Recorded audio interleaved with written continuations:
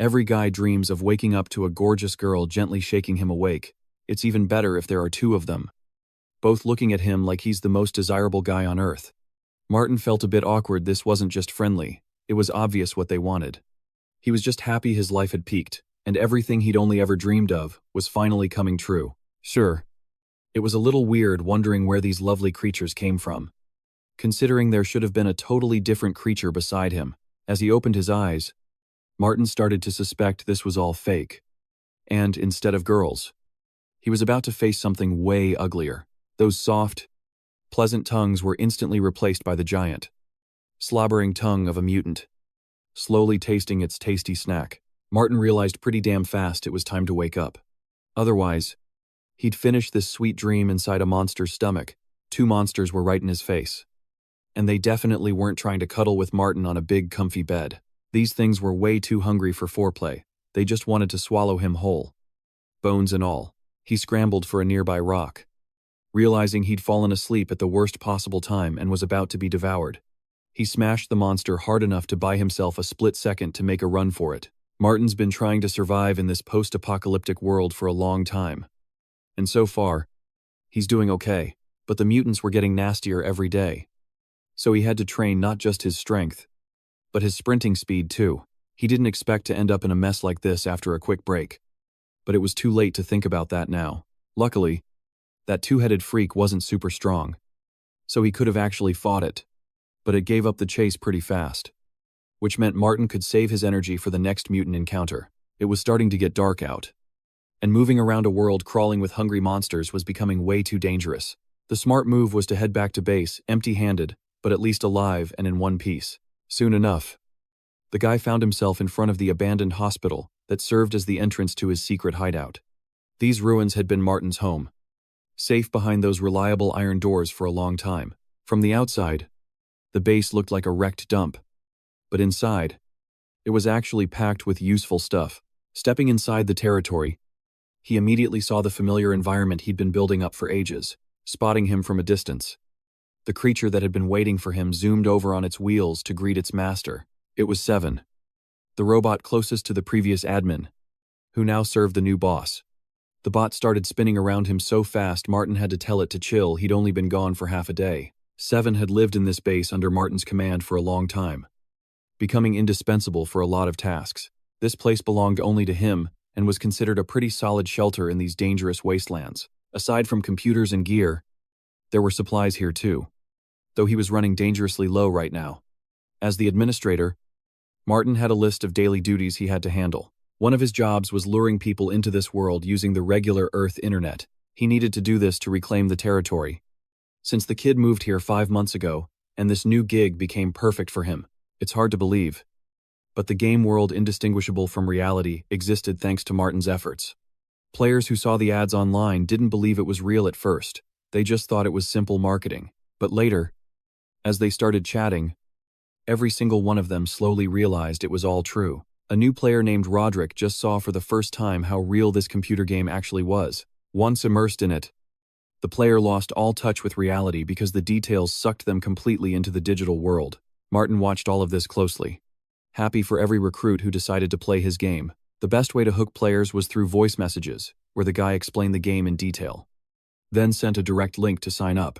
Basically, he tricked players into entering his world. And most of the time, he succeeded. There were enough people applying to complete the guy's final task and level up. He's the administrator of this game now.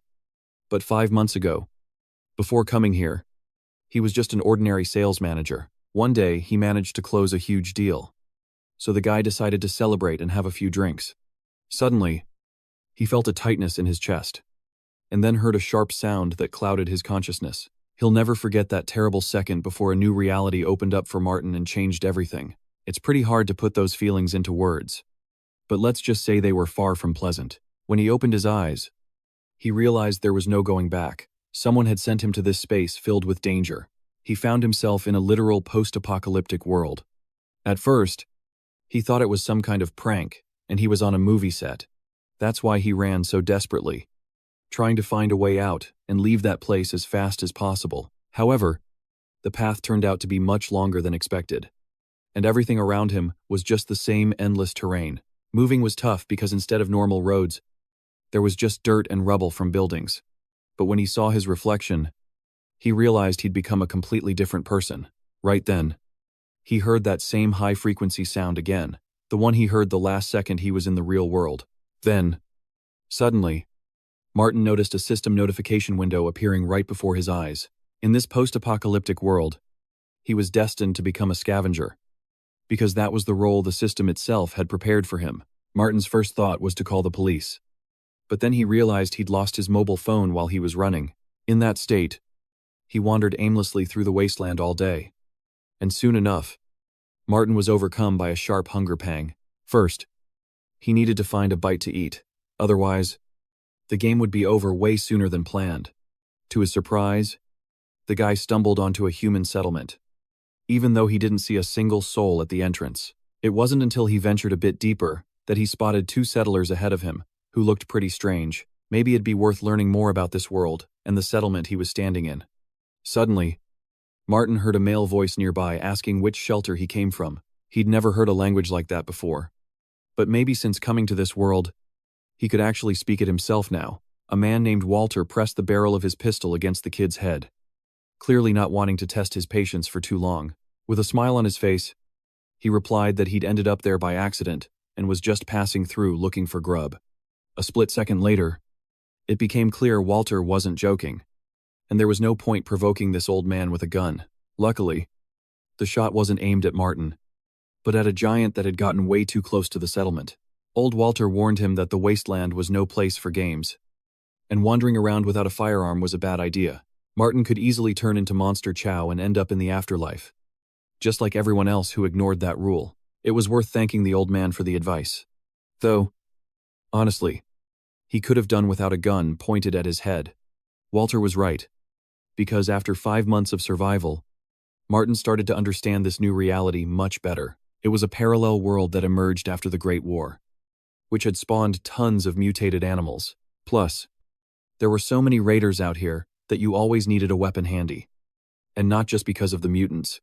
He'd first stepped onto this land about 5 months ago, and since then, he'd managed to learn the basics of this world, fighting for his life every single day. But the big question was, still, where was that high-frequency sound coming from that he kept hearing? He only found that out a bit later when he met the true gurus of these parts who knew everything. For now, he just needed to get inside his base, seeing as there wasn't a soul in that abandoned hospital besides him. With every passing minute, the sound got louder, almost like it was stuck inside his head. Listening closely, Martin realized the sound was coming from somewhere right there in the building. But who was sending the signal? With every step, the sound became clearer, which meant he was heading in the right direction. Suddenly, he froze in his tracks. He never imagined there was such a huge room underneath the hospital. At the far end, he saw a door that looked like it was laced with bright neon light threads. The sound was coming from the room behind that door, which was currently hidden from Martin's view. The next second, an inner voice seemed to tell him to activate the mechanism that opened the secret door. As he placed his palm on it, he suddenly realized his fingerprints fit like a key. This door was truly meant for him from the very start. The heavy iron door started to slowly creak open, meaning he hadn't come all this way for nothing. When the door fully opened, Martin spotted an iron creature at the end of the next room, the same one that would become his faithful assistant 5 months later. At the time, this robot looked like just another monster, and it was hard to know what to expect from this sudden encounter. In an instant, the robot, 7, was right in front of him, zipping across the flat floor on wheels instead of legs. The robot immediately told him not to be scared, he was just a little helper waiting for his master. Then he announced that Martin had become the game administrator and would now have complete control over the entire place. Looking at the system window, he realized it had actually upgraded his level from scavenger to administrator. The robot explained that he'd have to complete tasks, and along with the players he summoned, he'd receive rewards for every mission. But the most important thing was that from there, he could easily contact Earth. That was the best news the little helper had given him. The shelter couldn't just connect to a parallel world, it even had its own official website. Every player registered to participate gets assigned a number, and their data is immediately entered into the shelter's resident list. The administrator had the right to decide which players could join the game, and which ones shouldn't even bother trying the missions. Thanks to the system's capabilities, Gaming gear would be sent straight to the players' homes. The most important piece being a gaming helmet. Once they put the helmet on, every player would see the same thing, and the system would gradually pull them into the game, immersing them in a parallel reality. They'd need a little patience. Though, to advance, players had to push through the depths of the water, holding their breath for a while. As long as people have their gaming helmets on, they can contact their clone in the shelter and quickly reach the surface. Being in this new reality was worth it because it opened up so many opportunities for Martin. In the end, he'd found a loophole to get out and return home from there. The guy told him he'd call him 7 from now on, based on the robot's serial number. The Iron Helper was immediately thrilled by the news. Since he'd never had a real name before, the robot started spinning rapidly around Martin again. Happy that the administrator was treating him like a human, he acted like a little kid. But the helper still had to go find food for his new master. Even if 7 was a bit goofy, his ability to summon and gather players was simply amazing. Meanwhile, back in the real world on Earth, it was already night, but a guy in the boys' dorm was still wide awake. He couldn't believe the game the unknown administrator had invited him to actually existed. The administrator promised not just a realistic game, but full immersion with the highest level of detail. At that very moment, Martin sat in front of the computer in the new shelter, typing away. He had to spend entire days recruiting participants for his game, only taking short breaks to eat. After taking a good look at the places he was going to visit, Roderick realized this game could end up being way more interesting than regular computer games. If a game like this actually exists, then the ladies he created before, they're going to be real now. The guy was already picturing how they'd all please their husband, since Roderick was the one who gave them life and made them real. That idea was exactly what he wanted. So there was no point wasting time just thinking about it. All that was left was to find out just how realistic this game was. So he decided to sign up right away. The next day, while slowly walking out of the cafeteria, the guy still hadn't forgotten about the game he'd signed up for. But that spicy chicken was so delicious. He just had to forget about everything else while he was eating. Now it was time to head back to the dorm, since every day Roderick spent was exactly the same. Today, the usual routine changed. Instead of a computer, he saw a huge box on the table. It was obvious there was a package inside. But why was it so big? It was hard to figure out who sent the package, because he hadn't expected any gifts from his parents in a long time. When he opened the box, he realized he'd never gotten a delivery like this and didn't know what to do with it. Inside was the exact same gaming helmet the admin sent to every participant in his real game. He was actually holding the gaming gear in his hands, which meant this wasn't a joke or some publicity stunt. Roderick firmly placed the helmet on his head and realized the admin had picked the size with such precision. It was like he knew his exact head measurements. Everything was super weird. But he was dying to experience the real sensations Martin promised every player. Instantly, a tunnel started spinning before his eyes, plunging Roderick into a parallel reality with a brightness that could have blinded him. The guy was itching to bring his virtual girlfriends to life and dive with them into a real world of temptation and pleasure. He was ready to run into the space where his dreams would come true, hoping the admin hadn't lied about the real sensations. But suddenly, he realized one major condition put a stop to all his dreams of a beautiful life. At the end of the tunnel, he saw a system notification that said there were exactly 72 hours left until the game launch.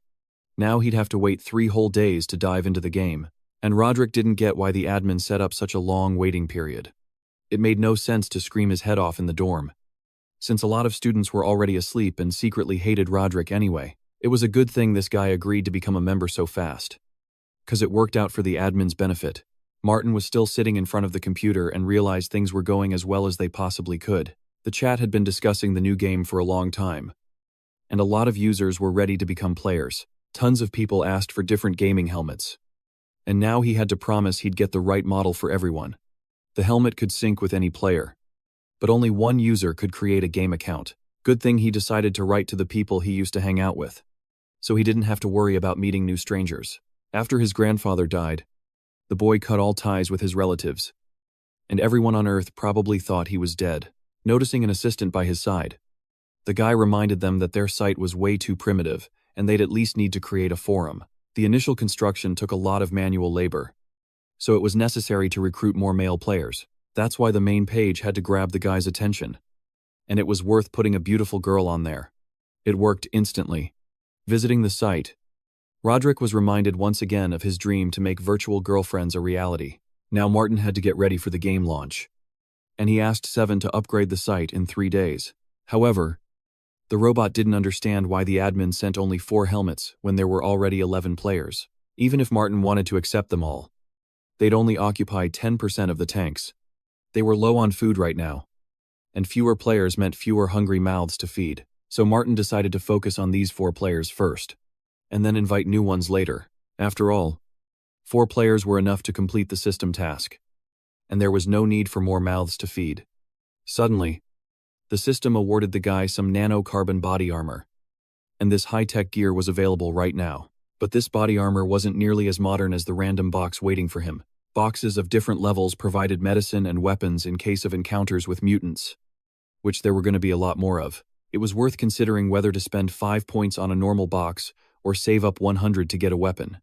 But there was no time to think, because a new task worth checking out had already appeared in his journal. After quickly reading the journal, Martin realized the mission would give him 100 experience points at once, and that would be enough to cover all the expenses. The guy decided to use the reward from this task to open the weapon box. Right then, the robot quickly carried out the admin's order, and soon, an inventory box started opening in front of him. At first, it looked like a special effect from a blockbuster movie, since the floor was covered in acrid steam that looked like smoke after an explosion. After waiting a bit, Martin realized that not everything in this world is so real, and sometimes, it's just absolute fakery.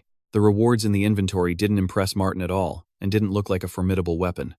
If he needed food, the system could have been more generous and given him more sweets. But among the dropped items, he suddenly noticed a note that caught his interest immediately. If this is the 5th item in the inventory, then you should have read this letter sooner. Opening the note, Martin immediately saw words written in the local language of the parallel world. He was super surprised when he realized he'd learned not only to understand that language, but to read it too. Unfortunately, it was abandoned by the previous admin, who took everything valuable from the inventory, leaving only this trash behind. But someone was actually able to develop technology like this during the era of human extermination. The Iron Assistant didn't know the previous admin's name because its program only launched after Martin entered the shelter. There definitely should have been at least some info on the shelter's previous admin, and it was worth looking into. Without wasting a second, Martin quickly activated the hologram and started carefully studying the files on this shelter. In the last war, both sides didn't just destroy their enemy, they perished right along with them. After the war, humanity entered a new era, called the Wasteland. But the robot never found anything about the vault's previous admins. If that's the case, this matter needs to be put on hold, because the players are arriving here in exactly 3 days. Right then, the guy decided to go for a little walk and swing by the recycling center. Before leaving, he said the robot would stay in charge and that he'd be back after finishing an important task. Soon, Martin decided to head to the survivor camp to scavenge whatever supplies had likely been left behind. The path leading to the shelter was full of dangers. Not even a mouse could slip past the 2-headed hyenas. Their whole look screamed wild hunger, and catching the attention of those creatures was deadly. But it happened anyway, and the guy realized the hyenas could smell him from a mile away. On his way to the camp, he ran into 2 starving hyenas. It was the nastiest encounter he'd had in a while. Martin had been in these parts for several days and was ready to face hungry mutants. As long as you have a weapon, fighting even 2 of these monsters isn't a big deal. He could destroy any creature with the means at his disposal, without even spending experience points. Looking toward the pack, he suddenly realized the monsters weren't attacking at all, and the danger had already passed. These mutants were the main threat to survivors, and among them were individuals both strong and weak. 2-headed hyenas aren't very strong, but they often send 1 or 2 pack members to scout. In this way, they were almost no different from mutated cockroaches, which also hunted in large groups. The poor souls who fell victim to them often ended their lives in the same way. There were countless threats hidden in the darkness, and one false move could end badly. Martin soon found himself near the survivor camp, hoping this trip wouldn't be in vain. First, you had to go to the recycling center to get some chips from the local owner. These scales never showed the right weight, making it easy to cheat the customer. The customer turned out to be Martin, and the recycling center owner, Charlie, paid him a few coins. In total, it was exactly 3 chips. and the guy could have bought something valuable with them. The old man warned that he didn't have guns, since he never kept those kinds of items in his center. He still had food and fuel, and he needed to get them before the cold set in.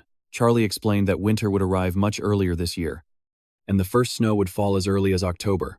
The mutants in the wasteland started actively preparing for the cold, and this was bad news for any survivor. In winter, it was hard to tell if a mutant was hiding under the snow or if you could find some valuable metal there. Once it starts snowing, even the traveling merchants will stop coming here and stay in their own lands. It was possible to take a risk and go to the city tens of kilometers away, because the markets there were still open. Old Charlie explained the nature of this world to Martin, because before becoming a slave, he lived in another shelter. In the past, he was captured by slave traders and put up for auction, where he was bought by the camp boss. After that, Charlie was assigned the task of dealing with scavengers, and he would have completed the task if chaos hadn't broken out. Maybe soon he'd become an engineer, a doctor, or even a scientist like his ancestors. Charlie played a big role in Martin's life, and today he suddenly asked him to be more careful in these wastelands. The old man looked out for him because he mistook him for a survivor from another shelter and didn't know his true life. In the end, he could only get 3 chips, and it was unlikely he could trade them for anything worthwhile. It was worth counting how many chips he had left in total, and it became clear that Martin had a total of 50 pieces. At that moment, he held a whole family's fortune in his hands. But even that wouldn't be enough to start building a shelter. First off, it was necessary to restore the area around the shelter and buy the tools needed for it. This game was hyper-realistic, which meant the players would start developing from the bottom. We'll have to remember our usual work and use whatever tools Martin can get his hands on. Don't forget about food, because in the first few weeks of life, none of the newcomers will be able to hunt well. Once the clone syncs with the player, it becomes a living being, which means it'll need food. If the demand for food isn't met, the new players will resort to extreme measures. This meant they had to get enough food to feed 5 people for a whole week. Even if they only got to eat twice a day, these players could be considered expendable. So there was no point bothering to find quality food. He decided all he needed to do was get some green wheat from a nearby farm, which would become the entire diet for his new players. On the way, he suddenly ran into a girl who, for some reason, was out in an open area. Belle quickly apologized for scaring Martin and admitted she shouldn't have hidden like that. Some strange sounds were coming from her hiding spot, and Bella decided someone was trying to rob it. In the future, she could look after Martin's house in his absence if he didn't mind. Anyway, she didn't have anything to do at her place, so she could spend time watching Martin's house. The boy warned the children not to get close to strangers, since it might be a bad person instead of him. But Bella wasn't a little kid anymore. Honestly, she was probably old enough to get married by now. Martin had never been a bad guy. Whenever she was starving, he'd give her fresh soup. This time, he didn't show up empty-handed either. To keep Bella from getting mad, he handed her a piece of candy wrapper and all. She tried to bite right into the candy, totally forgetting the sweet part was hidden underneath. He realized the kids around here weren't used to such rare treats, so she needed a little help. Once the wrapper was off, it was way easier to enjoy the lollipop. And honestly, this sweet girl had deserved a treat like this for a long time. She was genuinely surprised by what Martin did, just staring at the candy for a long time. In the real world, a kid like her would still be in school. But here, she had to endure nothing but hardship. She realized right away that this candy was delicious. She'd never tasted anything better in her entire life. Few kids in the local settlements were as lucky as Bella, because not everyone had such a good friend. Martin gave her a taste of a treat that was totally common for kids in the real world. Bella was so happy to try candy for the first time in her life, and she thanked Martin out loud for the gift. He was glad she liked the lollipop. He just hoped he could make her life at least a little bit easier. He never smiled, but she loved that he managed to cheer her up a bit. But Bella wasn't a greedy kid. She didn't want to eat all that delicious candy by herself. So, Martin had to try the lollipop too. She was more than willing to share it with him. She wanted Martin to taste it, since getting sweets like that around here was almost impossible. The candy tasted great right away. It was weird that he just turned around in response. But she figured she should focus on watching the house while he went off on a serious mission. A second later, she realized she was all alone. It was shocking how fast he could disappear from sight. Bella just shouted out that she'd take care of his shelter, and that he could always count on her. Soon enough, Martin was back at his hideout, with his robot following its master every step of the way. 3 days passed, and new players were supposed to arrive at his gaming site. Each of them followed the same path to end up on the same team. These 4 were going to remember the transition from one reality to another for a long time, and there'd be plenty of time to debate it later. The transfer had to be completed. The first participant was Roderick. Opening his eyes, he realized immediately that he was in a water-filled capsule, and his whole past was left behind. All that awaited him was this strange place where everything looked real. Not like some computer game. Taking a step, he climbed out of the capsule and found himself in a place that felt even more real than his usual world. Now they'd start a new life and have to forget everything that happened before for a long time. Frank pinched himself to check if pain in this game felt the same as reality. David was a little bummed that his gender was still male. He really wanted to pick a female character. Oliver, the third participant, couldn't imagine virtual reality being this realistic. Roderick felt his underwear slowly drying. This world was just incredibly real. Then, all 4 of them looked toward the iron door, where they heard footsteps approaching, and then they saw the admin, the person who sent the direct links for registration. He immediately warned them that he'd need every new player's help to restore his homeland to its former glory. Martin knew they were perfect for the role of first players, and that soon, they wouldn't be inexperienced newbies anymore. The Iron Assistant will be happy to tell you all the important info about where you are. The guys were stunned by what was happening for a long time. But these were just the first few minutes of getting to know the game. The system reported that 4 players had just entered the game. They were pretty scared by what they saw. But with Martin, they'd easily overcome the fear that gripped them in their first few minutes here. It was worth getting used to the endless stream of questions from these guys, because they all wanted to know as much as possible about this place. Finally, he warned them one more time that anyone could go back to their capsule and leave if they wanted to. None of them went back. They all followed the admin on their first mission. Martin gave each guy a manual with a detailed description of the location. It was definitely worth studying carefully before the task. More than 200 years have passed since the end of the Great War. These 4 men were much luckier than the other 12 billion who died. Now they had to accept the new reality and fulfill the oath made under the banner of the human union. However, it was best to start with something simple. The first mission, gather firewood using a common axe. Winter was coming, which meant they needed to stock up on fuel to survive. All the guys unanimously supported Martin. They were ready to restore the wasteland and rebuild everything from scratch. But you can't forget about the monsters. It's better not to fight them, just retreat. They didn't waste any time and headed into the forest to look for wood. Meanwhile, Martin asked the robot to watch them from a window on the 3rd floor of the hospital. From there, it'd be easier to observe the movements of the players currently on their first mission. The players got so into it that trees started hitting the ground one after another. It was important not to end the game early by getting crushed by a falling tree. Everyone quickly realized that Frank was the strongest player there. But Oliver, he'd do well to join a gym. For Roderick, the best motivation was still the girls he hoped to bring back to life in this world.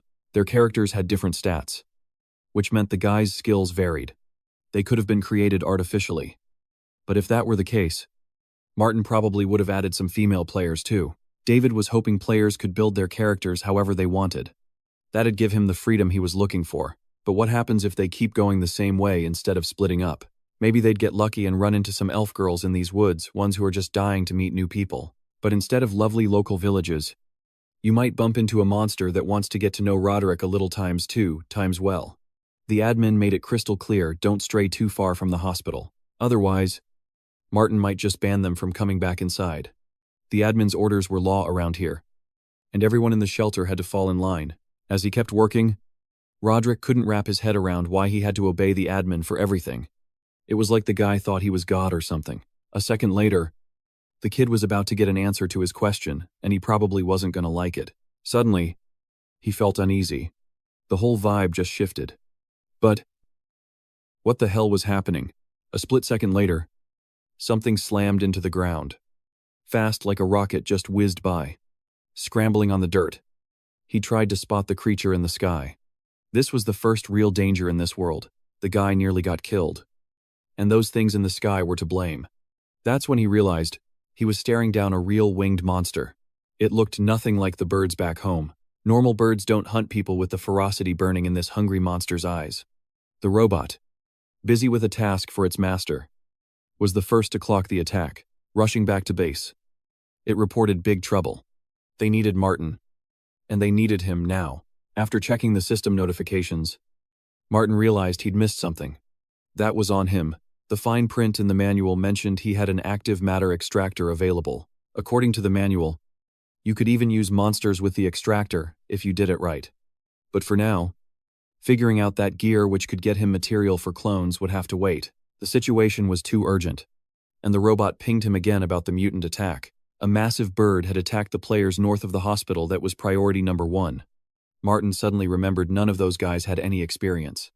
They'd be sitting ducks. The monster could tell these players were new to this world. Otherwise, they wouldn't be wandering around out there. These things flew over the forest all the time. But one of them had finally spotted the players. It looked like a giant crow. But those eyes made it clear this thing had mutated a long time ago. Roderick never would have signed up for this game if Martin had warned him about this crap beforehand. But that was a conversation for later. First, they had to deal with the monster. Frank saw it as a real challenge. He was sure that with him around, they had nothing to fear. If the enemy didn't swoop down to attack, they needed to stick to the plan and not pick a fight. Oliver was the bravest of the bunch, ready to throw down. But a second later, he realized his backup had vanished into thin air. Turns out the other guys had already dived into the bushes. So much for all that boldness they had earlier. The monster was still hovering close when one of the guys chucked a rock at it. Looking down, the mutant spotted another player, one who was very different from the rest. This player was holding a stone too. But he wasn't afraid to step out of cover and join the fight. It was Martin. A second later, he hurled another rock, hoping to knock the damn bird out of the sky.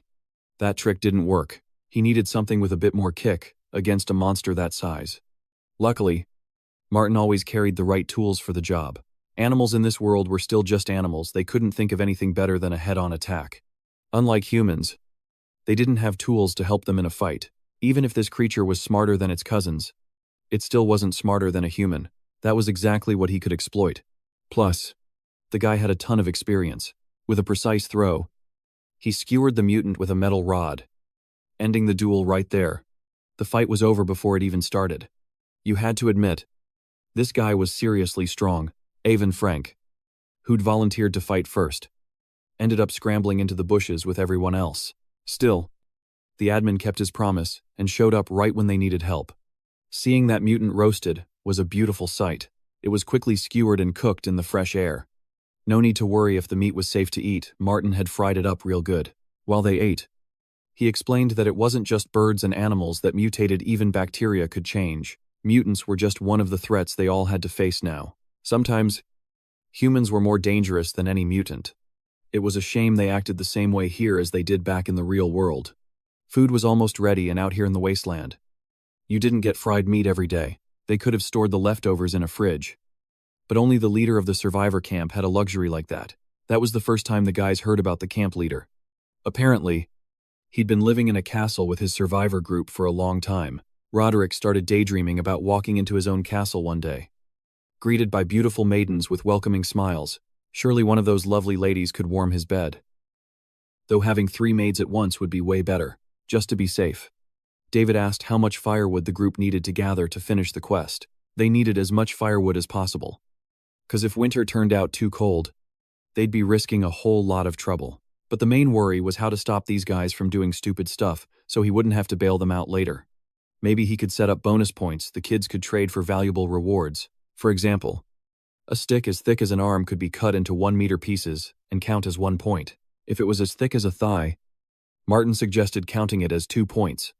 With this new currency, he grinned and hinted at the valuable items and delicious food waiting for everyone once the job was done. He didn't even finish speaking before he watched the group of players rush off to chop down a couple more trees. By the end of the workday, some of them had collapsed on the ground. Though every single player had done their absolute best. Through their hard work, they racked up a total of 2,000 bonus points. And Martin congratulated them on their victory. Frank managed to earn over 800 points, making him the undisputed champion. Roderick and David also did a great job and got over 400 points, earning the admin's respect. Only Oliver earned less. with a balance not even hitting 300 points. These guys did way better than Martin expected.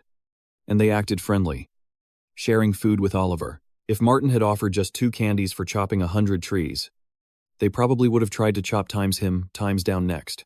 Players can trade bonus points for items, as well as get coins for resurrection, which usually takes 3 days. They had to take advantage of this and rack up as many points as possible before the game updated. Originally, Martin wanted to give them chips as a reward, but he didn't have many left. David noticed there was no electricity at their base and suggested installing a generator. If one of them could solve this problem, the admin was ready to personally reward that player with a valuable prize. Roderick thought it'd be easier to use an extension cord and run power from another station. The base didn't have a cord that long, meaning it was impossible to bring electricity to the shelter that way. It was getting pretty late, so it was time to head home and leave this for tomorrow. Even though it wasn't dark yet, a new day was coming soon in the real world, which these 4 wouldn't get to see. They had to get used to their new world, and Martin was willing to do whatever it took to make learning easier for the players. The robot reported that the clone's physical status had been updated, and the man could verify it for himself.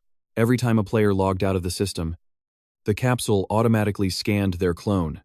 The system quickly determined that Frank's DNA gave him physical strength that made him stronger than the other players. Genetic development progress depended on how strong specific genes were in the DNA. At that moment, progress on the 4 activated genes was close to 0, and the robot had warned about this in advance. For now, they could only stimulate survival instincts and train their bodies through physical exercise. With this, they can easily raise their level, and their innate talents will only help. But in the future, we'll have to learn to train only the areas that need special development. Meanwhile, in the real world, it was already early morning. In the faculty dorms, Oliver's day was starting a bit differently. Holding the gaming helmet in his hands, he understood that his life would change forever from this day on. All he had to do was ask Professor Christopher about the electric generator when they met for lunch. Walking into the cafeteria, he suddenly realized the table where Christopher usually sat was empty. The young professor hadn't been in the cafeteria long, and he was warmly welcomed by the students. The professor was already used to a crowd of female students greeting him happily, and he waved back in a friendly way. They were crazy about his youthful looks and how well he could communicate with students. But Oliver was a totally different person. He preferred pretending to read a news magazine. He was only interested in the generator he wanted to ask his friend about. Oliver had recently read a story about a post-apocalyptic world and thought Christopher would be interested. But the guys were into completely different topics, not his friend's fictional worlds at all. Still, Oliver wanted to figure out how he could generate electricity if he found himself in a world like that. Christopher had stopped taking those stories seriously a long time ago and hoped they'd talk about something else. Then, standing up abruptly, he suddenly looked his old friend in the eye. Oliver didn't understand why Christopher was reacting to those words as if he'd guessed his secret escapade from yesterday. He didn't show any emotion, but inside he was furious that this friend was too sharp. Christopher advised his friend not to be so serious, saying he was just joking and his friend needed to loosen up. It was clear Oliver wasn't amused by these kinds of jokes, and Christopher really should have skipped them. The guy then admitted he didn't know much about the post-apocalyptic world since he mostly read cultivation novels. The events in the post-apocalyptic world took place 200 years after a nuclear disaster, which was a pretty standard plot. Solving this problem wasn't easy because electromagnetic pulses from nuclear explosions would damage any unprotected equipment. It might have been possible to offer private generators for restaurants and residential areas. But in a world like that, they would have been stripped from apartments a long time ago. After all, there was a way. And Christopher came up with another interesting idea.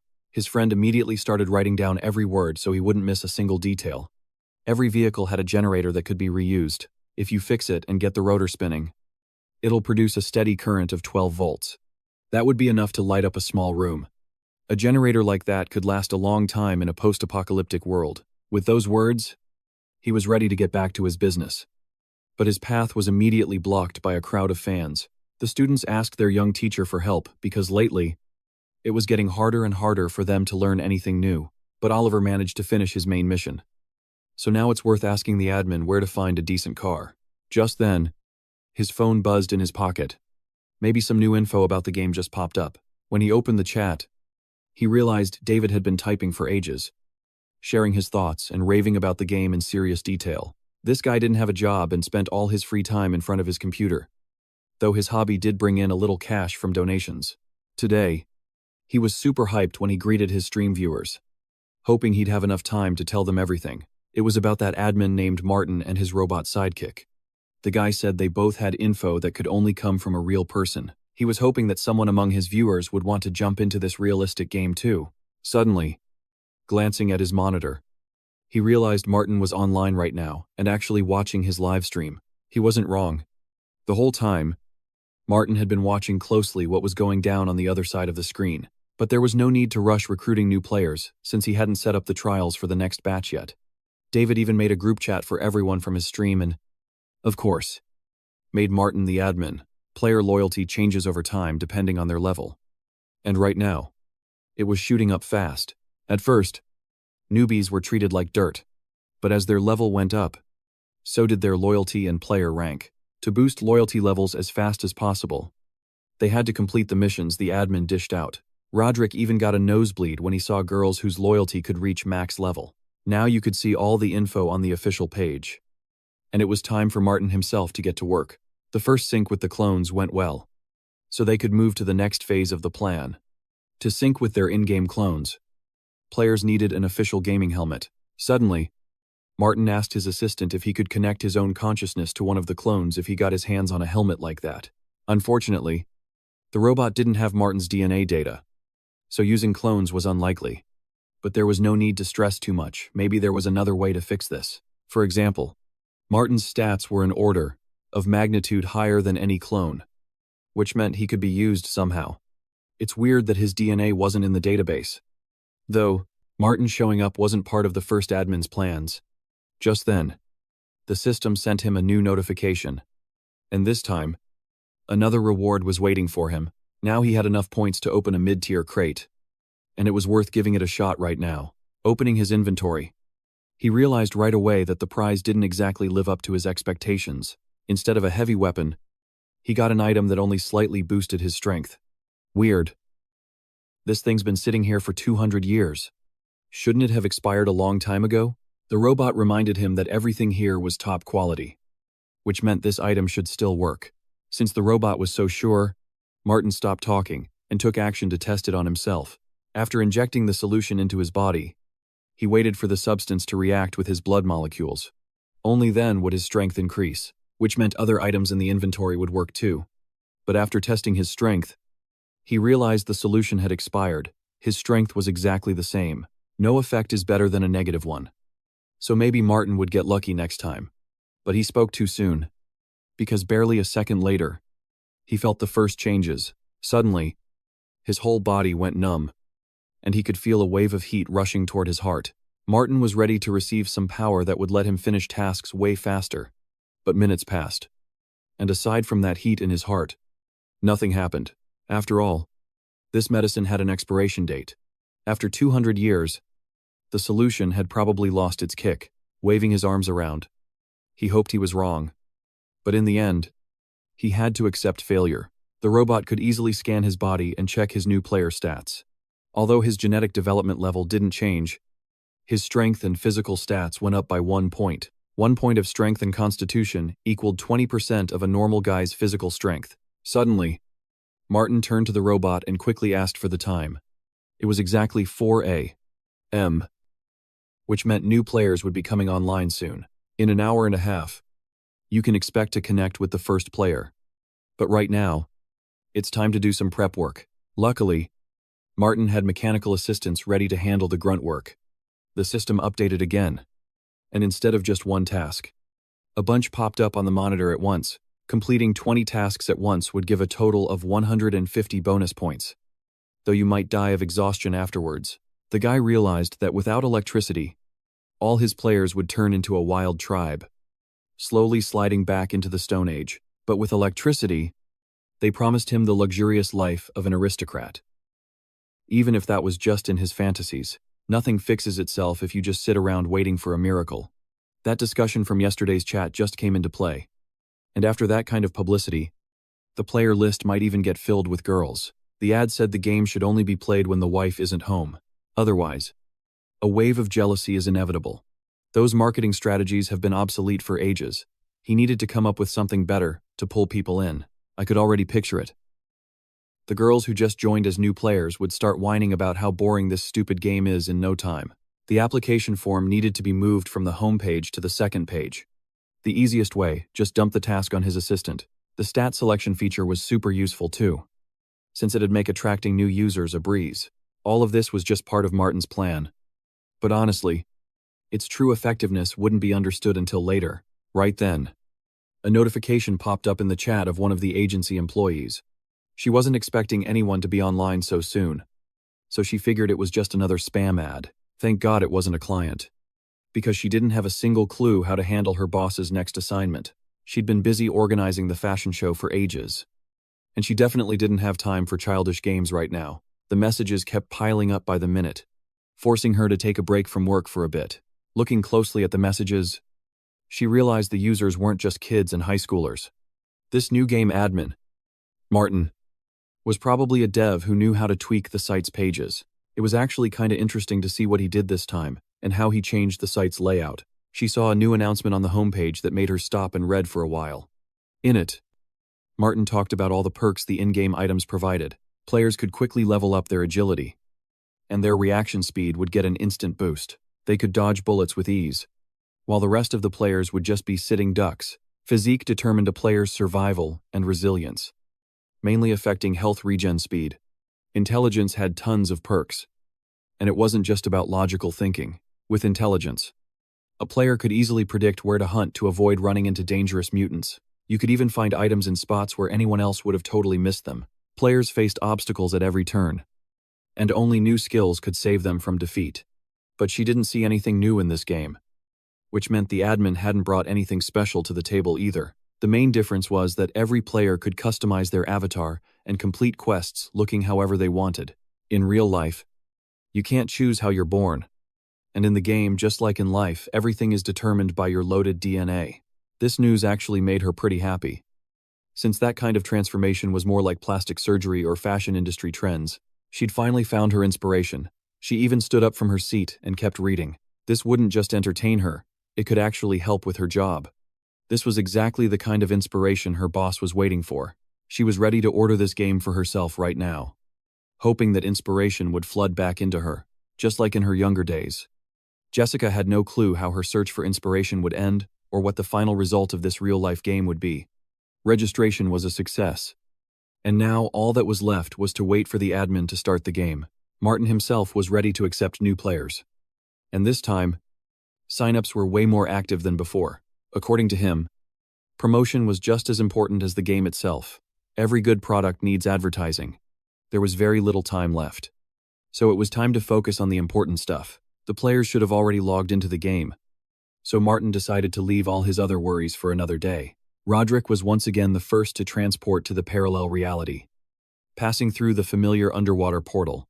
Soon, the rest of the players arrived at the base, where the robot happily welcomed them. The new skills annoyed some of the players, and David couldn't figure out why he got agility. But one player wasn't worried about new skills, he just needed to know where the nearest bathroom was. Roderick couldn't hold it anymore and demanded the robot show him the way immediately. The problem was, there was no bathroom. But the guy couldn't just go right there in front of the players and the admin. Roderick tried his best not to embarrass himself in front of Martin, but his patience was wearing thin. On top of that, Martin was already there and ordered everyone to line up immediately. Everyone quickly followed the order, but Roderick was the one struggling the most to stand still. Time passed, and they had way more to do than on the first day of the game. Martin explained that they needed to stock up on supplies, including drinking water, eat well, and other essentials. Finally, Frank could stretch his muscles again, and Oliver could show off the intelligence that had never failed him in the real world. Well, if no one else had questions, we could start the mission. Still, it was pretty unlikely Roderick could start the mission without hitting the bathroom as soon as possible. It seemed like Martin hadn't thought about this issue beforehand. And yet, as the number of players grew, it was going to become an impossible problem. Suddenly, all the other participants needed the bathroom too. But for some reason, Martin just headed for the exit. Diarrhea in the game was just as real as in real life, and it was a problem that should have been handled before the mission started. Weirdly enough, Martin kept acting like he hadn't noticed a thing and calmly explained the next task. He didn't even bother with toilet paper, so Frank had to use regular leaves instead. When Martin opened the base door, the guys didn't even listen to his advice. They immediately sprinted into the forest to relieve themselves. Finally, that important proposal was going to be presented for all the players to vote on. They acted with more confidence, and Martin waited in surprise to see what they were going to suggest. David took the lead on this one, suggesting the admin build a bathroom right there in the base. It would have been easy to dig a deep pit for the waste and build a shack over it to keep the smell down. Frank suggested handling it smartly and even processing the waste into fertilizer, which would come in handy later on. Martin really should have thought about this if he wanted to build a big team. I mean, you can just stash fertilizer in sacks in a warehouse. After all, back in the real world, people have been collecting poop and manure to sell to farmers for ages. David remembered back in his hometown. They'd mix waste and organic stuff in a sealed tank to make biogas. You can use that biogas for methane-powered batteries, or even build a legit power plant right from the toilet. There wasn't a biogas tank here yet, but if we do it right, we could generate our own electricity. Yeah, it was a solid idea, and his new players turned out to be way more useful than expected. But they needed a ton of sealant and containers to store the gas. Where were they going to find all that? Though, luckily, the wasteland was littered with plastic, especially bottles and trash bags. The guys just had to look around. There was plenty of useful stuff nearby. Martin had already added find plastic bags and bottles to today's mission quest. This game was super realistic, popping up new quests based on whatever problems they had. Before starting, Oliver decided to ask the admin one last question. It was about the generator. He'd been thinking about how to generate power for a long time. If you find an abandoned car nearby, you can rip out the generator and use it to make electricity. Looking at Oliver, Martin realized there was a reason that kid had such a high intellect stat. He agreed with the idea right away. But he had one major condition for all the players. There were hordes of mutants out in the wasteland, so it was way too dangerous to be outside right now. So, they needed one more person to go with Oliver. Any brave volunteers, clearly. The newbies were too terrified. None of the players dared to step up. If anyone wanted to test their strength, now was the perfect time to do it. It looked like Roderick was ready to take the role. And somehow, Martin was sure he could handle it. Disobeying wasn't an option. So he agreed to follow the admin's orders. Now he just needed to grab his gear and finally stop being the newbie of the group. Following the marked route, the guys quickly reached the target location in the wasteland. Right in front of them was an abandoned lot full of old cars. Now they just had to find a working generator in there. No wonder the admin didn't think they'd succeed. These cars had been stripped clean ages ago. Nothing around here looked like it could run, and any generators were definitely sold off on the black market by now. But since they were already here, Oliver figured they should at least grab something valuable. Oliver scanned the area as he walked past abandoned warehouses and rusted-out cars. Eventually, he stumbled upon a heavy manhole cover and tried to pry it open by himself. The guy had high intelligence, not strength like Frank. Roderick told him that next time, he needed to ask for help instead of pretending he could handle everything solo. Together, it was way easier to pop the hood of the car, which looked a lot newer than the rest of the scrap heap. It was unlikely they'd find anything valuable in there.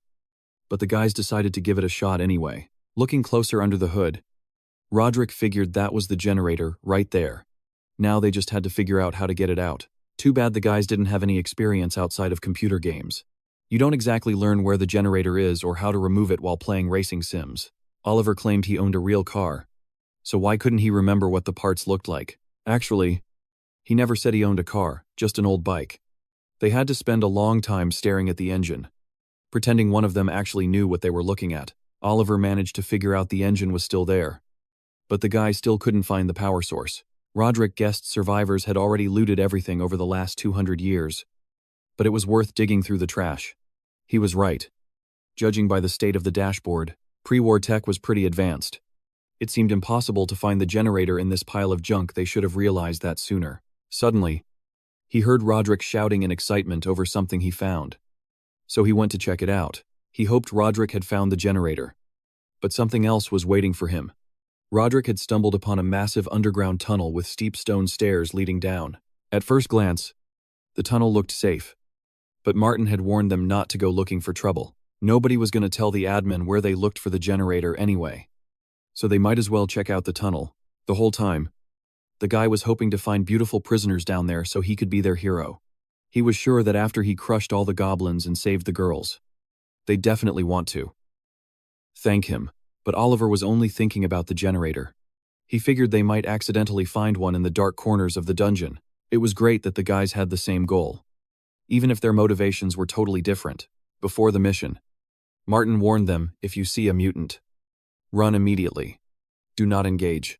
It's not like either of them was brave enough to fight a monster anyway. So they crept slowly and silently down into the tunnel. The local mushrooms looked weird right away, nothing like normal forest mushrooms.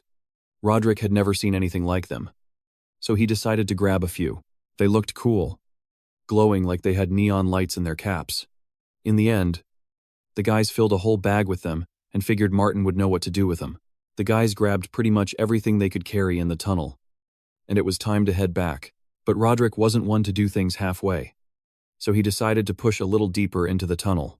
At the last second, Oliver screamed a warning, but it was already too late. Trying to catch up to his buddy, the guy nearly slammed right into him when he suddenly froze in his tracks. That frozen stare spoke volumes, screaming the kind of raw, wild terror that Roderick knew all too well in a spot like this. He'd felt that exact same panic when he first met the giant falcon, but he was lucky enough to make it out in one piece that day.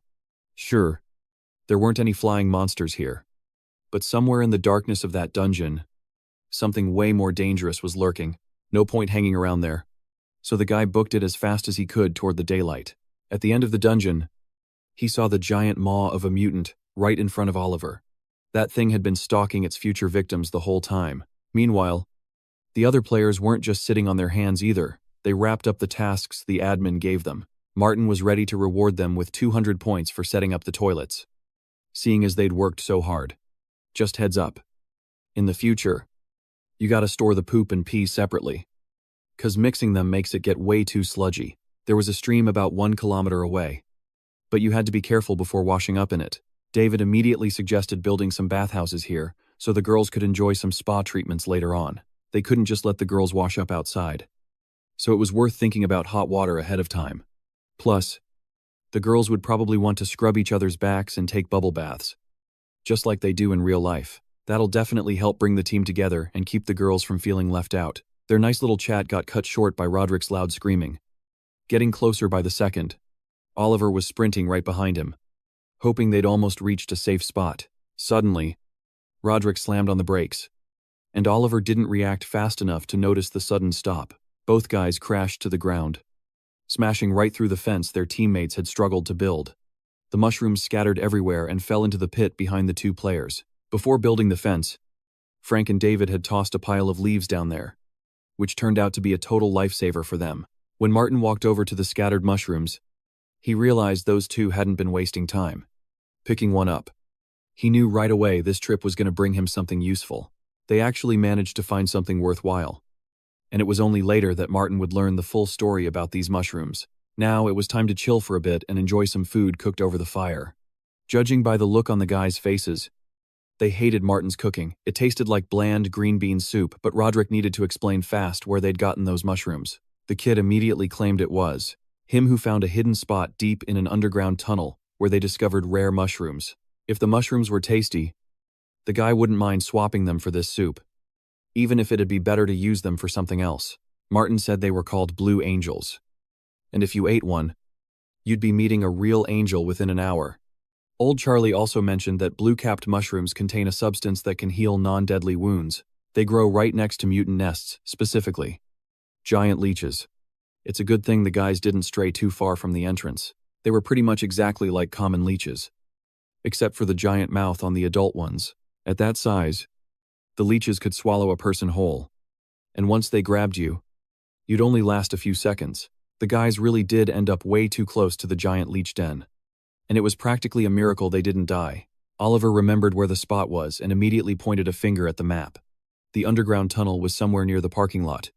Since they couldn't have gone too far from there, Martin just noted that they were leveling up fast, and the guys were stoked to hear that. He hadn't even thought there'd be a mutated leech nest nearby, even though he figured he knew this area better than anyone. There were about 2 kilograms of mushrooms, and 50 grams could get you a single potato chip. But right now, they had to remember that at 5 p.m., the robot would open the elevator, and the guys could head back to the shelter. Martin himself had one more task to handle, and after putting out the fire, he planned to get started on it right away. When the guy stepped aside, the players started excitedly debating the price of these blue mushrooms. David thought it was weird they only got 20 points each, since that was basically the same as chopping down a couple of trees. They didn't just discover new territory. They also gathered valuable materials, so the reward should be way higher. Snapping his fingers, he suddenly remembered what Martin had told them at the start of the game. Without a doubt, the main reward for the guys was priority. And that's the most important thing for leveling up a player. If that's the case, then the quest list on the board is incomplete, and he needs to do more than what the admin requires. Martin only gave out today's tasks after they showed some initiative, which means they need to do that more often. As long as their actions didn't conflict with the shelter's needs, the guys could earn points and unlock new tasks. Yeah, that idea was spot on, and David was glad he thought of it. He suddenly remembered the admin gratitude scale everyone had discussed on day 1 of the game. He believed that was the biggest reward for completing tasks, but the admin had deliberately hidden it from them. But if the goal of the game was to earn the admin's approval, why did Martin keep it a secret? The guys figured this hyper-realistic, fully immersive game was packed with way more danger than it seemed. The biggest danger might be the character assigning the tasks himself, who was actually a living, breathing person.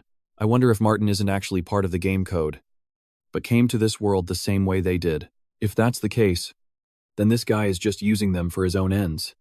And it's worth digging a little deeper into that. Turns out it wasn't an accident that Martin kept quiet about the mutants living near their base all this time. Still, the guy hadn't hurt them, which meant there wasn't any need to worry about it. They needed to stick together as a team. That was the very first thing on their minds. To get a leg up on the other players, they really should have formed a solid squad right from the start. From then on, David suggested we all share intel and watch each other's backs when things got hairy. Like, if anyone spots a mutant nest, mark it on the map with a red dot immediately. Don't go getting too close or try to solo a whole mob of monsters. Frank decided to put his brute strength to good use. From then on, he wasn't just chopping down trees for himself. That choice would save their skins later on. Cause death in this game, it was just as real as anything else. By afternoon, the kid was about to learn something new, something he'd only heard rumors about from old Charlie. A girl was being dragged down the street, heavy iron shackles clanking around her ankles. She was chained up from head to toe. The poor girl didn't have a prayer of escaping or screaming for help. The guys figured a pretty face like that could be used for other things. Charlie couldn't stand them gawking instead of working, abandoning the jobs they were actually getting paid for. The old man bowed low to the new guests, announcing he was the local rep for the street boss.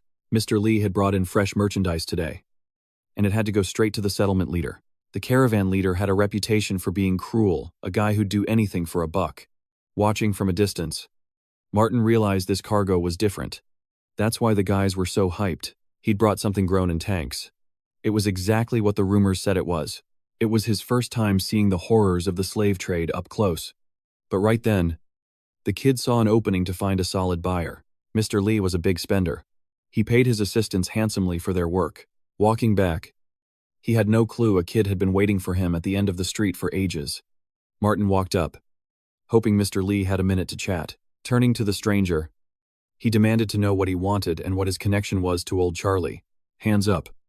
The kid smiled and explained he didn't mean any harm, he just wanted to sell something valuable. Mr. Lee's assistant cracked up laughing. Just another scavenger looking for a quick buck. He hated dealing with small fry merchants. This young entrepreneur could go sell his junk to some senile old man, but this was worth a second look. The kid actually had something special. 2 bags of blue mushrooms, ready for anyone willing to pay top dollar. And Mr. Lee, he definitely had the cash. The man knew exactly what those were worth, though he wondered where the hell the kid got them. He stepped closer, telling his boys to hold up and see what Martin wanted in return. There were exactly 2 kilograms of mushrooms. Market price, 200 chips. Flat. This slaver could easily afford that.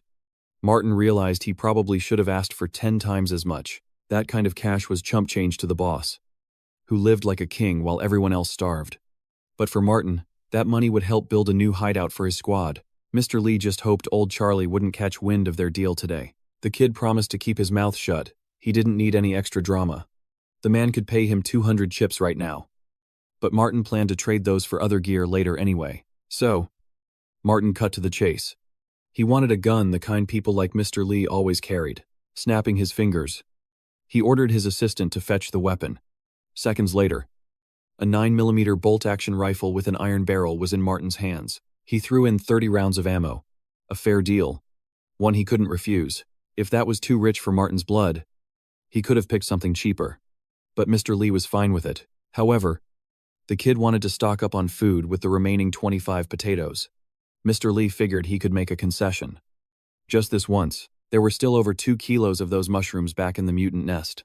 The slaver knew exactly what that implied.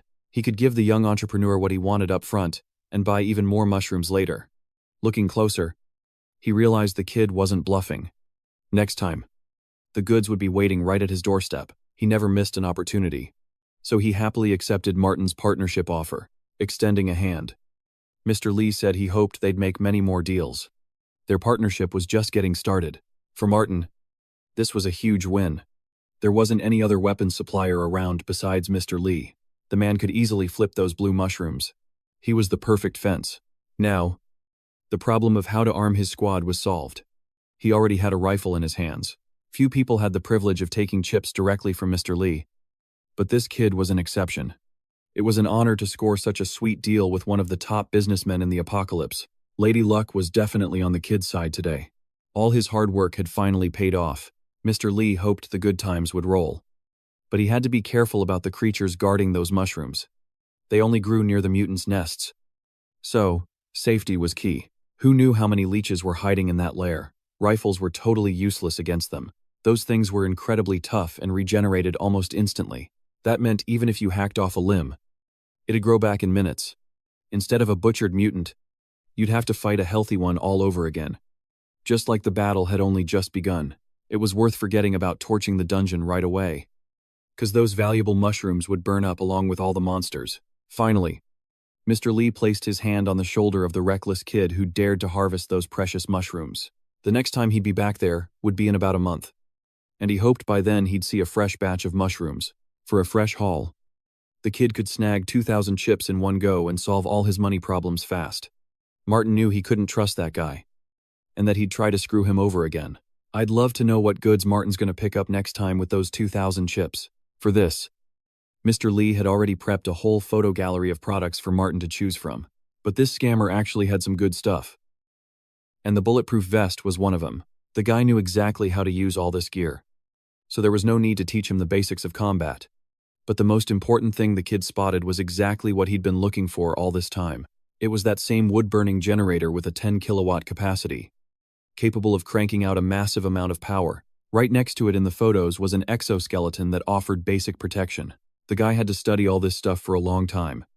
And the slave trader was already waiting for him to make a move. He realized this kid had a sharp eye. 'Cause besides the generator, he could easily buy a few batteries too.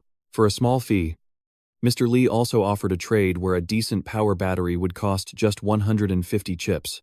He couldn't figure out why Martin needed a generator. Knowing the guy was just a simple scavenger, that was something to discuss another time. And it was clear this young man had his own plans in mind. Martin knew he'd better clear up any doubts from this shady guy who might be watching him. Mr. Lee didn't seem to care what this idiot did with the generator, though. He didn't beat around the bush. Not even when talking to his new buddies among the poor scavengers. All the items were already heavily discounted. So the kid could forget about getting any other breaks. Martin clearly didn't like that answer, and kept watching the caravan as it faded into the distance. He was used to all rich folks acting the same way. But soon, everything might change. It was way too dangerous to head back to base now. So staying at the house for the night was the better call. As he pushed through the crowd, he heard the familiar shouts of people begging merchants for soap and other household stuff. Martin didn't go unnoticed. And Charlie managed to spot his friend even in that crush of people. Turning around, he suddenly saw more uninvited guests. One of them loudly demanded everyone get in line. This guy claimed to be a mediator sent by the boss himself. Showing up for an unscheduled meeting, the collection order always dropped in August and September. And the poor folks had no clue how they'd survive the winter. But their leader was more worried about securing a steady supply of his favorite expensive cigars. This damn winter drained their supplies, which got traded off to other rich folks just so he could spend another year living in luxury. It had nothing to do with Martin, though, since the kid was planning to leave before winter hit. Walking a bit further, he suddenly caught sight of that girl he'd met recently near the house. She was arguing loudly with Patrick, the third son of a local family. The boy thought there was no point guarding a dead man's house, but Belle was sure Martin was still alive. She was ready to pummel that scumbag with her tiny fists for daring to call her friend a dead man. He had no clue what Martin had been through, and didn't dare tell him what to do. The little brat wasn't used to being treated like that and was determined to hit back just as hard. When he threw a punch at Bella, he seemed to forget he was dealing with a fragile girl, and that boys shouldn't act like that. He actually dared to raise a hand against the fragile creature he was supposed to protect. The kid's mind was clouded. He couldn't see anything but a veil of rage. Good thing the very person Patrick was sure was dead happened to be right there. Martin had no intention of dying. He grabbed the kid's hand and warned him he was out of line with the girl. All of Bella's hopes were instantly justified, and she realized it wasn't just luck that she believed in this man. She was able to shake off those stupid thoughts right away, and shake off Patrick too, who was really getting on her nerves. As long as Martin was there, nobody would dare mess with this poor girl who'd already been through so much pain. If Martin were in that brazen kid's shoes, he would have found a way to bail out of there a long time ago. If the brat doesn't do it himself, Martin might have to help him. But Patrick probably won't like that one bit. He wasn't used to repeating himself, and he hoped Patrick got the message the first time. He didn't expect so much resistance. He figured Bella would be just as helpless as the other girls from poor families. Martin could grab something heavier at any moment, so there was no point testing the guy's patience. It was better to just get out of there, especially since Patrick was the one to blame for bad-mouthing innocent Bella. He made the right call, even though he had to listen to Patrick threatening that his dad and brother would come for Martin soon. In her eyes, Martin was acting like a true hero, though anyone used to protecting the weak would have done the same thing. The whole time, Bella kept looking at him with a gaze that could have made even Martin blush. Better to just eat another piece of candy and forget what this little bastard said. In her hands was that lollipop again, the one Martin gave her before he headed out on his mission. She really liked the last one, and Bella had no doubt this one would be just as delicious. She didn't have anything to do anyway, so she could easily look after her friend's house whenever he needed. Just then, a familiar guy's voice shouted at her from the distance. It was obvious they'd come back early. It was her brothers and her dad, and the girl was sure they weren't supposed to be back until much later. She bolted so fast that Martin actually felt uncomfortable, thinking they must have forbidden her from talking to him. There was no point in worrying her father, especially since the man was known for his tough temper. But he just walked past after his daughter, meaning there was nothing to worry about. Everyone already thought Martin was dead, and this kid was also sure he'd never see his familiar face again. His gut feeling failed him this time, because Martin's return proved he had no intention of dying so soon. Recently, the mayor issued a collection order saying every resident was required to pay their dues. Now it was time to figure out how to gather more supplies this year, including animal skins, which were getting harder to hunt. If they could bag 2 deer at once, they'd get not just the skins, but the meat too, the main thing helping them survive. Martin, however, decided to think about this problem alone, without joining forces with other families. The guy was capable enough, but everything has a limit, and the city mayor would probably target Martin since he was a loner. Suddenly, the kid had a brilliant idea. His sister could get married next year. If Martin hurried up, they could even hold the wedding today. The guy definitely wasn't ready for that kind of conversation, and it became clear to him why Bella had been staring like that the whole time. It's a shame, because if he and Bella had a child, he could have grown up to be as important as old Charlie, but that wasn't in Martin's plans, and he had no intention of marrying this girl. In his mind, he imagined what his first morning in the same bed would be like if Bella woke up next to him. Most likely, she'd immediately try to please him and cook something delicious every single day. But even if she had reached marrying age, Martin wasn't ready for those kinds of changes in his life. Meanwhile, outside the hospital, work continued and the new players weren't slacking off. Frank warned beforehand that fresh-cut wood would crack and warp if it wasn't treated. There were several ways to do it, and the best was simply drying it over a fire. Alternatively, the logs could be painted and left to dry naturally. Another option was throwing the logs into the water, but then it'd be hard to get them out and you'd have to pray it didn't rain that night. If they had made beams from the collected logs immediately, they could have repaired both hospital walls. But since that wasn't done from the start, the wood would start to rot if the heavy rains hit. Frank's comment was important, and David immediately started brainstorming ideas. Then he suggested replacing the main material and using cement mortar for construction in the wasteland. And even in the hospital itself, there was plenty of concrete rubble, enough to build the entire building. The block chunks were useless on their own, but if mixed with cement, something useful could come out of it. To use this waste, they'd need cement. And for that, they'd need coal and a good kiln. Just then, Roderick and Oliver arrived, and it looked like they'd managed to make a huge discovery. To the east of the lake was a river. Even though no bodies of water were shown there on the map, Roderick and his friend hiked the entire lakeshore, from the eastern part all the way to the far edge. Seeing the boys' full buckets, David realized these two were up to something new. To explain, Roderick pulled out his map and showed all the points marked on it. He marked mutant nests with crosses and safe spots where water could be found with circles. But the main question was whether those buckets held cement or if they brought something else. The boys discovered this substance near the river and decided to collect full buckets for future construction. At that moment, a young girl was swimming nearby, and they caught her at an 25. Awkward moment. From Roderick's look, it was clear he thought it was the perfect time to enjoy the view. Oliver immediately realized that this substance could be useful as building material.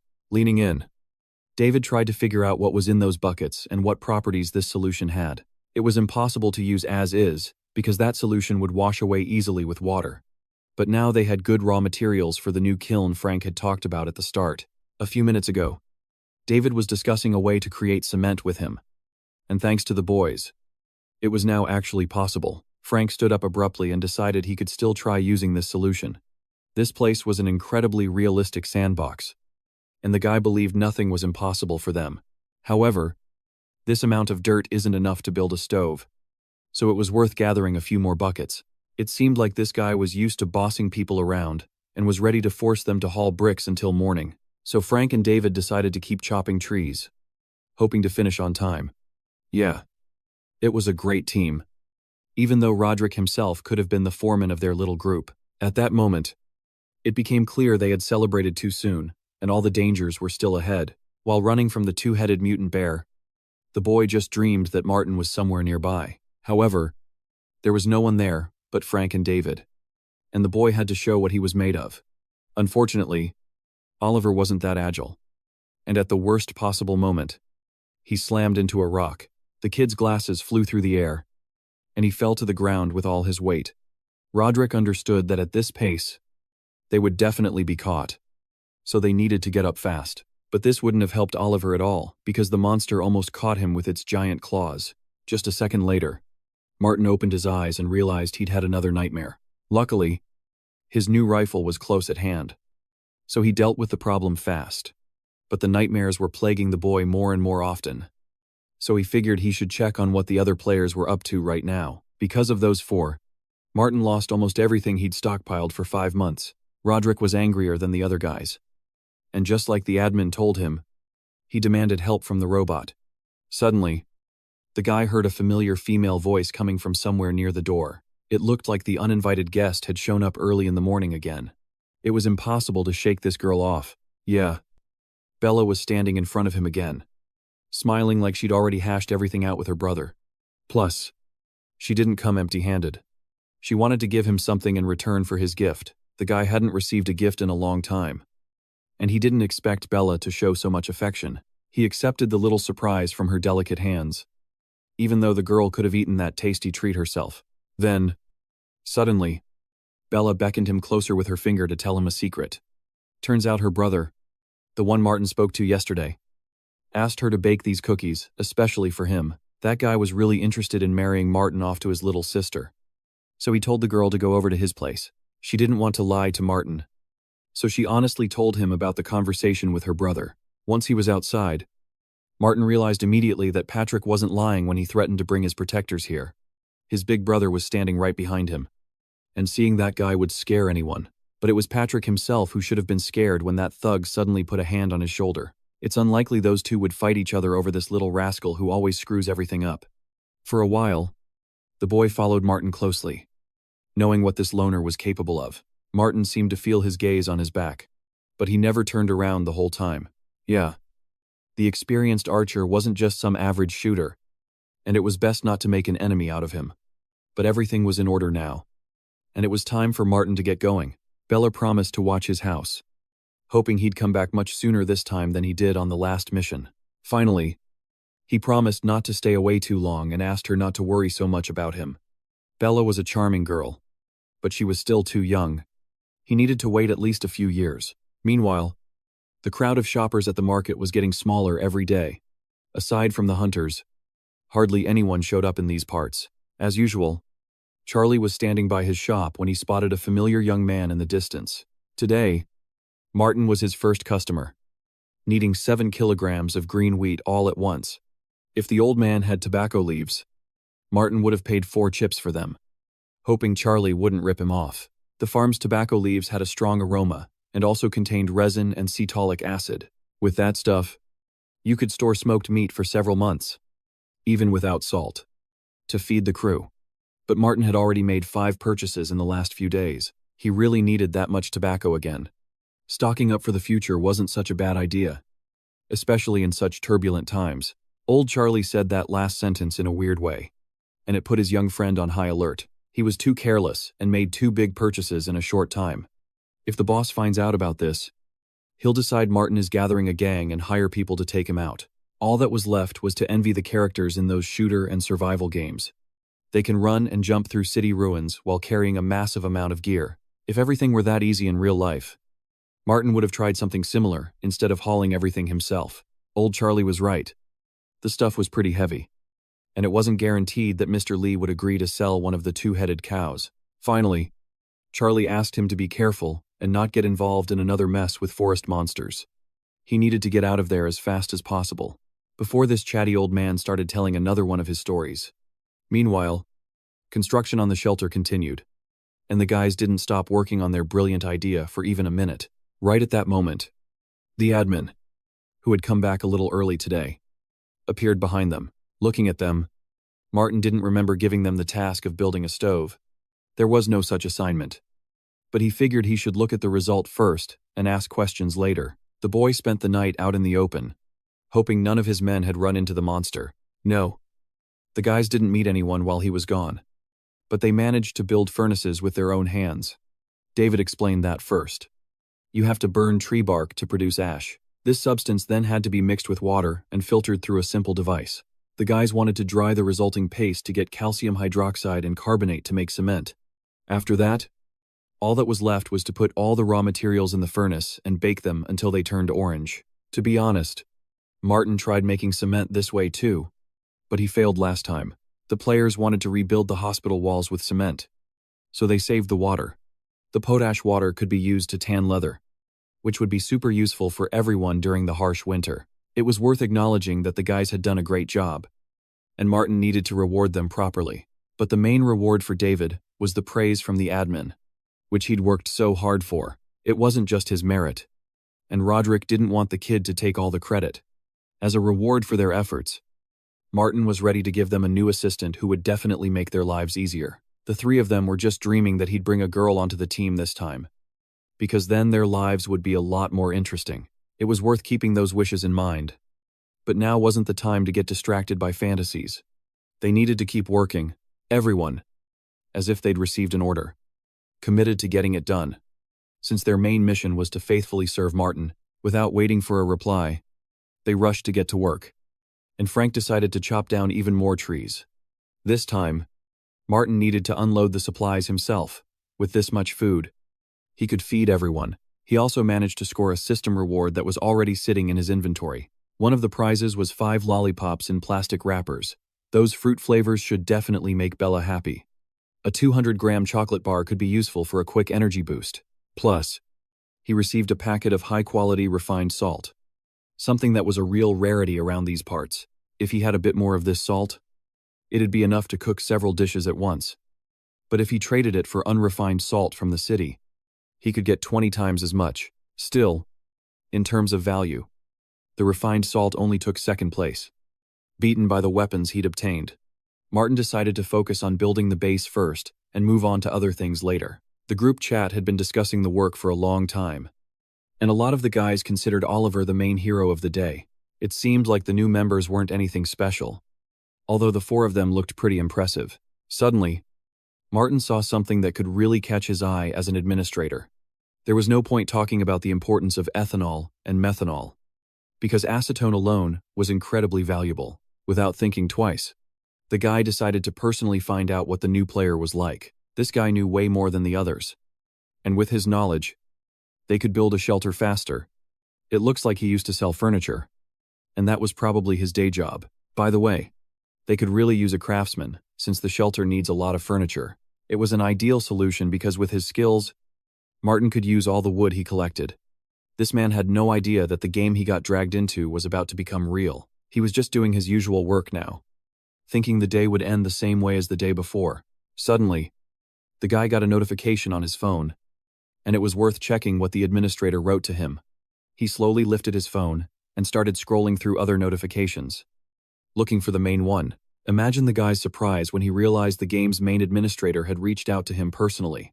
Along with the messages, he received a direct link to sign up and play the game. I wonder what'll happen when he signs up for this game and tries his luck. This was great news for Martin himself, who was already dying to meet that guy as soon as possible. Now that they had a carpenter on their team, they were curious to see what other talents they'd need at the base. However, we shouldn't forget about the players who might give away too much unnecessary information. Roderick, as usual, immediately started bragging about his successes, and it was impossible to stay quiet about it anymore. We needed to find a way to calm this guy down before he said too much in the chat. Martin still thought he should have brought more people to make building the house easier, and that it was a shame he hadn't hired any talented fighters. There will be enough food for everyone if they learn to work as one big team. There was more than 10 kilos of food and a weapon at the base, so the guy couldn't start hunting just yet. They needed ingredients to test the cooking mechanics. The problem was that nobody knew how to cook, and Martin had never been a chef. However, even among these participants, there was someone who could solve this little problem. This guy knew food and cooked better than any other player on the team.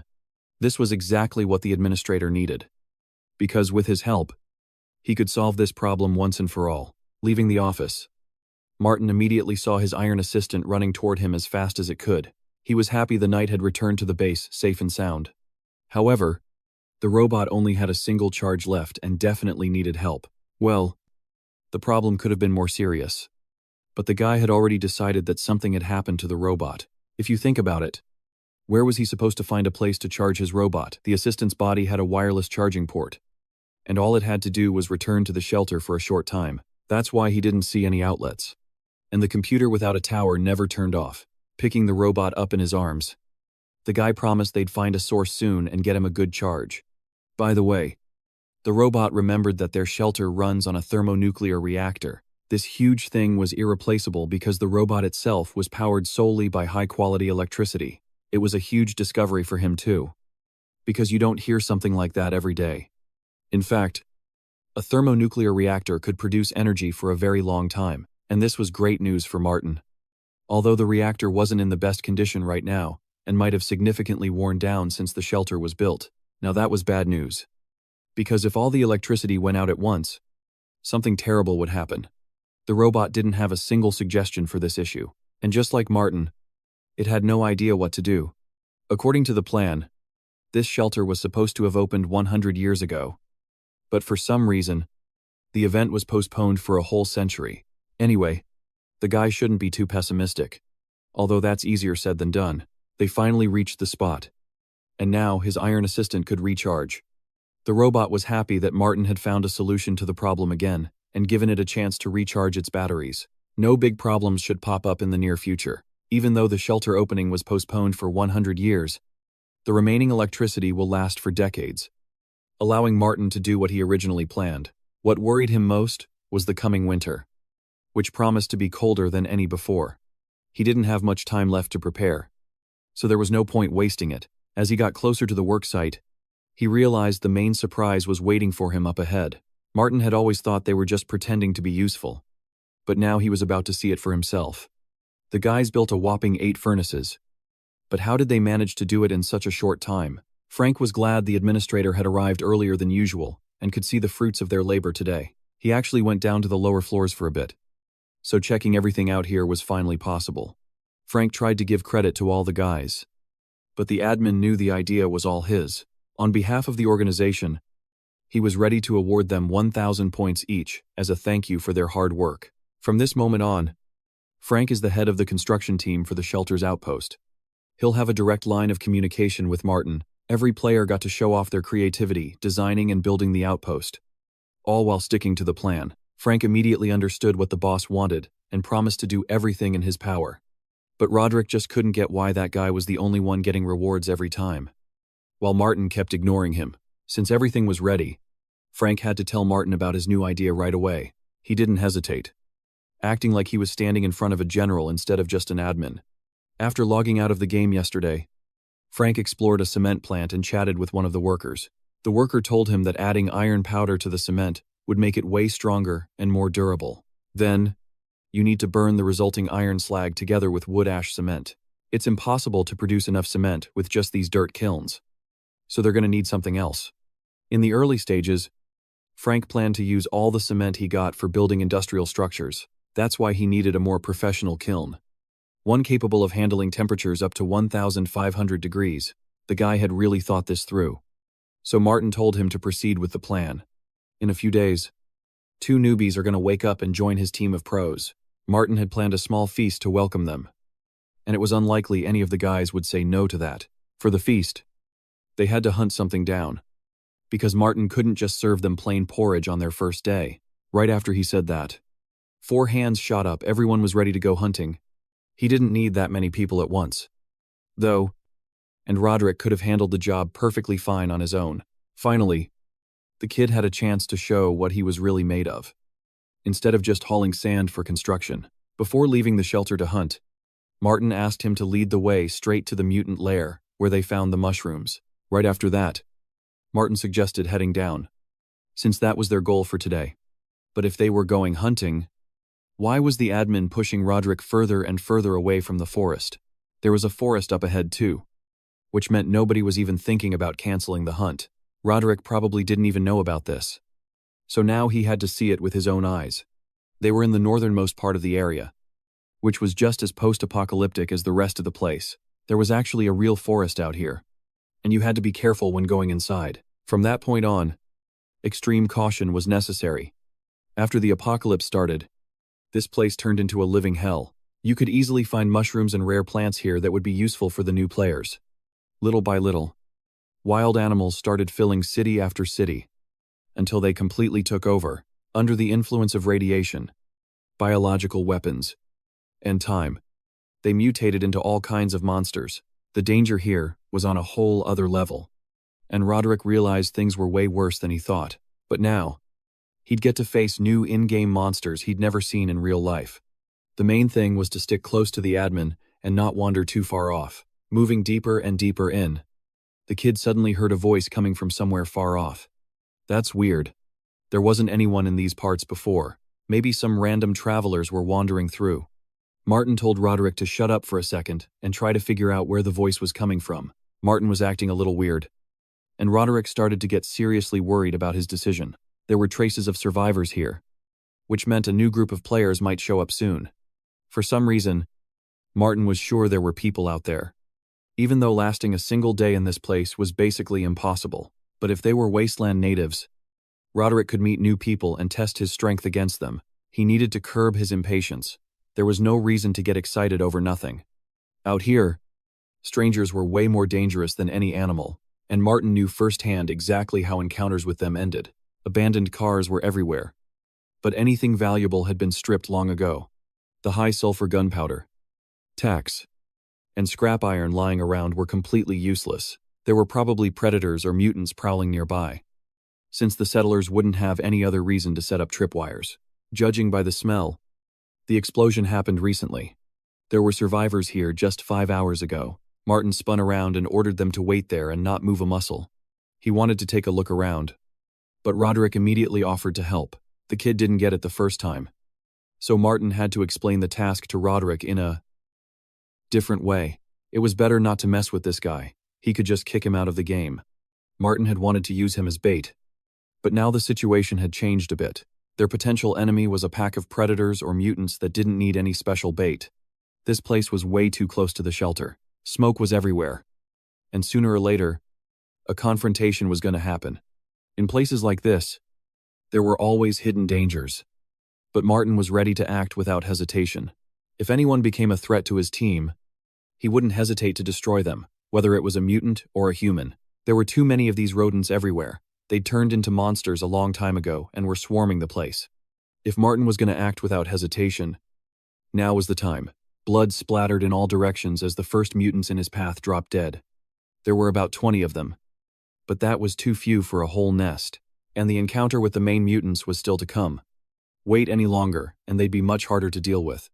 So it was worth taking care of this right now. Stopping in his tracks, the guy realized he'd strayed way too far. But what he found was actually pretty interesting. Down below, you could see survivor strongholds split into two different groups. The first bunch set up shop in houses that weren't too banged up, while the second group was living right out in the open ruins. New mutants were popping up every day. Their average height was over 2 meters. And they weighed at least 300 kilos. They'd eat anything they could get their hands on, not turning their noses up at mushrooms or even mutated rat meat. The main delicacy for any of them was human flesh. And a lot of settlers were way less lucky than him. Suddenly, off in the distance, he spotted a creature that was definitely guilty of slaughtering the locals. It was hard to miss the massive mutant still hanging around that spot. That guy was well trained. He probably could have been a great archer if he wasn't such a loner. The sight of this mutant would strike fear into anyone. But that wasn't why Martin came out here. The sentry didn't take his eyes off the horizon for a second, trying to spot other settlers in the distance. If he and Roderick had gone any further, they would have been ambushed before even reaching the crossroads. There were way too many enemies on the path. It was hard to even count them all. There were supposed to be between 20 and 30 monsters there, and running into them would mean certain death. These mutants aren't easy to handle, and even the administrator faces impossible tasks sometimes. I wonder if it was just a coincidence.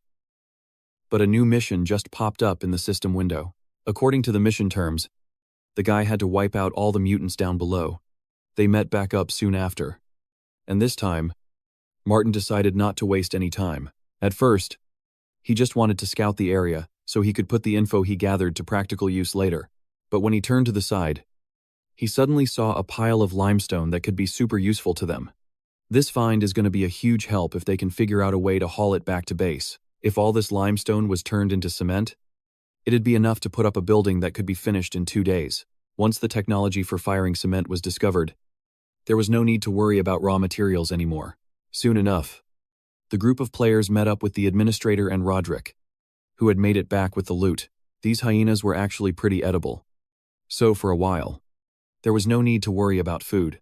Frank was just hoping Martin had some other good news for the players besides the loot. He wasn't wrong, because the good news was that they found an abandoned construction site along the city overpass. At the site, the guys found a whole pile of desulfurized limestone that nobody needed, except for them.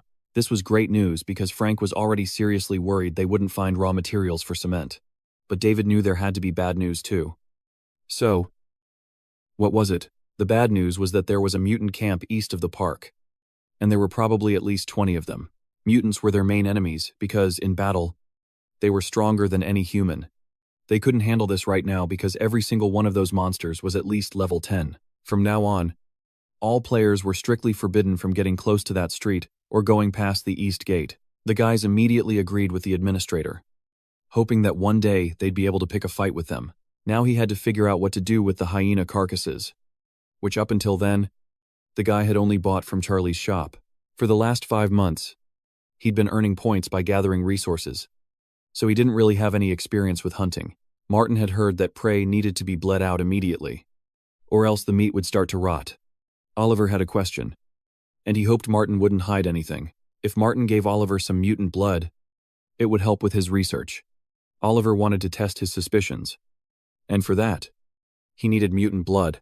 That wasn't a problem. So it was easy to cut a piece off the carcass and give it to the restless guy. It was clear that Oliver wasn't just a good player, but also an avid researcher. This would surely be enough for new discoveries. And the guy was glad Martin met him halfway on this. It seemed like with every passing minute, The post-apocalyptic world was getting more aggressive, and the monsters were threatening the settlers more and more. However, the guys kept working, and every day the construction site got bigger and bigger. By the afternoon, Frank rushed over to the administrator again with his next report. Thanks to Martin, the kiln was almost ready, and production could start tomorrow. This was great news, and Martin was glad Frank was in charge of the whole thing. Thanks to the guys, they were one step closer to their common goal, which according to the game concept, was to rebuild the settlement from scratch. They were expected to keep working with that same spirit. And judging by the look on Frank's face, it was clear he was going to give it his all. And then the guy rushed back to work like he wasn't tired at all. Even after a full day of construction, lately, Martin's learned how to win people over. And none of the players doubt him anymore. The other players didn't seem too worried and found joy in their own activities. Basically, the standard survival game was in full swing. And it was nice to see their home transforming. Martin was glad they were enjoying it so much, and that their shelter would be completely finished soon. All he could do now was guide them, and not interfere with their work.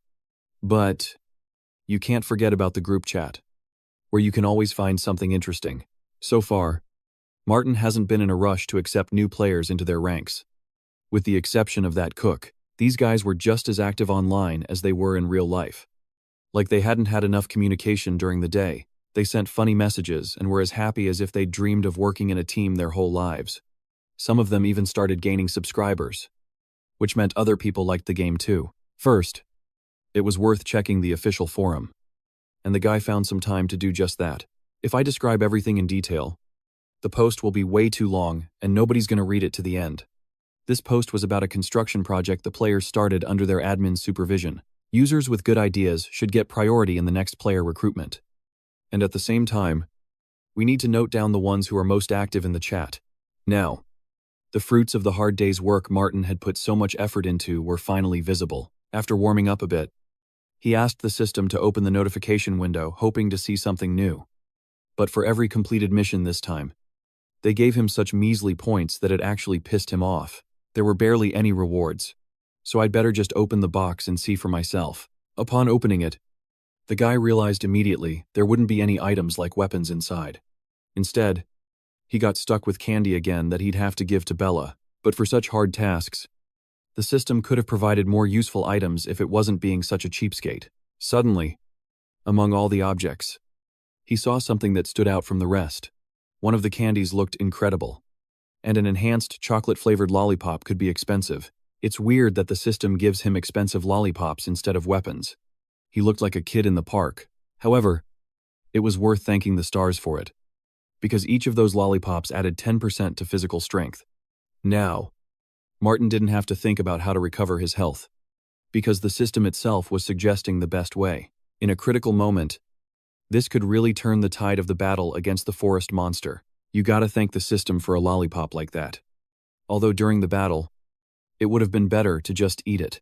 However, Martin decided to save it for a rainy day, because it's always good to have an ace up your sleeve. Meanwhile, the guys had already returned to base, and it was clear which of them had worked the hardest. Oliver was so tired he could barely stand on his feet. But the construction materials were almost all collected. Frank had to use a heavier sledgehammer to break all the limestone. For a big guy like him, it wasn't hard. And the guy hit the center of the pile with all his might. Now it was necessary to mix it with iron filings and clay, which they had plenty of. After this, the mixture had to be heated in the furnace to 100 degrees. Fortunately, it was already ready for use. David was glad his skills were being used and that he could help stoke the fire. The boy felt like a real primitive woodsman, surviving with the help of improvised tools. But any experienced woodsman should know how to gauge the temperature of a furnace, and David had never heard of that.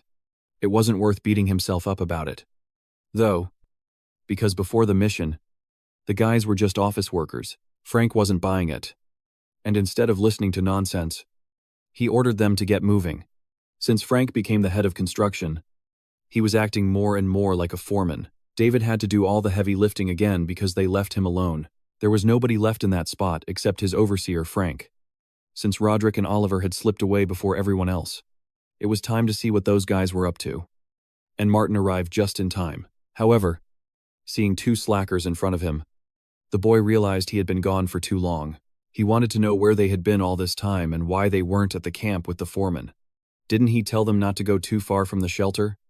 And above all, not to stick their noses in the mutant camp. Oliver apologized profusely. But actually, they didn't get close to that place. They just set up a couple of traps there. The guys managed to get the mutated baby leeches. And the admin would probably like this news. Mutated leeches could fetch a good price on the black market. Since those specimens were worth no less than 200 tokens, Oliver personally took charge of packing them tight in glass bottles so they could be transported anywhere. He just had to figure out how these two managed to catch the leeches directly from the adult specimen. Although mutated insects are packed with protein, they contain a lot of parasites that are impossible to get rid of. It turned out the players were using animal blood to lure them into the bottles. They forage for food at night and return to their nests at dawn. Oliver explained that almost all the bottles were intact, except for a couple that had been specially prepped for this purpose. Yeah, it was a good idea.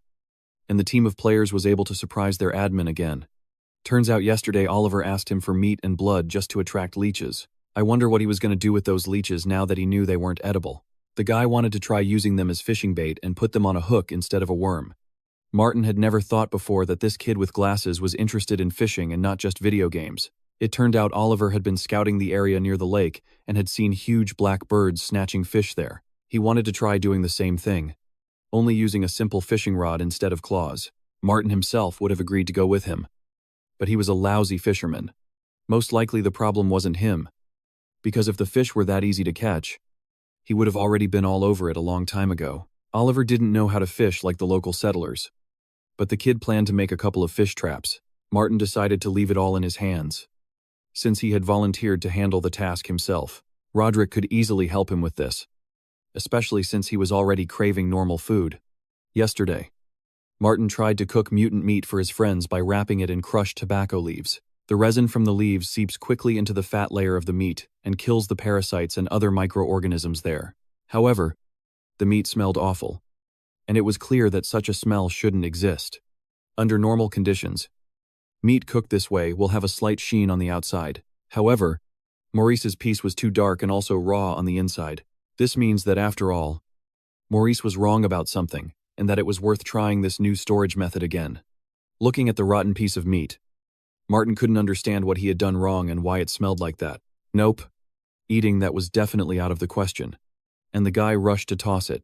If they just had a fridge, storing food would be way easier, and they wouldn't have to come up with all these weird workarounds.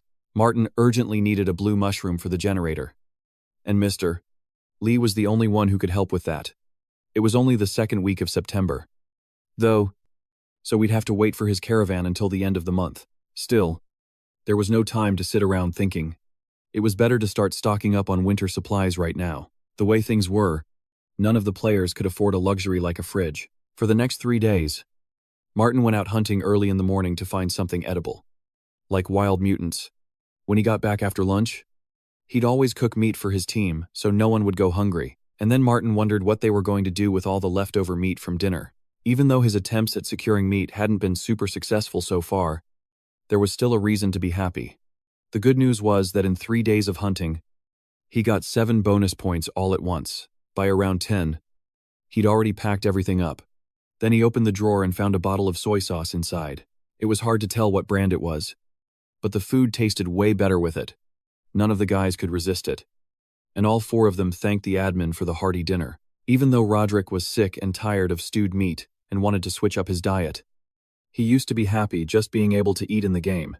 But now, he realized how pointless it was. With tears in his eyes, he admitted out loud that the stewed meat, always boiled into mush, was going to drive him insane pretty soon.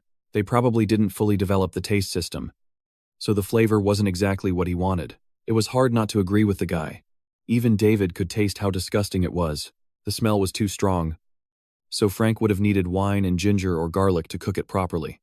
But they were in the wasteland, so they just had to deal with it.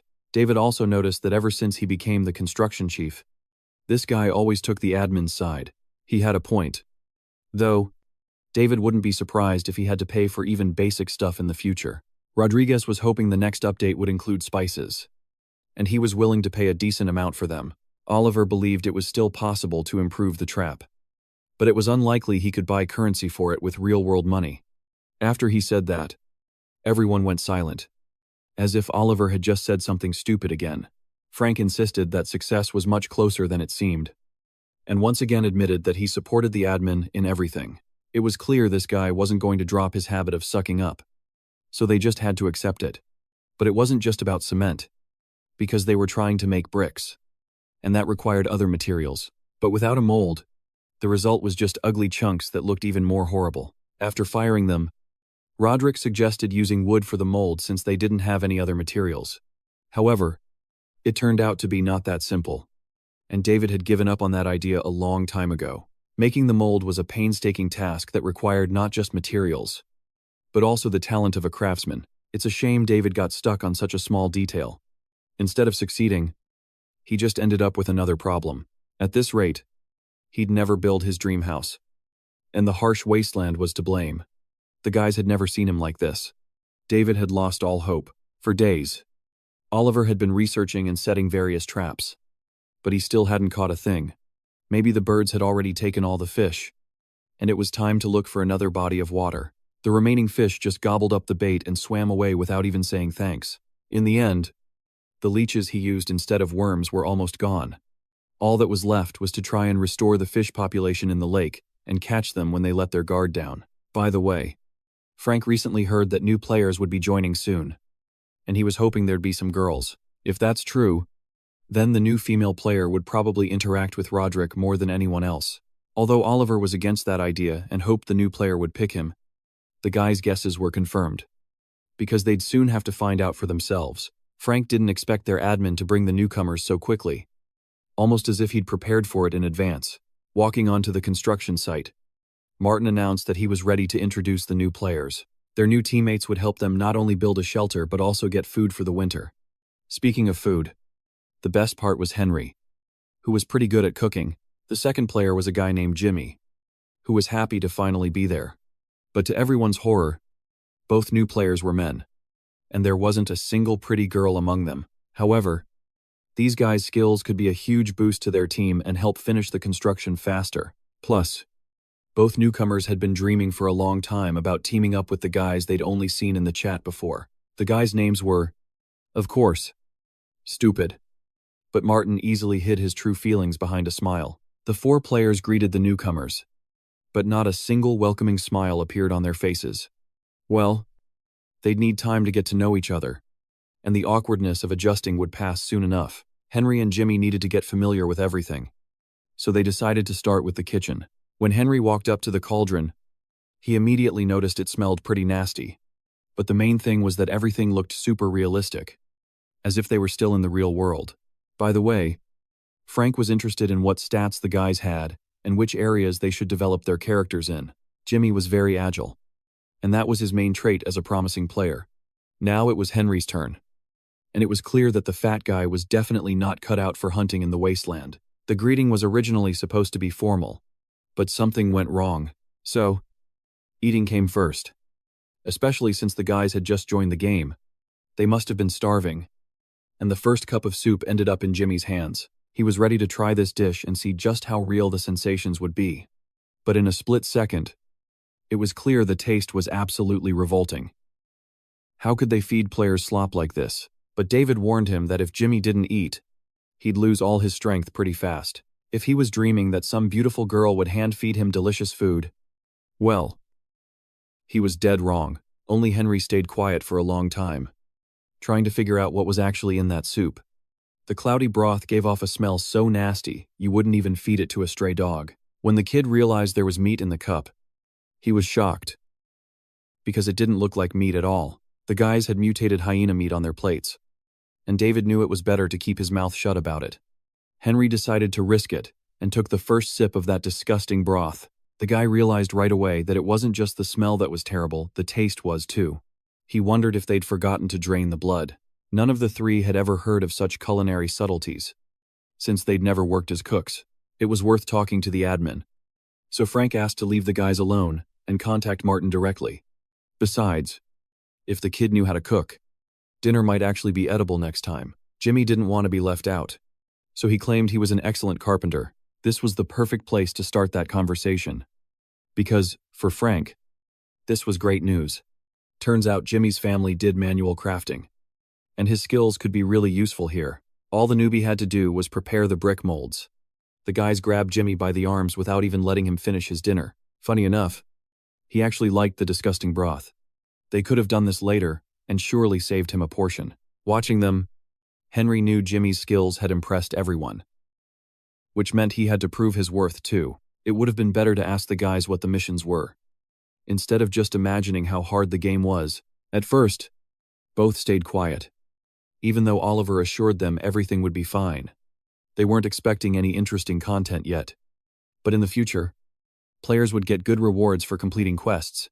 These answers clearly didn't sit right with Henry, because he wasn't about to just accept going through quests like that.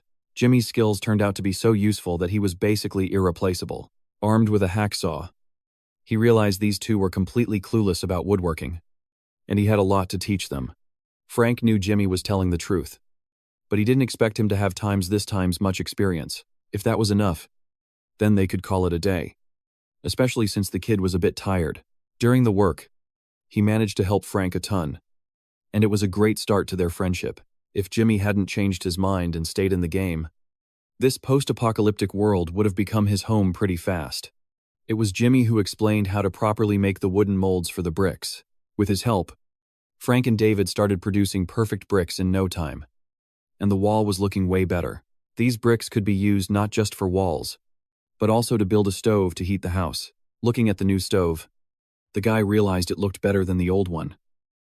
But the fire went out immediately. Guess it pays to get the design right. You could be sure Frank would handle this task easily.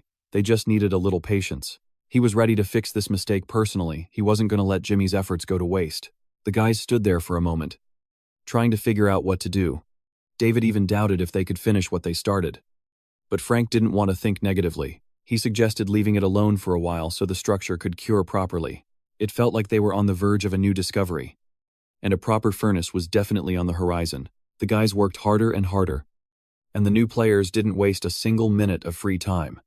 Thanks to Jimmy, the new fish trap was ready, and he decided to tweak the shape a bit. In the end, it turned out even better than Roderick expected. He hoped his new friend would always be this creative. Maybe with his help, they'd even catch a beautiful mermaid in that trap. Now, no fish could escape them, which meant it was time to enjoy some good fishing. These guys were good, but Martin wasn't going to just sit around. He went back to preparing the meat, but suddenly, a new player appeared next to him, confused about what he was doing there. Henry was used to seeing Martin only in his office, so the admin participates in construction too. This guy was a qualified chef and arrived just in time. From now on, Henry was the team's head chef, and the food was his responsibility. The situation they were facing was serious, so they needed to think ahead. Besides building, they needed to eat, and it was Henry's job to help with that. Martin could already picture the kid in the kitchen, offering up his latest masterpiece for a taste test. Even though he was a chef, the guy didn't expect to be stuck doing the same routine inside the game. He wanted to change careers by joining the game, but he ended up doing the exact same thing. No need to worry though, because real-life skills were actually useful here. Martin tried to store the meat, but he couldn't do it without a pro's help.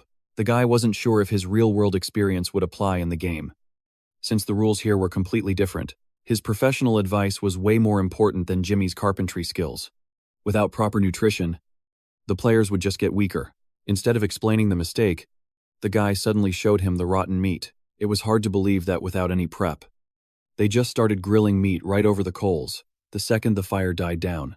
It would have been easier to just point out where they messed up, but Henry decided to handle it himself. First off, meat needs to be smoked indoors, and Martin's method just wasn't going to cut it.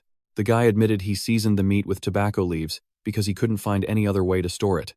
It was a super scarce resource, and the survivors were using these leaves instead of table salt. It was funny listening to such nonsense, and Henry had a really hard time holding back his real opinion. Actually, it was possible to smoke meat without salt, but the taste wasn't exactly great. This was the first time Martin heard that salt wasn't actually necessary, and that he'd wasted a ton of time looking for it. Microorganisms need moisture to survive, and during the smoking process, all of that gets drawn out of the meat. The guy warned that it'd taste way better with salt. And the meat would keep longer too. But if you do everything right, you can get by without salt. Even if some people might not love the flavor, either way, they wouldn't have been able to preserve the meat. And Martin would have just wasted those tobacco leaves.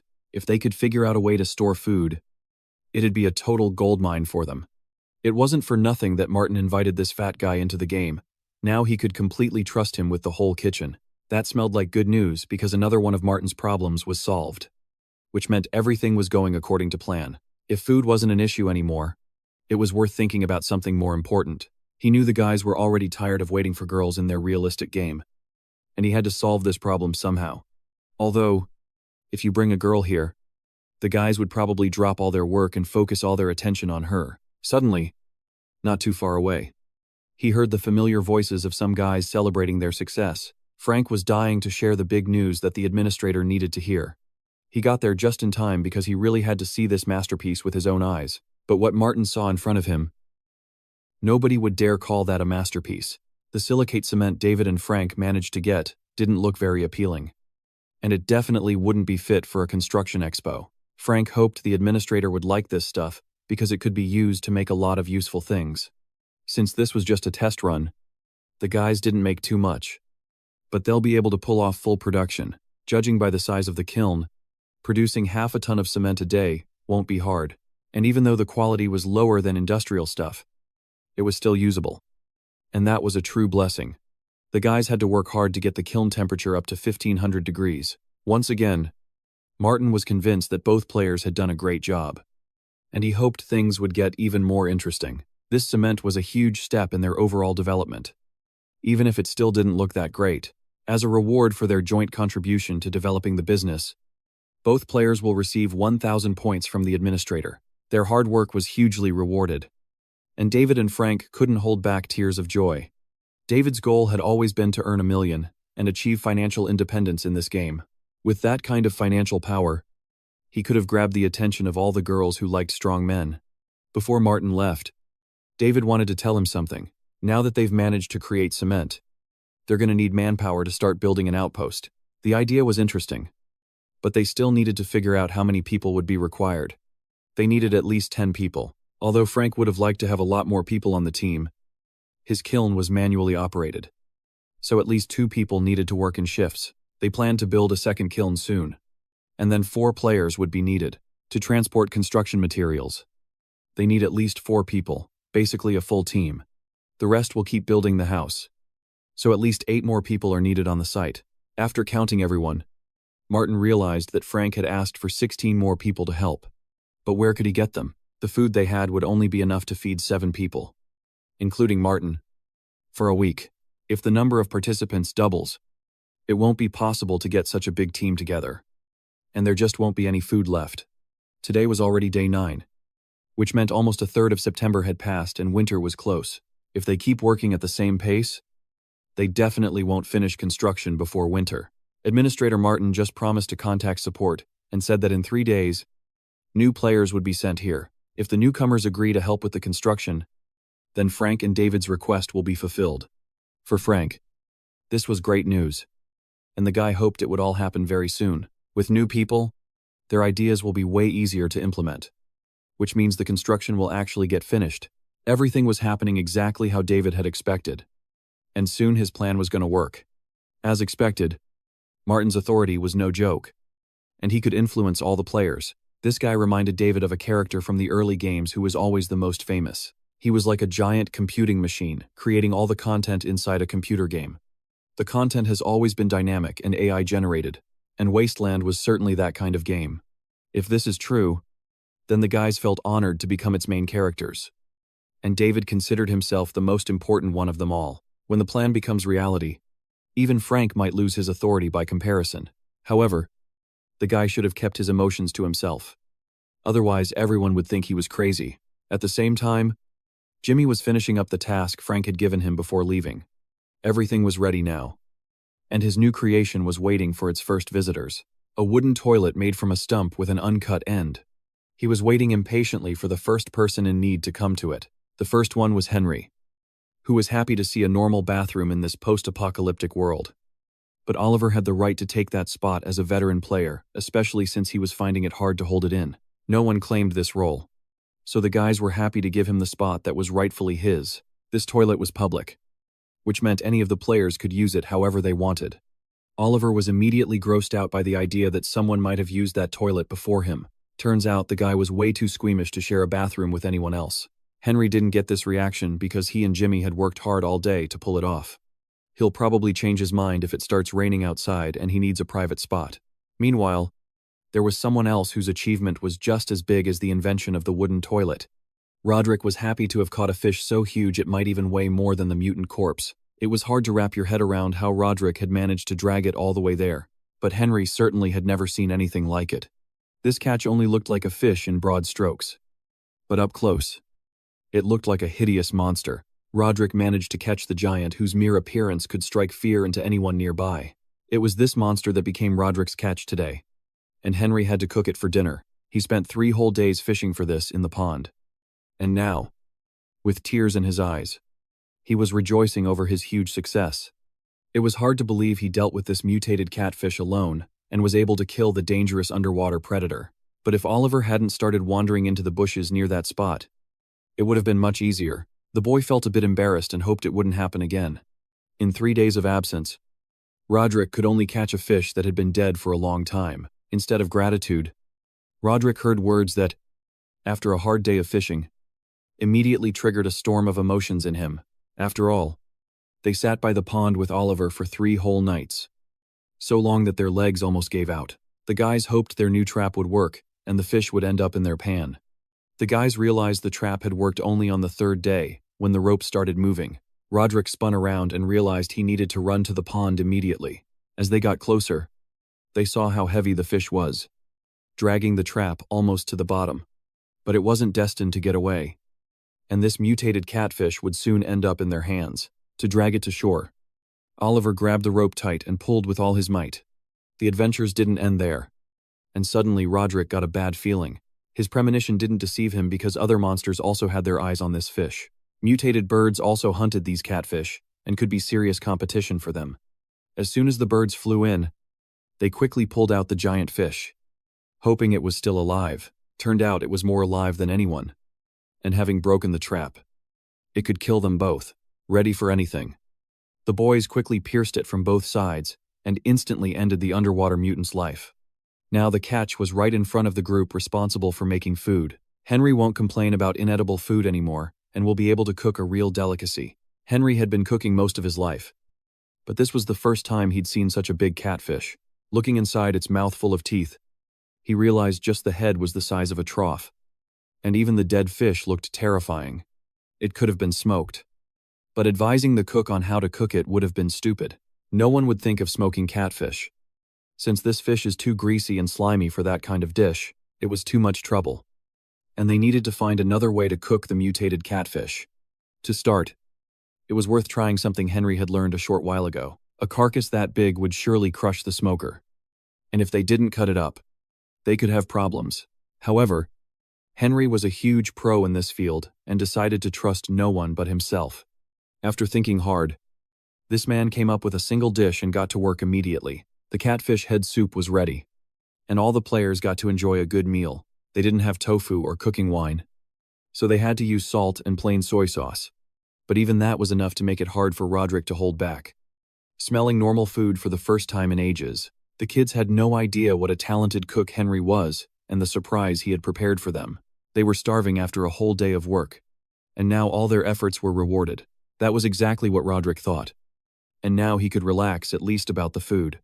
David couldn't help but admit this meal was the most delicious thing they'd tasted during their stay there. They could finally eat a normal dinner. And instead of rotten food, they tasted a delicious fish soup. No need to say it so loud because Martin tried for them. Even though he didn't know anything about cooking. It was already 6 p.m. in Wasteland, and all the players had to log off. Time to recruit a couple of new players to help finish construction faster. Building the shelter took way too long, and if winter came faster than usual, it would be too late to rush. Martin realized he could find newcomers much faster on the forum and decided to start communicating with them immediately. Now Martin had to decide which of the forum members would be the best choice as a newcomer. Immediately after the update, 2 new players appeared, but where did they come from? It was unlikely to suspect any of them had a second account, since that was impossible on the official website. Changing email addresses wouldn't have helped either, because the system screens applications very efficiently. By the way, it was worth taking a look at the official forum. There are surely more newcomers there now. After checking the chat carefully, he realized things weren't going so well. Clearly something was wrong with one of the users, because he expressed his dissatisfaction so actively, as if he specifically wanted to lower the game's rating. After scrolling through the forum pages for a while, Martin realized where so many new users were coming from. Someone dropped a screenshot of the official chat into the forum and a bunch of other groups, pulling in a wave of new users.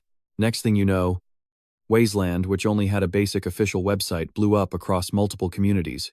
It's no surprise Martin had a mountain of unread messages in his chat. He had to reply to everyone dying to know more about the game. Suddenly, he spotted that same user again, the one who'd already left angry comments for the admin more than once. But why was he acting so aggressive? It was like Martin had personally betrayed him or something. Back in the real world, David kept his stream running and started talking about his first impressions of the game. He was hoping to get in on the player recruitment too, hyping up everything that was going down inside. For the longest time, he couldn't figure out if Martin was a real person or just an NPC created by someone else. They announced from the start that the game would be super realistic. But Martin, he acted just like a regular guy. The kid was stoked to realize the admin had actually reached out to him and was chatting him up like an old friend. What was really awesome was that Martin trusted him with recruitment. He wasn't just close to Frank, he was close to him, too. This worked out perfectly for Martin. The higher the loyalty, the more benefit he'd get out of every single player. Let them think Martin is some representative of the first generation of fully developed AI, and not a living, breathing user. This would have shocked anyone. And David, he definitely didn't expect to be dealing with a real artificial intelligence. This was way beyond his understanding. But life doesn't stop for anyone. He just had to get used to the progress. This was huge news for a guy who was crazy about modern tech and obsessed with new discoveries. Still, Martin's appearance was so close to a real person that it was hard to tell the difference. David considered himself a total genius for being the first one to figure it out. It's no wonder his decisions influenced the tests. That's exactly how an AI gathers its database. David noticed that the game admin changed his behavior depending on how successfully the tasks were completed. Even someone as picky as David couldn't find a single bug in the game, which was impressive. There was only one flaw worth mentioning to his stream viewers. There was a chance this test wasn't about the game itself, but about the artificial intelligence. Even the winter coming with the new update was created specifically for the first team of players. David proved once again that he's a true computer genius, capable of cracking even the most complex plans. If the game devs had paid attention to him, they would have realized exactly who they were missing out on. But David thought all his speculations were too surface level, so he kept digging deeper. This kid had a lot of talent, but sometimes he went a little too far. The newcomer's delusional speeches sounded convincing. It was a shame David would find out the whole truth someday, but that was a long way off. And for now, the kid was just happy with how smart he thought he was. This only worked in Martin's favor. With the help of the player team, he'd finally finish building his shelter. Every single one of them would participate, eventually attracting more and more players to the team. With the speed he was chatting up the newcomers, the guy was at risk of burning down his apartment, but that was the only way to reply to all the new users. For Martin, it was crucial to keep his cool and not even hint at his true intentions. For a while, he could stop pretending to be an attentive admin and just give the players a chance to live in this place. He needed smart players, and he wouldn't mind finding some talent among the newbies. The next step was accepting 2 players at once. The guys would finally be happy with this addition. Soon, Martin gathered them all in one spot to tell them about the next test, the real one. Winter was right around the corner, and the guy was happy to launch the first add-on for closed testing. With the opening of the new chapter, the atmosphere in both the game and the forum changed a lot. It wasn't just the players. There was a fresh bite in the cold air. The supplies they'd counted on from the start weren't exactly generous to feed the 30 mouths about to arrive at the base. Martin had been gathering food since early morning. He was agile enough to hunt quickly and stock up on food for the long, cold winter. The mountain of game he'd caught was so huge that the young cook actually got scared realizing how long it would take to cook. Roderick was finally able to raise his level from 0 to 1. Even a small jump like that was a total success for him. especially since he'd been working on it for so long. Martin himself felt that a big breakthrough was just around the corner, and that his own strength was increasing too. He still hadn't figured out the secrets to leveling up, so he could only rely on the inspection team. The robot could easily help him with this by reporting progress and showing it on its hologram. The rest of the players had some pretty outstanding skills, which helped them improve way faster. The guys used coal as the main raw material for the stove, and they did a much better job. Over time, they learned to extract slag from waste containing iron, like rusty rods and car parts. Martin would add this slag to the furnace, and then the guys would mix it with limestone. That way, they managed to get a more durable formula, making the solution much more reliable. It was hard work, since operating the furnace meant hauling heavy materials in carts. But thanks to all that physical exercise, Frank was able to raise his level straight to 2. David's stats went up too, and he managed to reach his first level. Stat boosts were way different from genetic upgrades, and now it made total sense why Henry kept living his usual lifestyle. Maybe the saddest example was one of his buddies out of 4 players. That guy never managed to get past level 0. Oliver, who had caught a ton of fish with his traps lately, still hadn't leveled up. The experience points you get from trapping just wasn't as good as what you'd get from catching stuff in straight-up combat. Every new player was actually doing pretty well with their growth, picking up a lot of useful skills in just a few days. At the same time, they were all doing tasks they already knew and had done a bunch of times back in the real world. Still, they kept at their crafts, teaching new techniques to their partners. Every now and then, Jimmy would help the guys fix something or build a new trap when Oliver asked. The kid had his own mission. 2. He wanted to build a house as soon as possible. He was planning to set up a real-deal lab inside his wooden house to run experiments. Over the last few days, he managed to collect a whole bunch of different bottles and stack them up next to his future home. And even though Martin doubted this whole venture was safe, he actually enjoyed watching the process in his free time. He decided not to mess with Henry's work, since Henry really stood out from the rest of the pack. After all, the guy wasn't just in charge of cooking, he also helped the admin with little errands. His main problem was his smoking habit. It really got in the way of working normally in the kitchen. To smoke the game, he was forced to use the most primitive method possible. Otherwise, there just wouldn't have been any food. Henry hung the meat inside a small oven made of mud and bricks, using hot coals for the smoke. The kid slowly cooked the meat over the fire, drying out all the moisture.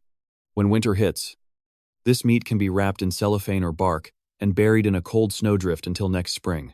The stuff Martin made using a similar method was way different from the culinary masterpieces his newcomer was whipping up. By the way, besides the meat, Henry was also using the hides to make some top-quality products.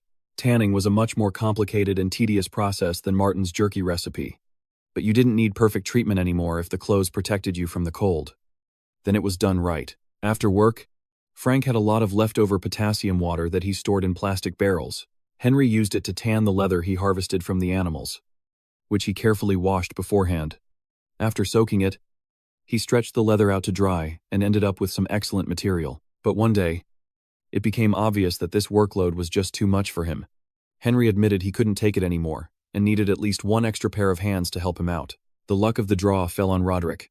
Even though the guy already had enough on his plate, Roderick had to admit that he was busy every day too, and he simply wouldn't have time to help Henry with his work. Only Martin understood that the guy was actually just lazy and only pretending to work. Roderick liked hanging out with the manager and had zero desire to get involved in the cooking process. Henry is going to remember that insult for a long time, and he'll definitely remind Roderick about it the next time he's hungry. Roderick helped Martin hunt for prey, and the admin just couldn't give him any other job. He promised to solve his newcomer's problem soon because new participants in the game were already on their way. Well, it was worth thanking the admin for this, because that kind of help really wouldn't hurt. There was another problem. The guy only knew basic leather processing, which wasn't nearly enough, but there was no need to worry about that. And the admin's smile spoke for itself. Among the newcomers, there was a man who could help with this issue and was destined to work on making clothes. It made no sense to worry about the small stuff. It was better to focus on construction.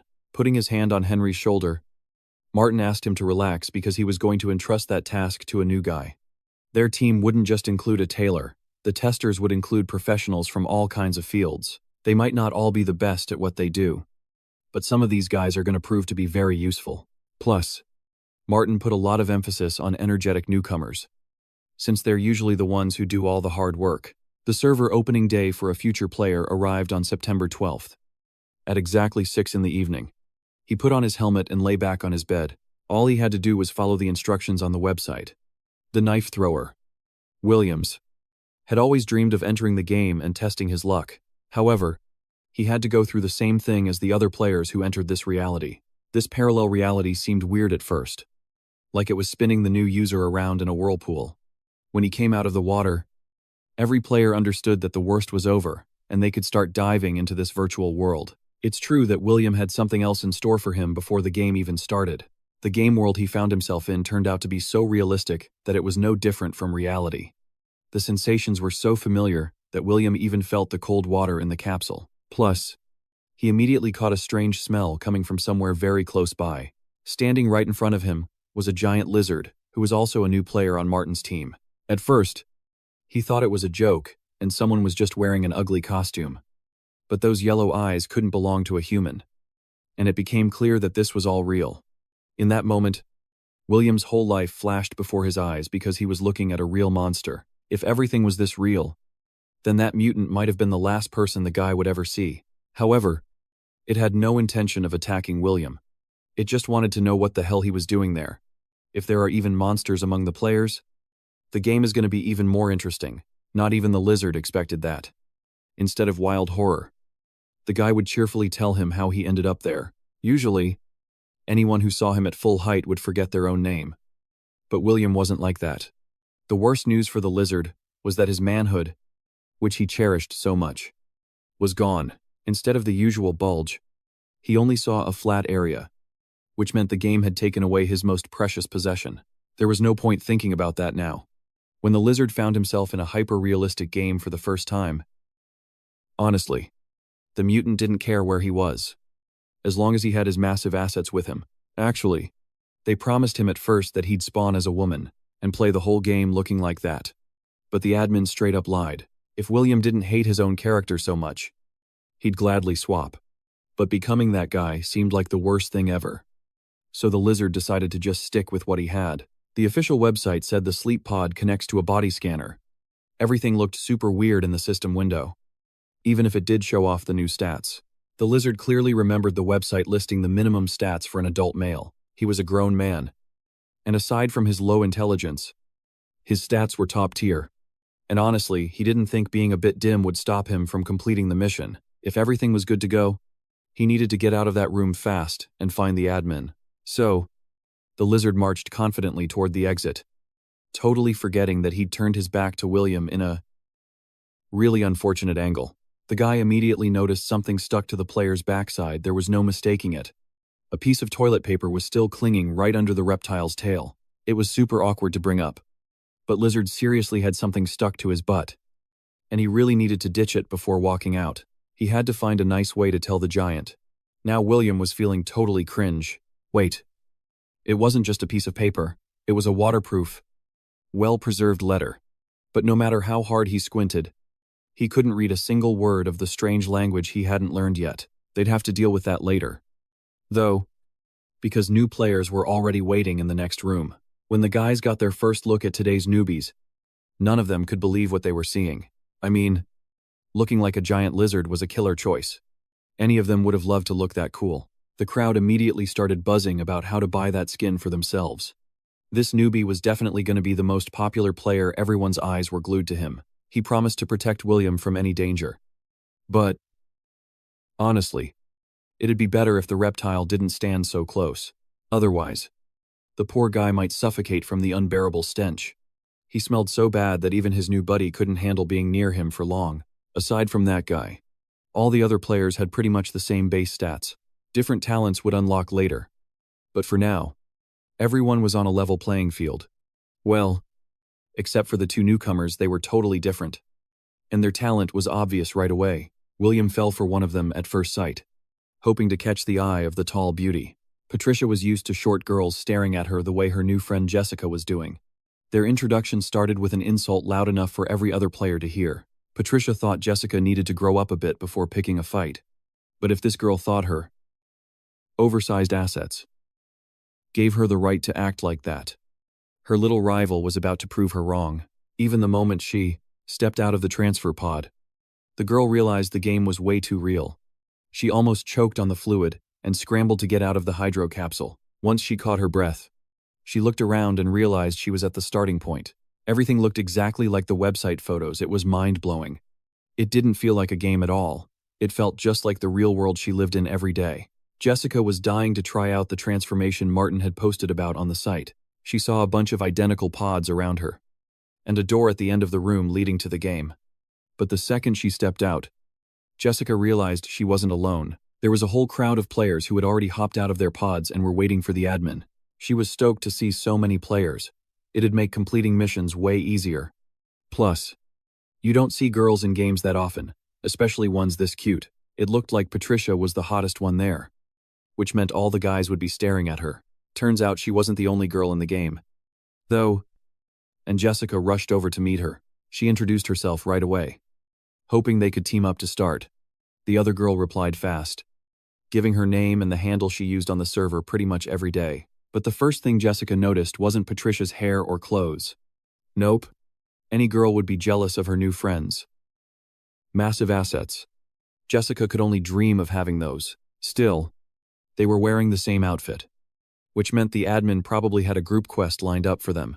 Even the guys looked almost the same as the girls, wearing the exact same suits. Some parts of Patricia's body were barely contained by the tight suit. She definitely needed a custom fit. With her tailoring skills, Jessica immediately noticed the weird fabric. The material looked windproof and insulated, and the fabric itself was higher quality than any expensive knockoff. Did this mean you could craft clothes from any material you wanted in-game? Things worked differently elsewhere, so maybe this was intentional. She quickly whipped off her cape to get a better look at the suit, which was totally different from her usual clothes.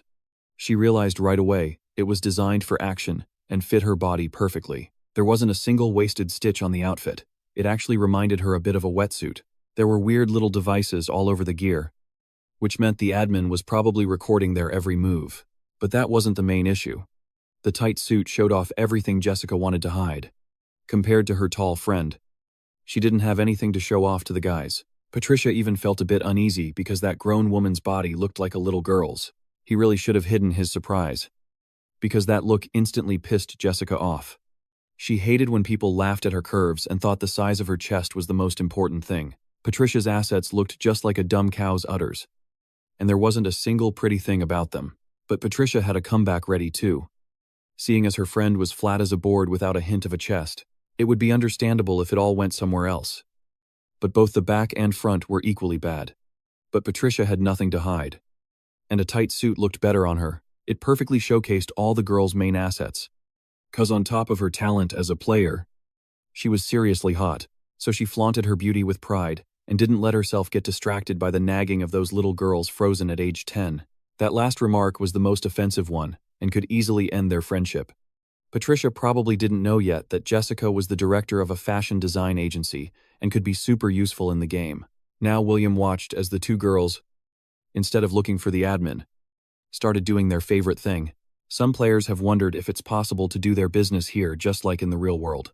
The man felt like he was done, didn't he, in a realistic game, but in a madhouse where everyone had gone crazy. Fortunately, right at that moment, the administrator slowly entered the room. The guys were seeing the person whose messages they'd only read on the forum in the flesh for the first time. There was no doubt this was the game admin himself, who would soon give them their first task. Today was the third day of the closed beta, and the guys had managed to set up stove production and craft several units at once. He welcomed all the new players who were supposed to help his main team with the work. Martin was glad that so many people showed up because it meant his marketing had actually worked. If they were ready for the task, it was better to start right now to get the hang of the game faster. Martin suggested that anyone with doubts should leave immediately without starting the mission. But let's be real. It's unlikely anyone who traveled all that way in a water capsule would want to turn back just when things were getting interesting. In that case, it was worth explaining the main rules of the game, which must not be broken under any circumstances. As the boy started explaining the mission terms, he suddenly saw something special. A huge lizard was standing next to the man as if they were old friends. It's strange how a representative of another race ended up here. His ad must have somehow leaked to the mutant servers.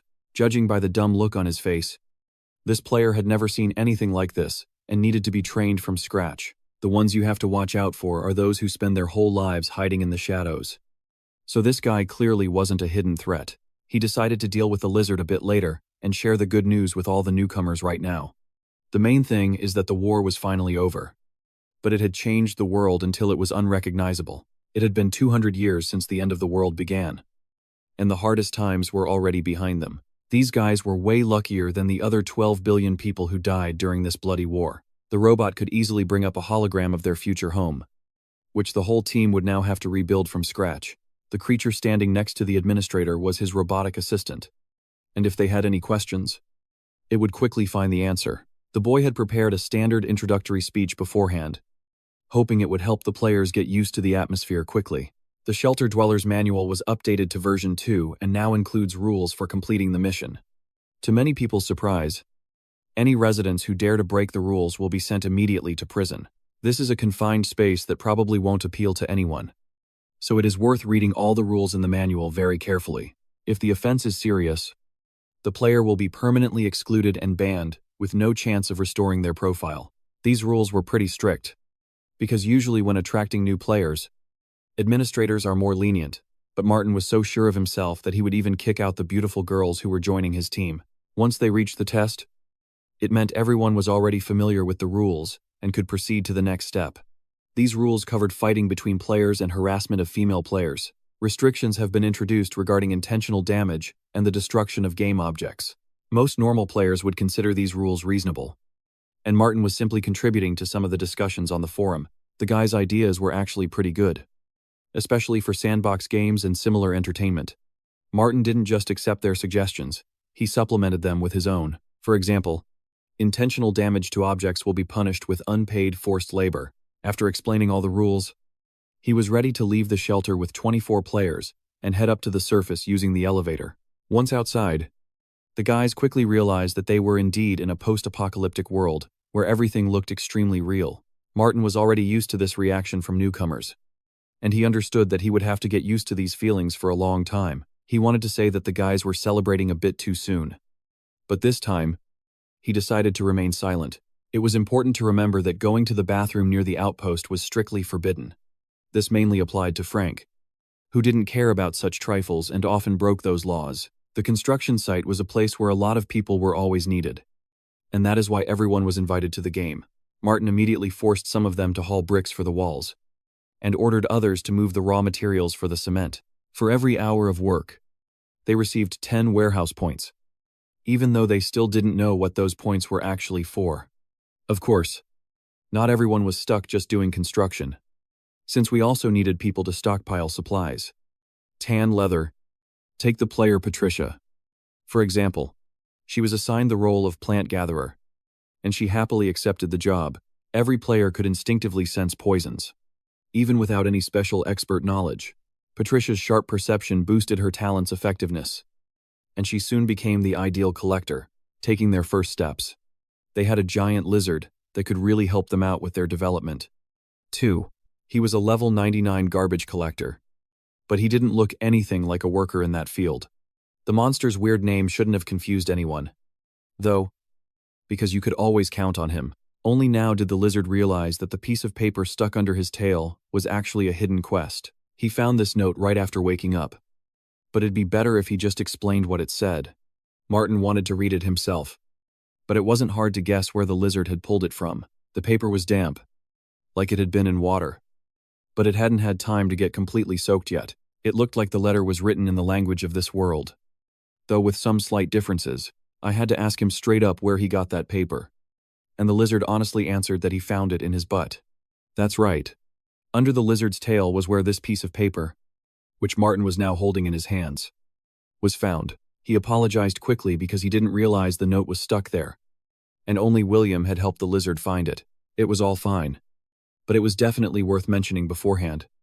Before handing over the document, Martin spent a long time trying to understand the meaning of these words and what task the lizard had been entrusted with. He immediately realized that, besides his talent for collecting trash, this giant had a lot of other interesting traits. The lizard was slowly developing some important skills, but given his capacity for work, this wasn't critical. With that size, You can turn a blind eye to small imperfections, like paper stuck under his tail. From that day on, they would hunt together because the lizard could be the most useful. He thanked the administrator out loud for such an honor and promised to protect him from all the monsters. This would have impressed anyone, because it's not every day you have a genuine killing machine at your disposal. Now it was worth waiting for him here for a bit, while Martin sorted out some matters. Just like Frank, Lizard was ready to obey him in everything and saluted his new commander. He rushed to complete the mission so fast that the guy didn't even have time to say a few important words to him. These players were so confident that they thought they could handle the rest themselves.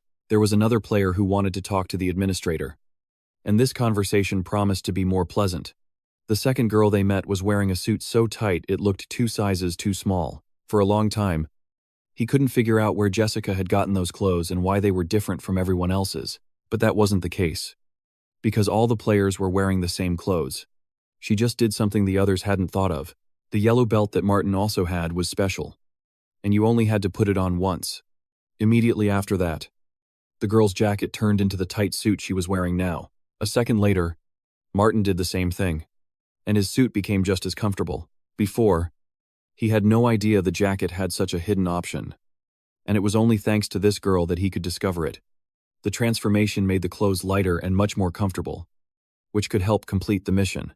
This couldn't help but please him, and he needed to let the rest of his team members know about it. The guy almost forgot to give her the task because that was exactly why Jessica came here. She had a special talent. In real life, she'd created fashion for many years. She really had experience in this field and could put it to use if she was assigned to do it. Although Jessica mainly designed on the computer, she could also create something special with her hands. Martin had the materials, but there might be problems with the tools. However, recently one of the participants tried really hard, and soon Jessica had some excellent quality skins. It was hard to say what kind of animal these skins belonged to, but there was no doubt about their quality. Judging by the texture, it was immediately obvious that they were high grade and very expensive. The guy really trusted her so much that he was willing to give her these skins to work with. If she was strong enough, she'd be able to process them, just like Henry had done too. The guy had way less knowledge in that area, and Jessica assured him she could handle it. If Martin had any particular preference regarding clothing, she could easily fulfill his request, but it didn't matter, and it was worth thinking about where to find a sewing machine in a post-apocalyptic world. The girl assured him she could handle the task without it, creating excellent clothes without special equipment. Martin always liked direct and helpful players who immediately went from words to action. In that case, it would be worth leaving it in Jessica's hands and leaving the house in the next few days. The guy planned to head north along the elevated highway, leaving the city, because there were supposed to be large herds of deer there. After giving the task to Jessica, he told everyone about the jacket's new function, and now all the participants were using it. The people's fighting spirit increased immediately, and they continued construction with renewed vigor. Martin was a man of principle, so he didn't do the work for the other players. Instead, he entrusted it to them. For every garment created, Jessica received 50 contribution points, even though there weren't huge demands on the work. When the shops come online, he'll set the price of the clothes depending on their quality. Then Martin will have to become a salesman. But in that case, he'll have much less time to read forums. Not far from his hideout, there was a farm where they sold agricultural slaves with weak legs. The farmers did this to cut down on hungry mouths to feed. But Martin and the lizard might just pay them a surprise visit. There was no need to rush, though, because first he had to find a proper weapon for his giant buddy. Outside, the sanitarium walls stood 2 small wooden shacks that Jimmy built with his own 2 hands. The kid used to spend a lot of time out here, but now, the workshop desperately needed space and tools. These were the only tools they could find, mostly because Jimmy had used them to build these shacks in the first place. He had to get creative, combining wood with whatever industrial scrap he could scavenge from the wasteland. For instance, that crossbow leaning against the wall was a perfect example. It mixed a wooden stock with a simple mechanical design. It worked pretty well, and the bowstring made from hyena tendon had been soaked in a special solution. The guy was running low on ammo, so he had to make do with a crossbow instead of a rifle. But if the lizard thought Martin got that crossbow for him, he was dead wrong. That giant was meant to wield a totally different weapon, one sitting at the far end of the wooden rack. The lizard was the strongest player of the bunch, so it made sense for him to master the art of spear throwing. The lizard himself figured he'd be way more effective with long-range firearms. But what's the point of hiding in the bushes and sniping when the tank roll suits you perfectly? Spear throwing was a basic hunter skill, and it could keep the lizard man safe at mid-range. Today, the admin agreed to teach him how to throw a javelin, and he could level up that skill on his own later.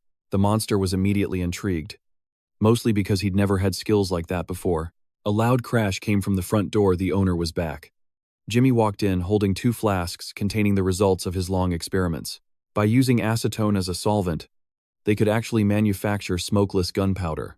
At first, they both looked at Jimmy like his experiments had finally made him lose his mind. Jimmy thought he'd find Martin alone. He definitely wasn't expecting to run into a giant mutant here. At first, the big brute was afraid to even move a muscle, not wanting to scare the kid off. Jimmy was new to the team, so he had to get used to the fact that players could be more than just human. The kid figured this player had some kind of hidden class and that maybe, one day, he could look like that too. Anyway, it's worth explaining a bit more about those 2 flasks he'd been clutching this whole time. The method was actually pretty simple. Ordinary dry distillation of wood could produce some unexpected results. All it took was placing wood in a sealed metal container, heating it up, and then separating the mixture into a liquid solution and a thick sludge. The solution was wood vinegar, and its main components were acetic acid, acetone, and methanol. The acetic acid could react with alkali metals to produce a multi-purpose salt. By mixing peroxide with acetone, Jimmy was hoping to create triacetone triperoxide, also known as an entropic explosive. The lizard had never heard such big words before. He couldn't understand a thing the kid was saying. Only Martin's crew could come up with crazy stuff like this. He had a lot to learn from them. As the admin, he'd have to personally raid the nearby chemical plants to get the necessary ingredients. Until then, Jimmy wouldn't be able to make high-grade explosives, though he could whip up black powder easily enough. With a wicked grin, the kid remembered that sometimes you don't even need explosives to cause some destruction. A mix of pine oil, acetone, and plant fiber made for an excellent flammable cocktail if you lit a rag stuffed in the bottle's neck. That flammable mix would be a nasty surprise for any mutant in the forest. It was a Molotov cocktail. With Jimmy's help, they could mass-produce these things. He hadn't had time to test it out yet, mostly because there were too many trees around to risk it. It seemed Jimmy wasn't as crazy as he first looked, though it was still worth keeping an eye on him. It was way too dangerous to run tests around here, but for his efforts, Martin immediately awarded him 1,000 points. They couldn't mass-produce them yet, but if they used their heads, they could find a smart workaround. Martin was hoping for exactly this kind of response. He needed his teammates to step up and help out. Maybe one of them could give him some good advice or help him scavenge the chemicals he needed. That day, the admin publicly thanked the newbie, Jimmy, who turned out to be even more useful than his friend. Henry helped with food, tour, but the base took priority over everything else. It was only thanks to the smarts this guy was famous for that they managed to stock up on mutant meat.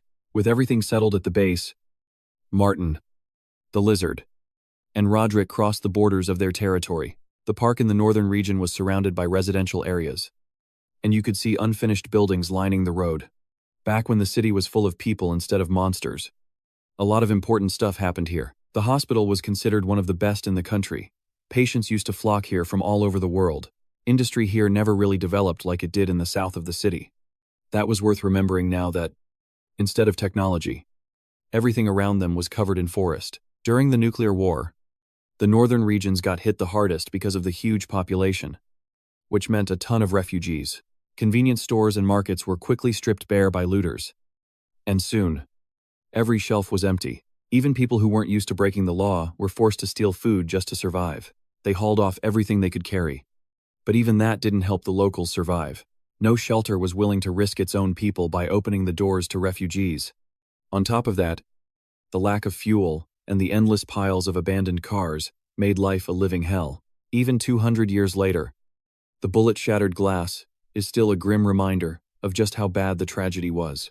You could still see intact skeletons in the windows and on the ground here. It was so gruesome that Jimmy had to force himself to get used to the sights of this post-apocalyptic world he was in. Yeah, it's creepy seeing the bodies of a mother and her son frozen in a dumpster, dying together like that. The world really looked post-apocalyptic. Jimmy couldn't tell reality from fiction anymore. But hey, That was the game's main feature, and Martin warned us beforehand that it'd be exactly like this.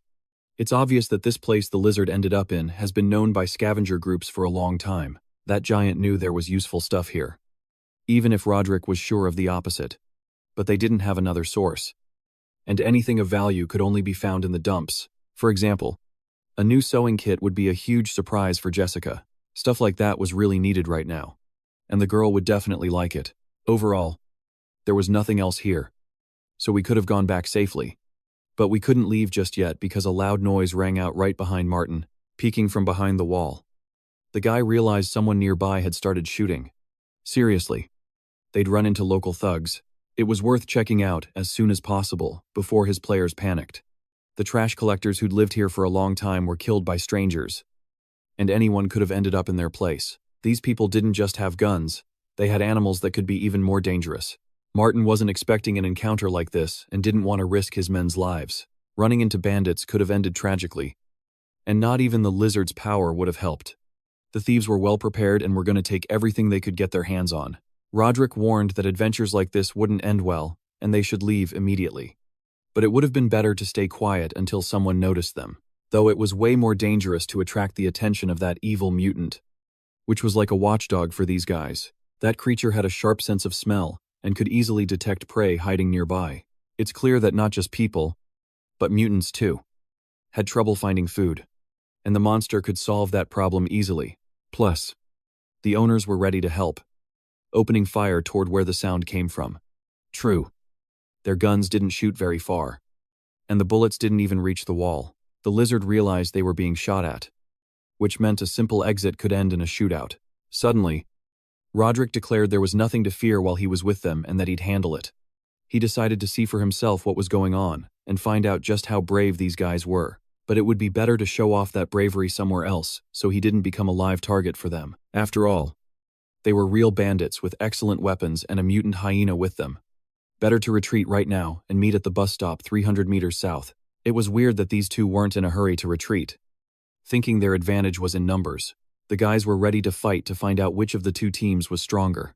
They had weapons too, though it was hard to call that scrap truly dangerous. But with a 2-meter lizard armed with a metal spear, it was possible to try something. Martin always thought his team was made up of IT guys. But now he's convinced otherwise. They were brave not just behind a keyboard, but in real combat too, where real death was at stake. While Martin was here alone, he had to hide every time there was danger, avoiding direct confrontation. Now he had a weapon and loyal companions.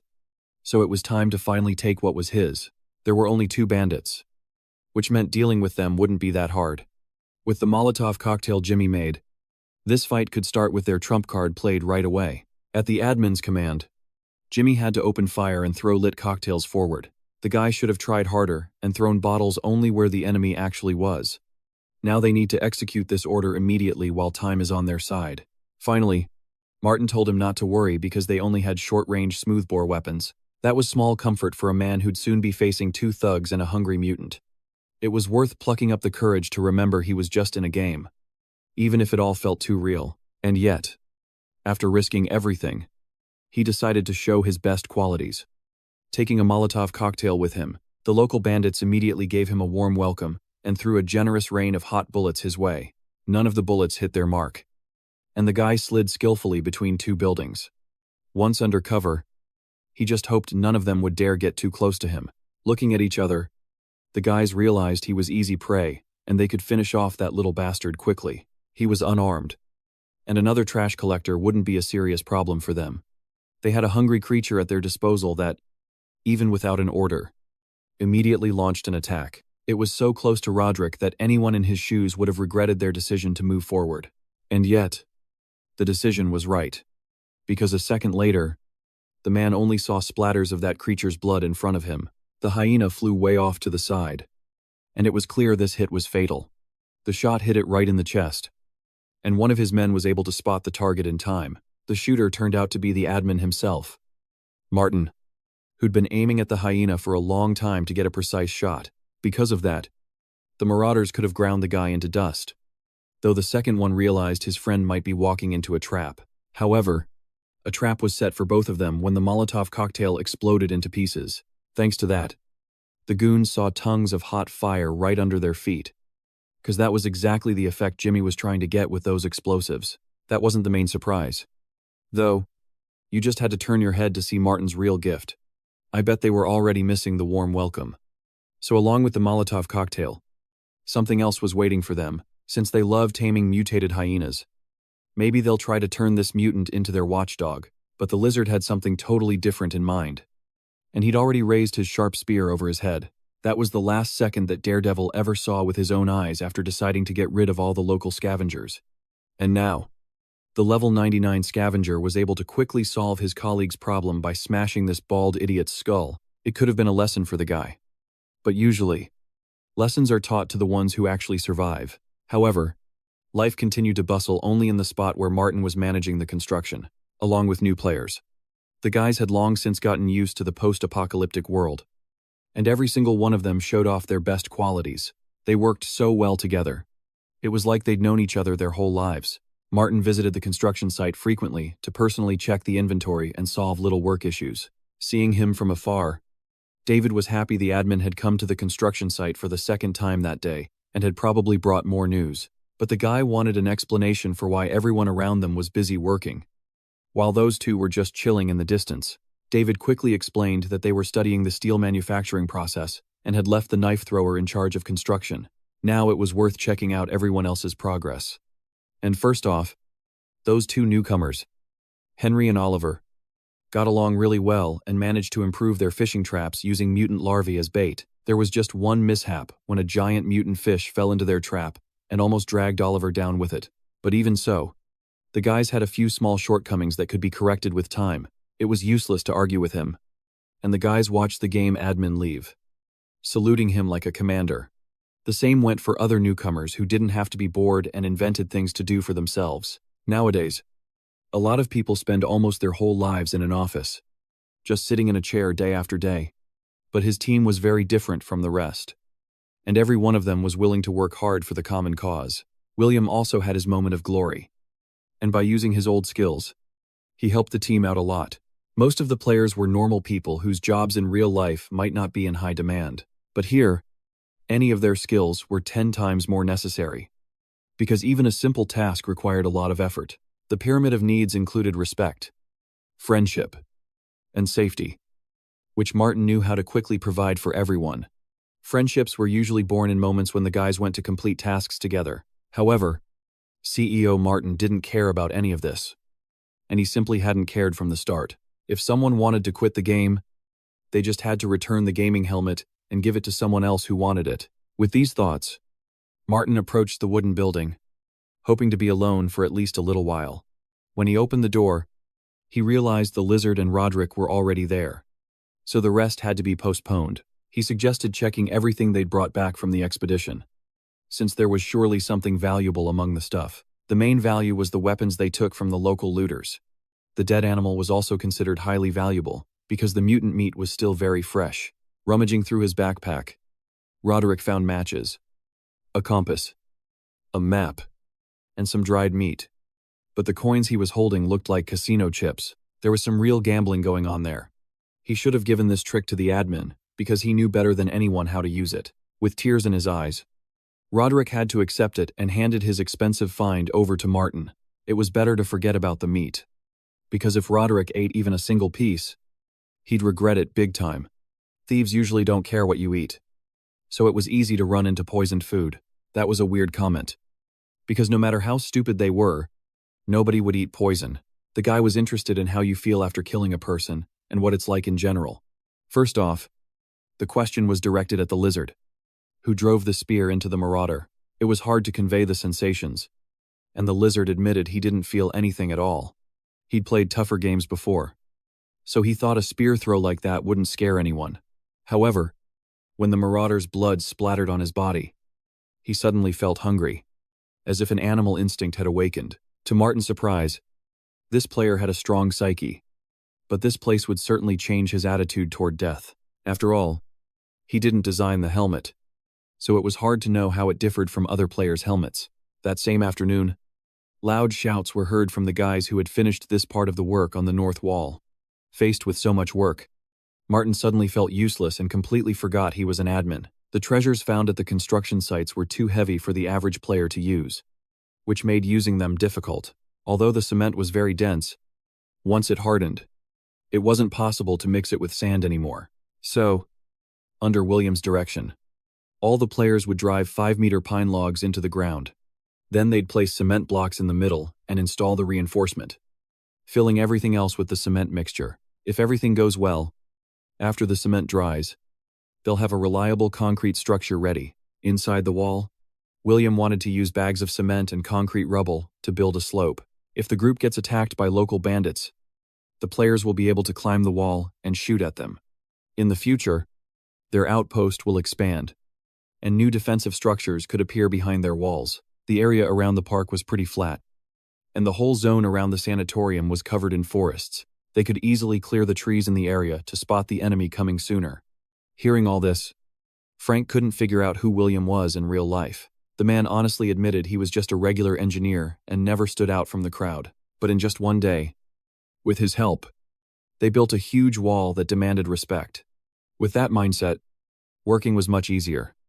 Knowing a hearty dinner was waiting for you at the end of the day. The fish Oliver caught was prepared by the best cook among them, and Henry did a killer job. You could smell it from the next street over, and the guys were already devouring the feast with their eyes. Yeah, the fish soup was so realistic that it tasted even richer than in real life. However, Jessica's never been a fan of fish and was hoping there'd be something else for dinner. She shouldn't have said that to the man who spent so many hours making dinner, especially for a crowd of ungrateful players. She needed to eat urgently because if she stayed hungry, things would go south fast.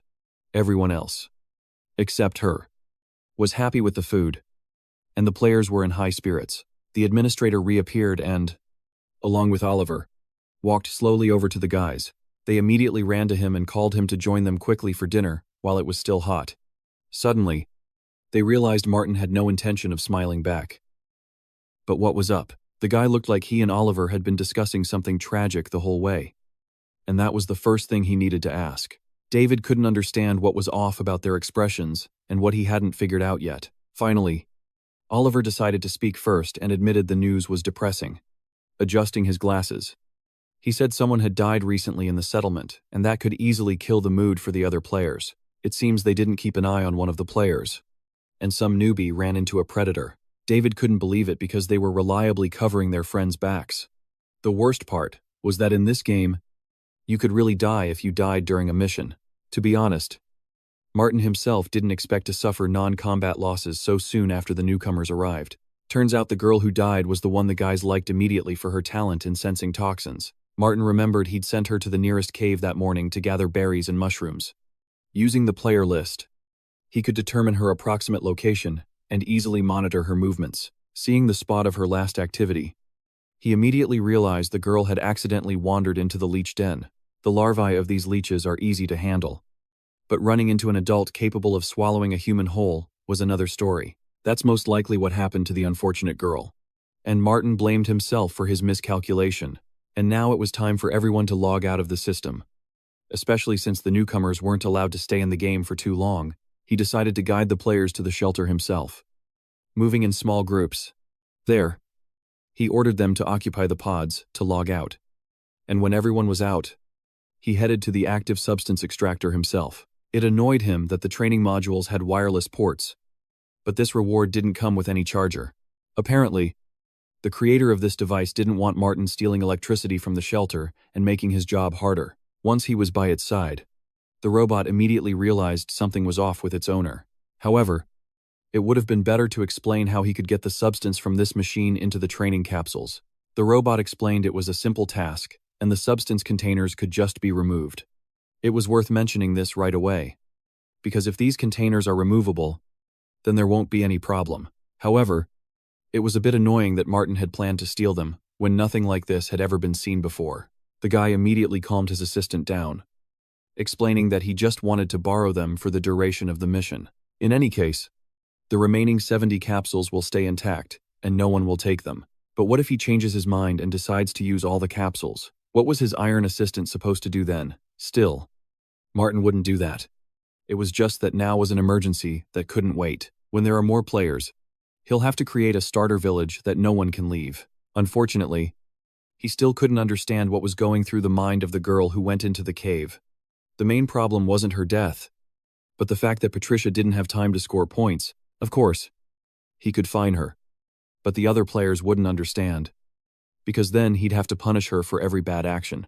Even after stepping down, he still wanted to assign forced labor or extra tasks to the players. It would be possible to reduce their affection and increase the resurrection time for intentional deaths of others. However, the time came to wrap up the day, and Martin got ready for more work on the computer. He recently developed a useful habit. As the number of players grows, so does the amount of resources. As administrator, Martin had to track the spending of every valuable resource. For example, the extra use of 220 kilos of firewood and all the cement produced in a day would significantly reduce his supplies. It's a shame the players have already eaten 10 kilos of meat and have to go back to hunting monsters. By the way, it would be possible to hire a warehouse manager to accurately calculate all the supplies, but if you hire another player for this, the total number of participants will increase significantly. Based on the robot's stats, there'll be a lot of work to do on distribution. The new players received points mainly for manual labor, and each one had between 90 and 100 points. Only Jessica got 0 points. But making clothes was a pretty difficult process. Once the girl got used to the tools and materials there, she'd become much more useful. But for now, there was no need to worry. Finally, after sorting out the resources, the guy was ready to collect his daily mission rewards. A system window popped up right on cue, showing a detailed list of the prizes. If you add up all the prizes he's got now plus the previous ones, the total comes to 17 points. Yeah, it was totally worth testing his luck, 'cause this time a seriously valuable item might drop. Martin didn't waste a second opening the system window. There had to be something cool in one of those 2 boxes. What if the system combines 2 items and gives them as a single reward? But it was too late to overthink it, 'cause the system was already set to show him what he'd won. As usual, he and his assistant stared into the thick fog for a long time, waiting for the reward to pop up. It felt like the system was testing his patience on purpose, taking forever to reveal the items. Soon enough, though, those same lollipops appeared. But something else came with them. A nanotherapeutic needle. Martin got one of those, which was usually used for serious injuries. It most likely dropped from this unusual box after the guy used his skill. Its special healing effects weren't listed in the items the admin could get. Anyway, the guy didn't have anyone to heal yet, so he might as well put the item back in the box. Just as expected, 5 lollipops made up the bulk of the rewards. The orange lollipop was pretty much the same as the chocolate one, with almost identical stats. He decided to save the other 2 prizes for later, even though they were super valuable too. The stewed meat could be a great supply to stockpile since it's easy to store, even without special gear. If Martin remembers right, canned stew was invented during some war in the 19th century. But first, he's got to find a player brave enough to taste test this stew before he does. Now that the rewards were bagged, it was time to check the forums for info on Patricia, the girl who got killed. She was probably on there, since her workday was just wrapping up around that time. Suddenly, he realized her photo was plastered right on the site's homepage. Was she seriously that famous? This wasn't supposed to happen. Martin wanted to read more about it on the forum. When the girl accidentally wandered into the cave, she saw the same mushrooms Martin did, but she definitely wasn't ready to face the local mutant. It's not hard to imagine the horror Patricia felt. But what was the toxin level in those mushrooms with the glowing green caps? That's something Patricia should have known before trying one of those seemingly harmless mushrooms. They only looked safe at first glance, just like the tunnel she found along the way. She went in there out of pure curiosity, having no clue a terrible encounter was waiting for her. She was probably only that brave because dying in the cave didn't mean dying in real life. Step by step, she went deeper, hoping to see something cool. And exactly what she was looking for showed up way sooner than she wanted. She never even got a good look at the mutant before it instantly dragged defenseless Patricia right into its mouth. Right after that, the girl opened her eyes in horror and realized she was still alive, back in her own home, but she was immediately banned from entering the game. Almost like Martin had set that up in advance. She went into the unexplored zone without permission, forgetting Martin had forbidden it. The guy himself wouldn't have had the guts to go there, and all the users knew she was braver than a lot of the guys. A lot of forum members wrote angry comments, and some of them actually made sense. But it'd be better to hash this all out in person. So Martin sent a private message to Patricia. She couldn't wrap her head around why she'd been banned from the game just for a little prank born out of curiosity. She clearly didn't like the answer, since the only way she could get back in the game was by paying 500 points. But Martin stood his ground and had no intention of changing his mind. So the ball was in her court. By the way, the active substance the mushrooms were soaked in was fading fast. So she needed to think quick. The girl couldn't figure out what Martin was trying to get out of her, or why he was playing these mind games. All the players who've gotten used to things are going to start roasting Martin for his decision if he doesn't change his mind soon. In a lot of ways, she was right. But the guy decided not to show any regret. He wanted the players to really remember the rules about dying. For some reason, he felt like he was doing something he shouldn't be, and that he was just wasting his time. Still, his fingers flew across the keyboard just as fast, as if his part in the game mattered more than anything else. The game was designed to be hardcore and had been in early access for everyone right from the start. If a player accepts the rules, they shouldn't be getting distracted by other projects for the next 3 days. Patricia had no intention of doing that, and she begged him through her tears to let her back in. She promised she'd be a good girl next time and wouldn't let the evil monsters end her game. Martin could give her some solid advice, but she'd have to do something interesting for him first. He could add a premium shop in the future, and when he gets back to reality, he can handle this issue personally. The admin's patience was slowly running out, because the newbies were getting too cocky, way too fast, and offering up their stupid ideas. The guy tossed his keyboard aside in frustration, hoping he hadn't made a mistake choosing the players for his post-apocalyptic game. It was obvious why the guy was pissed off. The rest of the forum members were chatting away like they didn't even notice him. If he had a chance to get money from outside the real world, he might have considered their offers.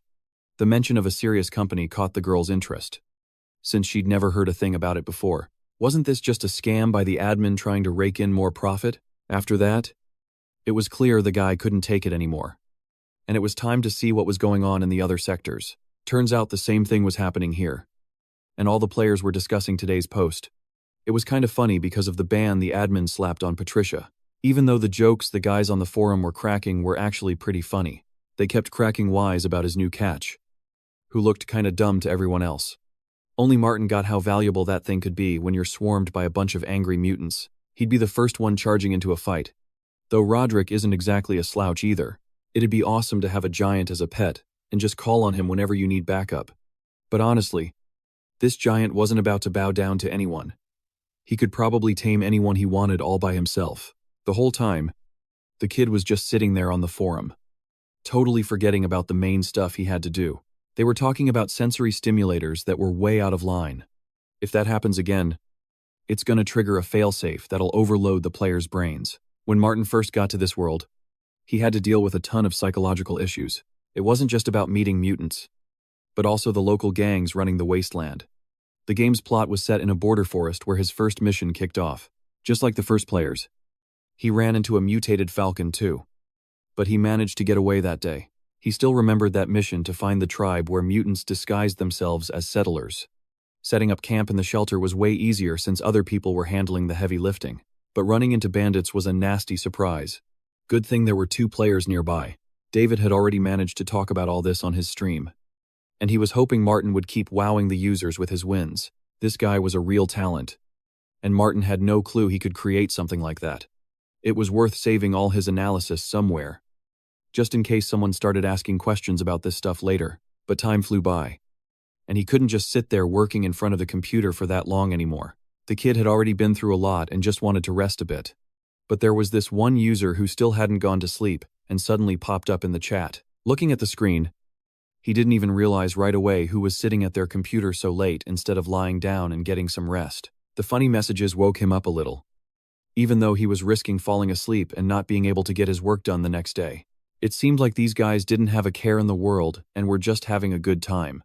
If you compared Martin's project to other games on the market, none of them had such realistic immersion. There was no point in proving it because being able to play even while sleeping made it unbeatable. One of the users was willing to do anything if Martin agreed to let him into the game. There was a reason he was still hesitant about letting his players work at night. The reason was simple. Spending the night out in the open could easily lead to running into hungry monsters. Only a player like Lizard wasn't afraid of running into forest monsters because he was basically one of them himself. It'd be better not to wake this guy up, even if you have claws and look as scary as Lizard. But this player was more persistent than the others and kept begging Martin to log him in without waiting in line.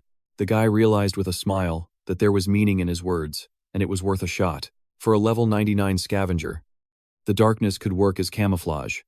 Lizard could handle this night mission and level up his basic skill better than anyone, deciding it was worth a try. He started the transfer, and Lizard instantly found himself in another space. Opening his eyes, he realized he'd finally convinced the admin and was actually there. He wasn't some scared newbie in a closed water capsule anymore. Turning sharply, Martin realized he was already there and his movement speed had increased. The kid had a new task, and Lizard could handle it better than anyone. It was clear he was a bit surprised by such a quick request. But he wasn't about to say no. The monster gladly accepted the admin's new order, even if it turned out to be way too dangerous. The mission was to infiltrate a tribe where not only people lived, but mutants too. Because the guy had suspected for a long time that their base was in the north, Martin needed him to head north along the highway and look for any signs of survivors. Plus, they'd have to pull off this mission alone. Otherwise, they both risked getting caught. Lizard better not forget that he needs to hide, avoid unnecessary fights, and not try to play hero in front of the admin. It seemed like he'd been waiting for this mission his whole life and swore out loud he'd get it done that very night. The next day, he joined the game way earlier than everyone else and went to keep his promise. Judging by the player list, you could tell he was still alive and hanging out near the park. Frank was already there too, hoping the admin had new plans for today. Martin's plan was to purge the mutant tribe, which became his new mission. Just like yesterday, the tasks were posted on the bulletin board, and everyone could do whatever they wanted on top of that. One of the camp walls is already built, and the other two will be done in 2 weeks. Martin was worried that the noise from the camp was getting louder and could be dangerous. In the whole camp, they only had 3 firearms, and 2 of them were weak, small caliber models.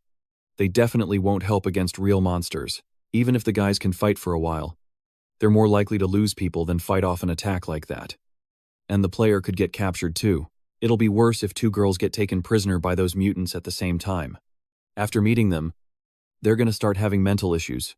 Most likely, the player will get forcibly disconnected from the game if they get caught by these monsters. Meanwhile, back at the shelter, the players started lining up, led by the admin. Looking around, Roderick realized Lizard was nowhere to be found. Had he actually refused, Martin answered that he'd joined the game before anyone else because he'd personally given him a special task. Every single one of these guys wanted that quest, so it's a shame only Lizard got to take it. Roderick got a chance to rest up a bit since David was the one tagging along with the admin instead. The kid was stoked finally. He could show what he's made of and save some face. Martin had promised him before they logged in that they'd study steel production today. But David had slightly different plans in mind. Instead, he's gonna go hunting with Martin, which is way more interesting. Maybe they'll even run into some mutants on the way. And he can finally prove his worth. This fight's gonna be special for him. It's the only way Martin will actually notice how strong he really is. Lastly, he wished his buddy a good day, even though the guy wasn't exactly rushing to say it back. Roderick turned out to be useful too, so he didn't get sent to the construction site today. Instead, a heavy rifle appeared in the guy's hands. Martin really does want to bring him along. Heading to the nearest survivor base to trade supplies was pretty dangerous, so it was definitely worth going together. He warned them to follow his orders only. No matter what happened out there, they had to remember they were representing Martin's shelter, and the clan's honor couldn't be tarnished. That order was clear from the get-go, and David would never let the admin down. Shoving him aside, Roderick rushed to show his respect to Martin too. He wasn't about to let that scumbag get all the boss's praise. Martin's control over the other players had maxed out, and pretty much everyone was ready for anything. The guys had serious fighting spirit, and that definitely pleased the admin. Today, they need to deliver 50 kilograms of smoked meat, 20 kilograms of fish, and 10 hyena skins. If they pull it off, they'll get a reward at the end of the mission, which starts in 10 minutes. Both guys accepted the order with even more hype and were ready to get moving right away. David got stuck playing the outcast. Instead of walking comfortably, he had to drag a cart full of bags behind him. To build the camp, they needed tools, lots of them. We're talking screwdrivers, screws, nails, wrenches, and a bunch of other small gear. Without that stuff, construction is going to be way harder, and Jimmy won't be able to handle it so smoothly. 200 years after the wasteland era began, there are barely any resources left on the entire continent. Usually, rare items were sold by merchants from nearby settlements or just regular survivor farmers. Old Charlie was stocking the shelves with the junk he'd traded from passing caravans. Martin and the other players were actually the ones posing as a caravan when they headed to the farm, along with 2 helpers. He booked it from the south gate straight to the farm. Martin picked this specific farm because the local merchants didn't know him yet, so there was less risk of being spotted. Because of that, their route ended up being 2 kilometers longer, which is something he didn't bother warning anyone about. Along the way, they made short stops to navigate around the impassable ruins. They ran into mutants and even hostile survivors from other clans. Luckily, they survived the long trek, and soon a heavy gate loomed in front of them. Behind those walls was the goal of their long hike, which David definitely didn't find enjoyable. The place looked gloomy. Although after all this time in the post-apocalypse, the guys were pretty much used to everything. They just had to push a little further to get inside where they'd be safe. Unlike the back alleys, this area belonged to the farm owner, who kept a lot of slaves. It was obvious life was brutal for the girls there. The guards beat them pretty often. Martin wasn't too worried about that, though he was only thinking about how to avoid running into bandits. Although, he should have been thinking about how not to get sniped by the riflemen on the stone wall. Hearing a loud order, the 3 of them froze, not understanding what they were being suspected of. The guard had a gun in his hand, ready to fire if they didn't answer. What the hell were they doing there? It was kinda weird seeing this guy get so angry, considering they hadn't actually done anything yet. Martin claimed they came in peace and just wanted to trade with the locals. But that answer didn't exactly convince the man. He'd seen a lot in his life. He pushed up his glasses, trying to figure out if he'd met these 3 before or if this was the first time. Martin explained they came from the wild zones and had just moved to a new settlement. Turns out, these 3 were nomads. And to any settler, nomads were the most dangerous people around. In a lot of ways, he was right. Even though they didn't have bad intentions and just wanted to get things done. In these dangerous parts of the wasteland, meeting nomads was rare. You were way more likely to run into a pack of mutated hyenas. Plus, they didn't farm. They got their food by scavenging or hunting monsters. Sometimes nomads would trade, swapping the treasures they found for basic necessities. And of course, every nomad has looted at least once in their life when chaos breaks out in the city. But these 3 didn't look like marauders, more like tired travelers. So, the guard wanted to know exactly what the guys were offering and what goods they had to trade. Martin had 50 kilograms of smoked meat in stock, plus fish and 10 hyena skins. They were going to trade all of it with the local merchants and head straight home without lingering in foreign territory. Looks like they really did come to trade, so it wasn't worth pointing guns at them just yet. They had to wait there for a bit until the guard came back with his superior. This camp was pretty huge. You could probably even find gambling dens inside. David remembered the recent update, which explained why they didn't know about this location before. Judging by the look on the guard's face, if they tried anything funny, they definitely wouldn't make it out alive. But with Martin there, they had nothing to worry about. The guy knew exactly what he was doing. We didn't have to wait long. After just 5 minutes, the gates swung open. The guys really did have everything Martin said in their carts, so they seemed trustworthy. As he approached slowly, the guard kept eyeing the faces of these strangers he'd never met before. Then, getting real close, he suddenly reached out a hand toward Martin and said his name. He was interested in the meat Martin brought. The mutant hyena meat was perfect for smoking, and the smoked fish were catfish and white crucian carp. These were pretty rare goods, worth a closer look. But before allowing the sale, the guard was duty-bound to taste the products first. After slicing off a piece, he wanted to know if the food from these strangers was poisoned. For this purpose, a slave came with him to taste the food before the master touched it. After wolfing down the piece, the hungry slave confirmed the meat was perfectly cured. 10 minutes later, all the meat had been checked, and there was no doubt it was safe to eat. The news was good because selling this product could feed a lot of settlers. They offered to trade 2 kilograms of green wheat for 1 kilogram of smoked fish or meat. However, Martin wanted at least 5 kilograms of wheat for 1 kilogram of meat, and he wouldn't take less. He'd been on these streets before and knew his goods could fetch a lot more money or food. Yeah, looks like you can't fool this guy. He was a pretty experienced merchant. At the same time, Martin hoped he hadn't set the price too high, and that they wouldn't just tell him to turn around and leave. Still, it was a good deal. And the man hoped to wrap it up as fast as possible. The negotiations didn't last long, and the deal was done in just a couple of minutes. Only now did Martin realize he could have jacked up the price a few times more. And he felt like a fool all over again. It's a shame when riches are right around the corner and you pointlessly miss your shot. The guys couldn't understand why Martin was so worked up, though it was useless to argue with him. As a result, 50 kilograms of smoked meat and 20 kilograms of smoked fish were swapped for 350 kilograms of green wheat. The boy deliberately picked the best tools, grabbing ones made before the war. At this point, the deal was sealed, and both guys shook hands again. You'd want to see merchants like that again and again.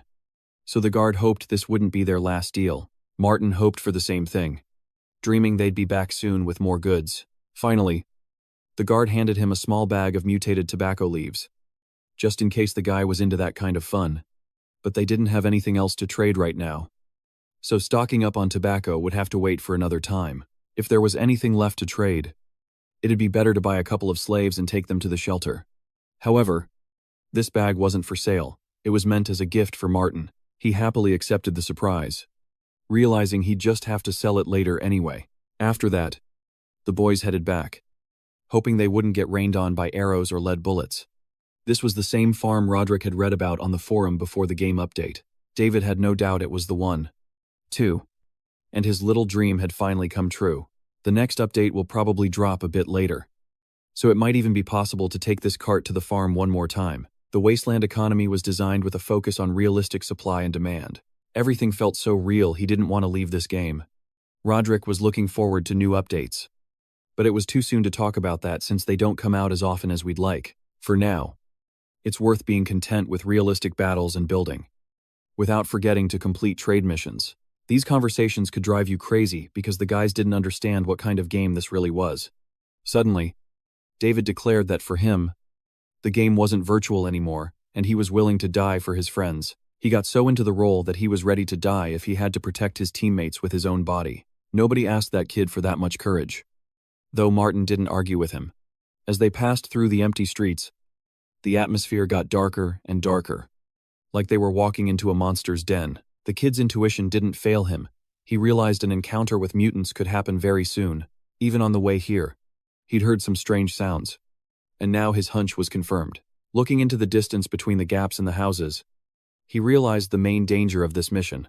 The main threat was a giant mutant crawling like a cockroach up the face of a high-rise building. This creature was ready to destroy anyone, and it was clear it wouldn't leave even the bones of its victim behind. Martin loudly ordered the boys to run, while he poured lead into this hungry monster, but every bullet flew right past, as if the mutant had other abilities besides just strength. Although the reason was simple, the target was too far away and hard to hit, the monster didn't have those problems and could easily close the gap with a few jumps. The players understood that too, and hoped Martin could come up with something. However, for them, the fear was just a thrill because it felt so real, it took their breath away. Martin wasn't in the mood for jokes, and for the second time, he ordered them to get out of there immediately. After firing a few more shots, the guy missed the target again, though he managed to drive the monster back. One of the boys was ready to sacrifice his life to save Martin, and Roderick agreed with him. After all, the admin's life was way more important, and if he became the monster's prey, it was game over. Martin knew that himself, but he still wasn't going to abandon the boys that easily. If we don't come up with something right now, the monster will be too close, and shooting will be useless. It was hard to tell where the monster was since it moved faster than any of them. Not a single bullet has hit the target yet as it skillfully dodges the shots. Martin did his best to hit it at least once, risking emptying his magazine. He finally landed a clean shot, putting a bullet right through the monster's shoulder. The beast hit the dirt, and it looked like that wound might have just spelled the beginning of the end for it. The guys saw their chance. With loaded guns in hand, they unleashed a hail of bullets. They were hoping to wrap this up quick, but every single shot missed the mark, only chipping away at the stone wall behind it. The mutant, on the other hand, was feeling just fine and ready to pay them back with a nasty counterattack. The monster only had eyes for the administrator. David and Roderick didn't mean a thing to it. Its mission was to kill Martin, Plain and simple. That's when it hit Martin this wasn't a random encounter. He needed a strategy. And fast. Before that massive ugly mug was right in his face, it was time to ditch the machine gun and grab something that could actually do some damage. A metal rod seemed like a better bet right now. Martin whipped one out and hurled it at the beast. But the giant just caught it with its teeth. Up close. The monster was even more terrifying than it had seemed a minute ago. It was bigger than anything Martin had ever fought. Compared to this giant, the others were just toddlers. And those fights were nothing but warm-ups. This fight was a real test of survival. And Martin got tossed aside like a rag doll. He slammed into the wall so hard that deep cracks instantly spiderwebbed across the stone. He wasn't strong enough for this. Martin regretted not bringing the lizard along. Handling this giant would have been a breeze with that beast on his team. But it was too late to call for backup now. When you're staring up at a monster's head that towers over you, it's a little too late for thinking. All he could do was grip that iron bar tighter and hope for the best. The mutant wasn't just huge, it had razor-sharp teeth aimed right at Martin. Any other kid would have panicked. But Martin's experience kept him sharp. That cool head had saved him plenty of times before. And this was no exception.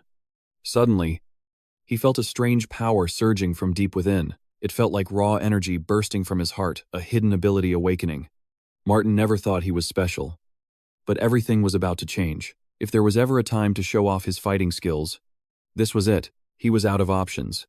If he didn't act fast, that claw would pop his head like a ripe tomato.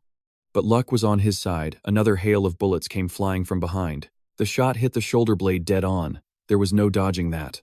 Roderick was never a sharpshooter. But you couldn't miss a target that big. The brute might have been massive. But right now, it was a sitting duck. This was Martin's chance. The guys couldn't hold it off forever. He swung that iron bar with everything he had. He knew this throw had to be the one. And he was right. The sheer force of it drove the bar straight through the monster's body. A direct hit to the neck. He zeroed out that thing's life clock with a single throw. Impressive. Sure. Even if Martin had no clue how he actually pulled it off. Right after, he slumped to the side. Like that one throw had drained every ounce of strength he had. David rushed over and caught the administrator before he hit the dirt. Looking at him, he realized Martin had unlocked some unique ability nobody knew about. The fight caused a hell of a racket. All those gunshots were bound to attract other creatures. They needed to bail. Fast. But not before grabbing any supplies they could carry. Roderick took charge, grabbing the supply cart and getting ready to haul it back to the shelter himself. But on the way back, they all froze, unable to believe their eyes. David had seen some crazy things. But this was true horror. Even the monster seemed tame compared to this. Even Martin was shook. It was a grim reminder that they weren't the only ones suffering in this cruel world. Right in front of them was a girl, completely alone. But that wasn't the worst part.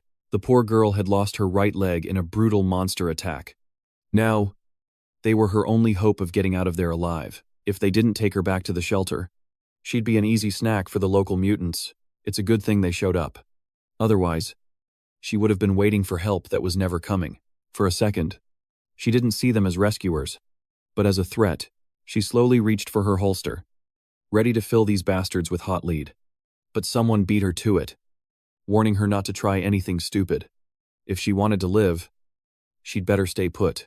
Martin wasn't nearly as banged up as she was. Hard to argue with that logic. So, Catherine quickly let go of her holster. David, however, pointed out that she wasn't exactly an enemy and told them to ease up. But does that really matter when you're staring at someone ready to pull a gun on you? They needed to find a chair. Fast.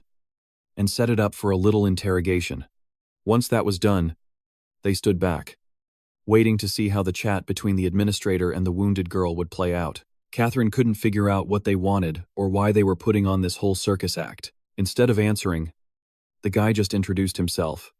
Hoping for a friendly chat rather than a shootout, she gave him her name. But her eyes were cold as ice. This wounded girl was a mercenary, and she had no clue where the rest of her squad had gone. Most likely, everyone's been dead for a long time, and she's the only one left from her squad. Next step was figuring out how many people were in the group and how many bodies were left out on the city streets. 3 of her members probably died, while the rest stayed back at base and didn't join the sortie. Then, they needed to sweep the area as fast as possible and search for corpses nearby. If they managed to find the dead guy, They had to strip him and bring his uniform back here. Right now. Catherine just watched the kid obeying the admin. Already running toward the exit. It was weird. But the language these two were speaking was totally unfamiliar to Catherine. Maybe they came from another country. By the way, it was worth asking about that reptile they woke up and finding out why they did it. Turns out the thing was hunting. And the guys had no choice but to strike first. Leading her group, Catherine sent the kids to find cover, then joined them herself. But as soon as they got a little deeper into the city, the monster popped up right in front of them. Fighting that reptile was useless. So everyone just started running immediately. The mutant killed almost the entire squad, tossing aside the severed limbs of the guys who were seriously unlucky that day. It was because of her that Martin heard about the new shelter for the first time, a place he'd never been to before. It's known to be located somewhere on the 7th line of the northern suburbs. And Catherine's employer wanted to get there. Trying to get anything else out of her was useless, since the girl herself was nothing more than a grunt. If he ran out of questions, he could stop talking like he was interrogating her at a police station. But there was something else. And inside that shelter, there was supposed to be a real combat robot. The guy replied with a smirk that he'd like to see the bot with his own eyes first. Or at least look at a photo. And since there's no proof it exists, might as well believe in stupid fairy tales. By the way, it'd be interesting to know if Catherine's hair color is natural or dyed.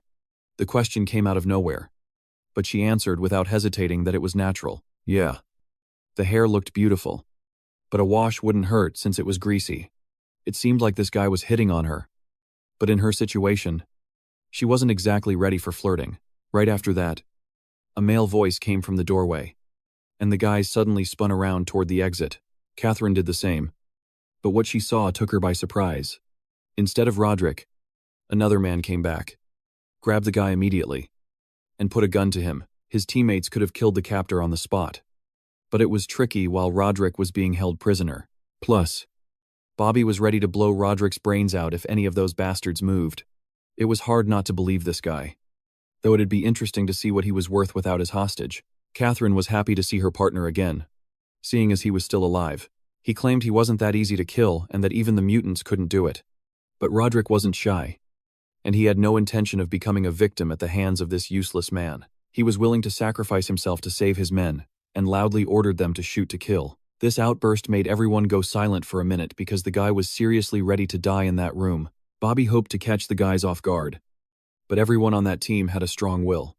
To cool the brat's temper, Bobby pistol whipped him as hard as he could, even through the pain. Roderick kept insisting he was ready to die and take that bastard with him. Of course, he wouldn't have actually died. He would have just woken up in the real world a second later. But he still behaved pretty decently. Martin didn't like being threatened, so Bobby should have taken the gun off Roderick's head. But Bobby wasn't joking when he said he was ready to pull the trigger at any moment. However, he should have realized that right after the shot, his own brains would be splattered across the wall, following the prisoner's brains. If Bobby wanted to test Martin's nerves, he could have suggested they shoot together on the count of 3. Realizing the gravity of the situation, Catherine asked Bobby to leave and not worry about her. However, she was interrupted by Martin's voice, who immediately started counting. Bobby's nerves were on edge because Martin had already said the first number of the countdown. Roderick behaved heroically and hoped that after his death in this world, they'd erect a monument for him next to his shelter. But the jokes were over, and Martin announced the next number in the countdown, bringing the moment of the shot closer. Bobby was the first to crack and declared loudly that he only wanted one thing from the building. If Catherine hands over the key right now, he'll release his prisoner immediately. Martin spun around toward her and asked again what key that crazy mercenary was talking about.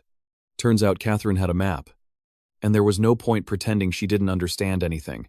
Turns out her partner came just for the key, not to save this girl. She could think whatever she wanted, but she was obligated to hand over the key and at least help their common cause that way.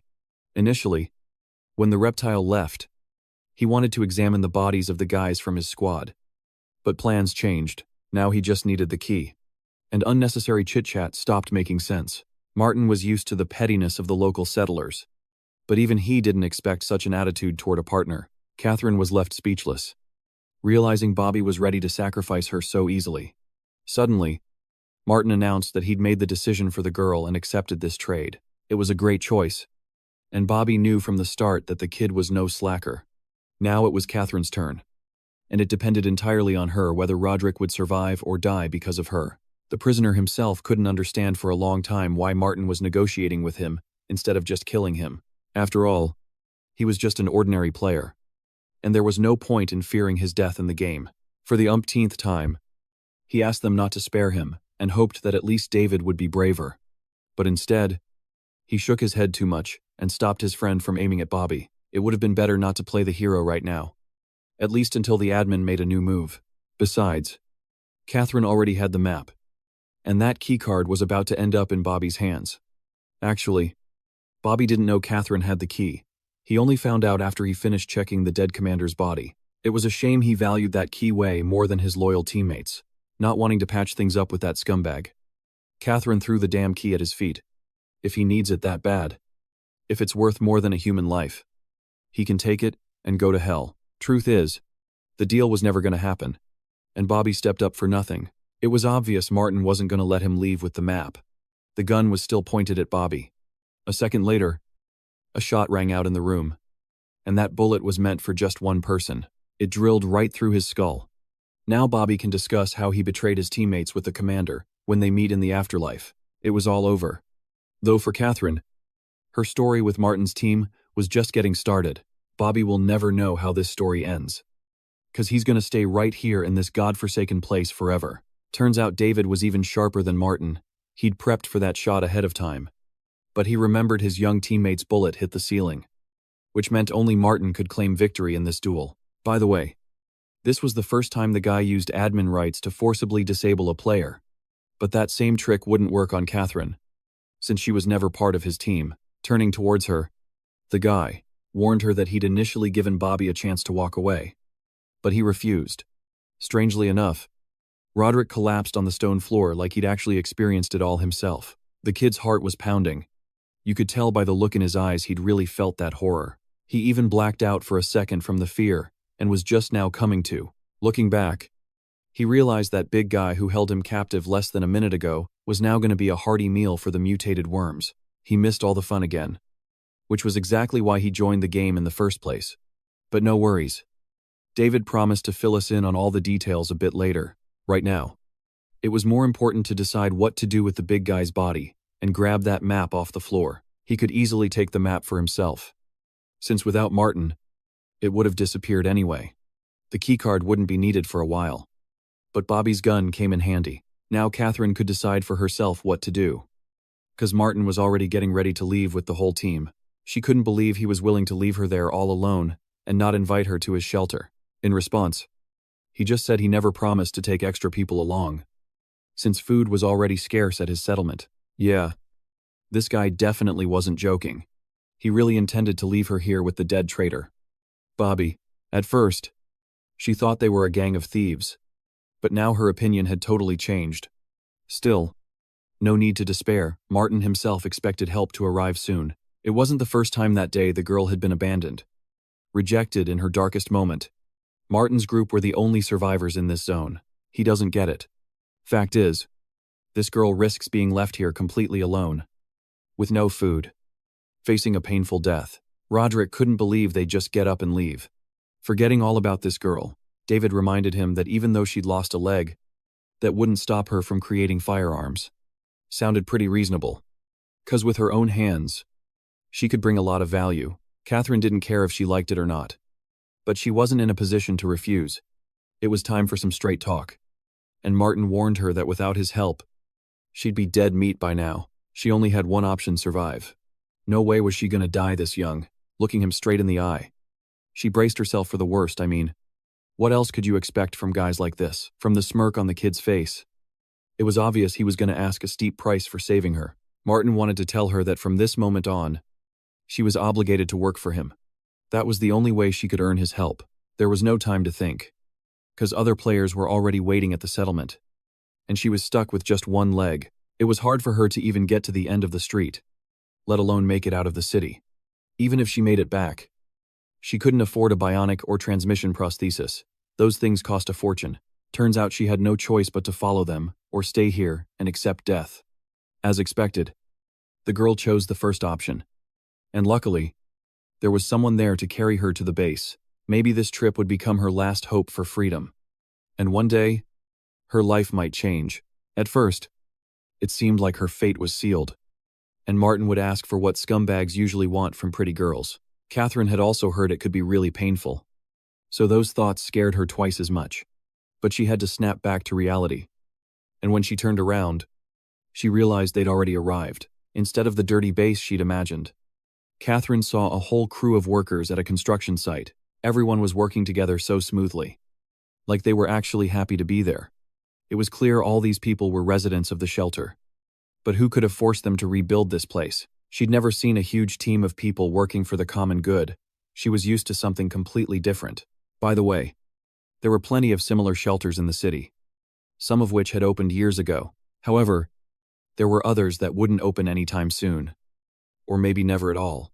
The question then was whether it made sense to build a settlement in a place like this.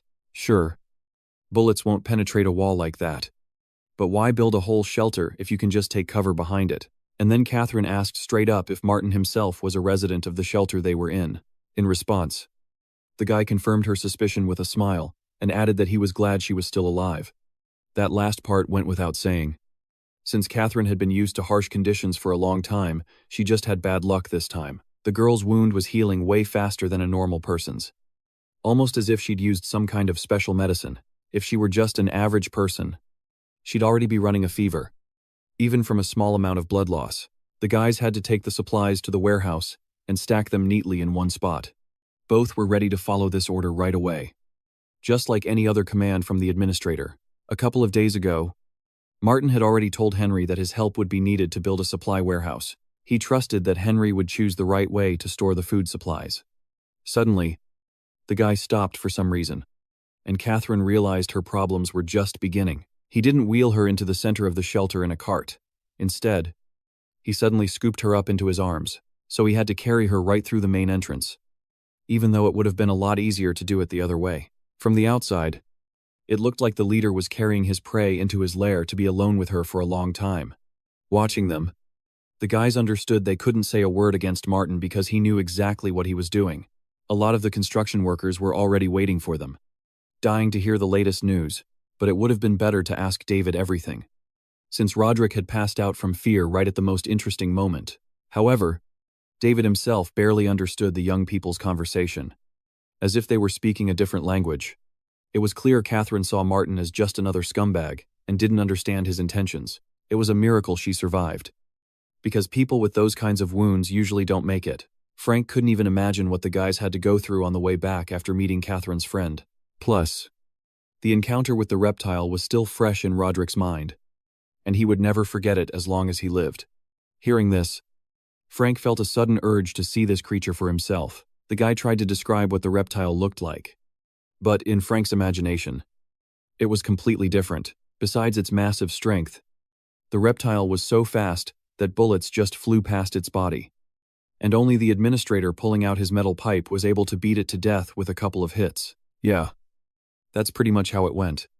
And the reptile turned out to be seriously strong. Now David was sure that the new edition had updated not only the game activities but also his character stats. This should have been discussed immediately after exiting the game. But at that moment, Martin asked to take the cart. Frank was also really busy and decided to continue his experiments with steel smelting until tomorrow morning. Once inside the shelter, Martin caught the eyes of everyone nearby. The guys thought the same thing Roderick did, that Martin was taking her to his office for one purpose only. It was no surprise that Catherine thought the same thing and mentally prepared herself for the worst. In the eyes of the others, it looked humiliating. And after so much loneliness, she'd barely be able to look them in the face. It was impossible to hide the tears anymore. Because today, only one ending awaited Catherine. She could already imagine how those hyenas of the wasteland would want their piece of meat after their master had eaten his fill. Among them, Catherine was a helpless lamb and couldn't take a single step out of that lair. Instead of being thrown to these starving males to be devoured, it would be better to run away and die with dignity. But escaping was impossible with such a serious wound received at such a terrible time. Meanwhile, Martin had already entered his office, where his computer monitors hadn't turned off for even a minute. After sitting the girl in the computer chair, he just hoped she'd live long enough for him to find something regarding her leg. Catherine begged him to be gentle with her and not abandon her like some soulless object. It was strange. But the guy barely spoke to her and only asked her to sit up straight. He had recently received a valuable new item from the system that he could use, and he carefully removed the film to expose it. The girl imagined something completely different from what it actually was. It was hard to figure out what he was going to do with that object and why he took it out of the bag. Unfortunately, she was going to have to endure it for a while, and it was going to hurt a bit for the next few minutes. In fact, the nanotherapeutic needle was mainly used for severe injuries. This was what the system had rewarded Martin with the moment he opened the box for the last time. Catherine's wound had already started to fester and needed to be treated immediately. Unfortunately, there was still no surgeon in the shelter, and they didn't even have antiseptics at their disposal. Next time, I'll have to ask Jimmy to at least brew some alcohol so we can treat wounds. But she still had to survive long enough to see that happen. And that was precisely where Catherine had a big problem, keeping that same terrifying image in her head. The girl begged him not to come any closer. Instead, the man jammed a syringe into her leg and quickly injected the solution that saved her life. He wasn't lying. She was really in a lot of pain, although it was that very pain that could bring her back from the brink. To be honest, the pain wasn't actually that bad, and it would have been better to just relax a little.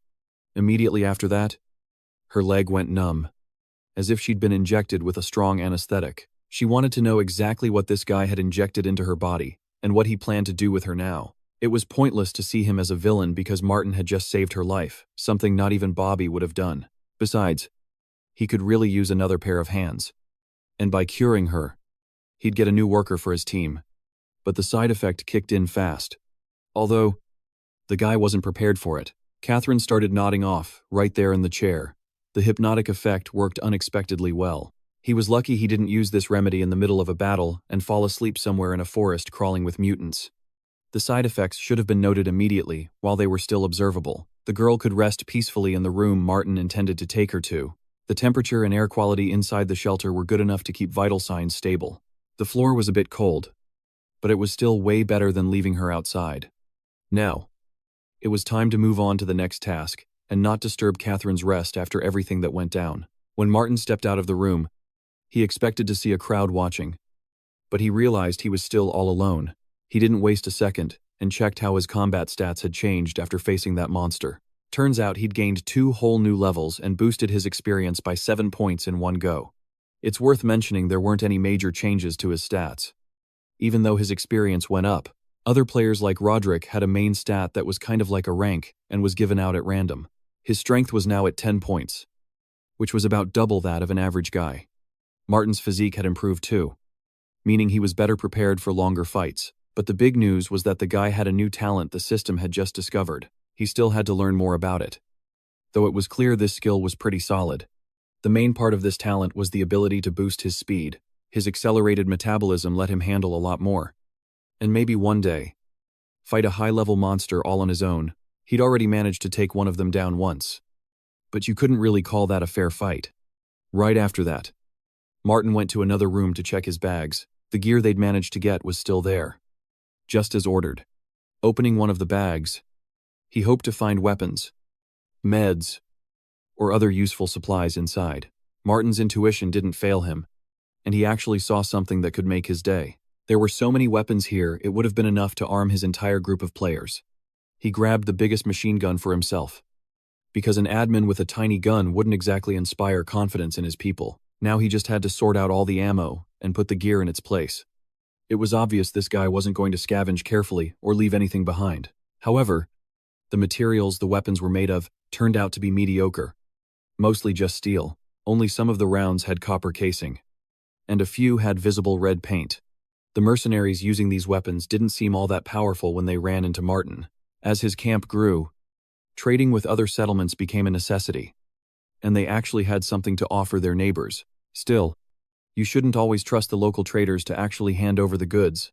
It was worth learning how to get the useful items needed for everyday life. Henry would probably need new cooking ingredients, especially since the guy had taken this really seriously.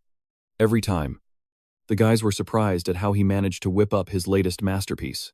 Luckily, they were the fortunate ones who got to taste his cooking. The food was so delicious that some of them had never eaten anything like it, not even back in the real world. However, they were missing soy sauce. which they hadn't been able to get their hands on for a long time. There was also very little salt left, and some of the players were ready to beg him to add just one more pinch. Henry's potatoes were just incredible, and it was hard to deny the girls another serving.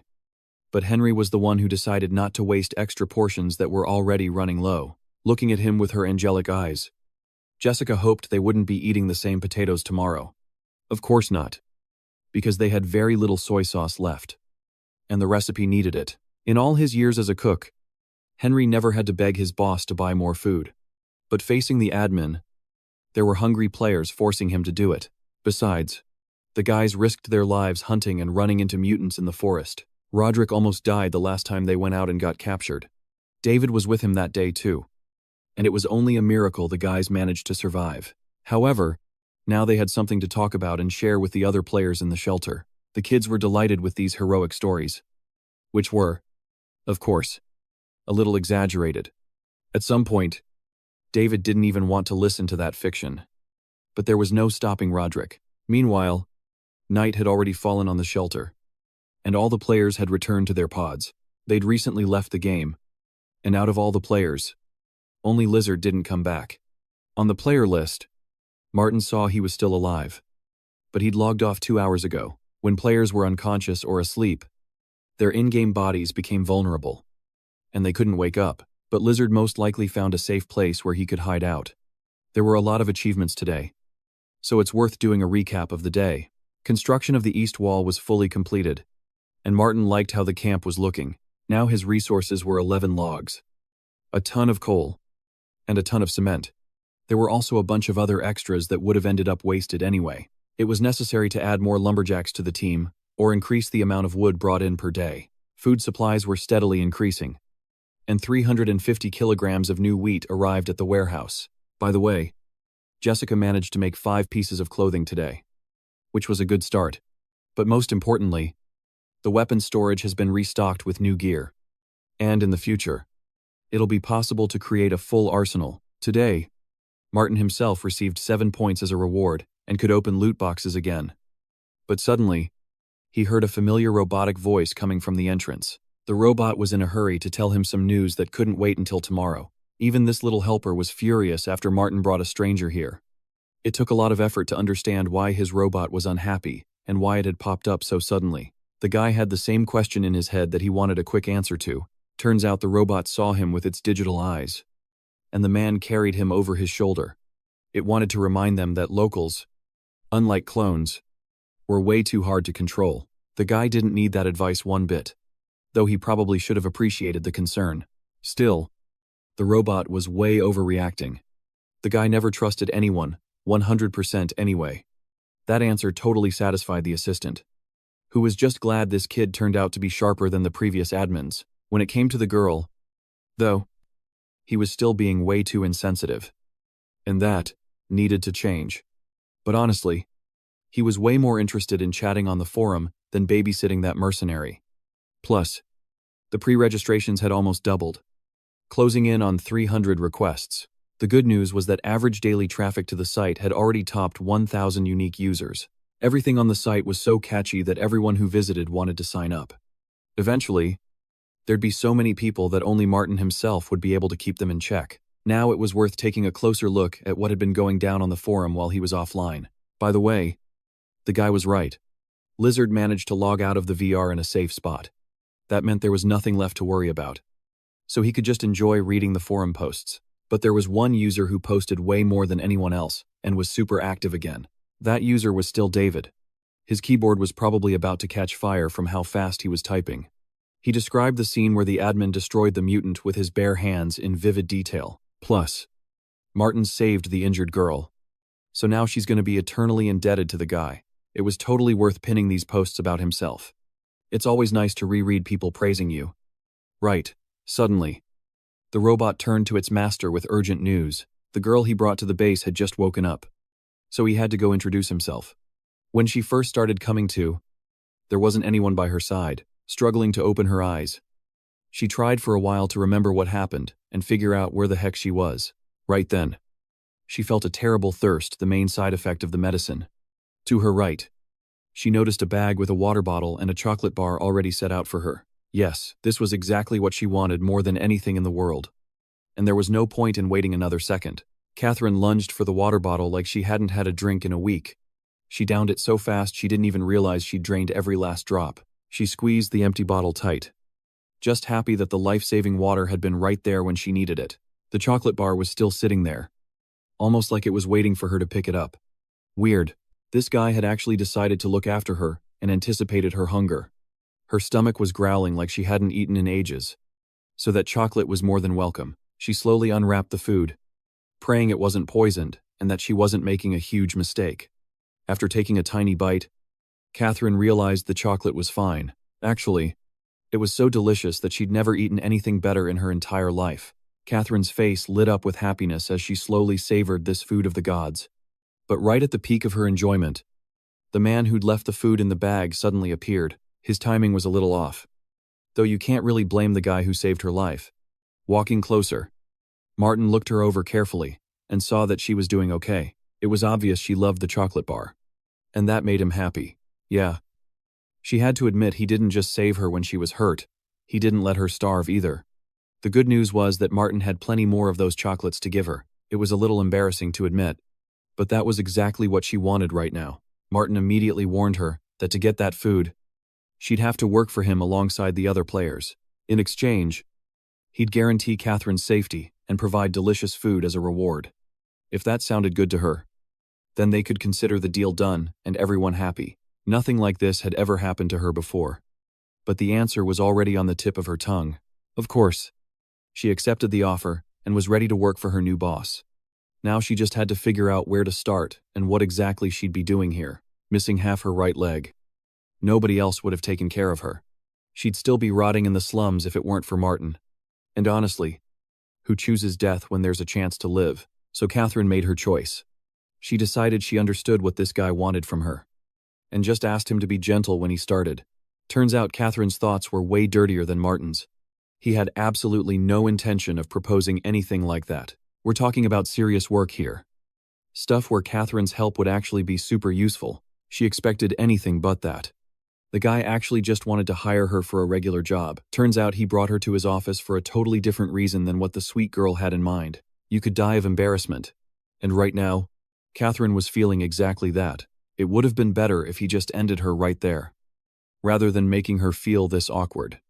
Anyway, long story short, Martin was planning to set up a new camp for survivors and clear out the mutants in the area. It was weird that this guy thought he could restore order just by building a wall. Once the mutants find a place packed with people, that horde will just sweep right through the wall standing in their way. Actually, the guy had a plan in the works for a long time, and Catherine would have known that if she'd just listened to the end.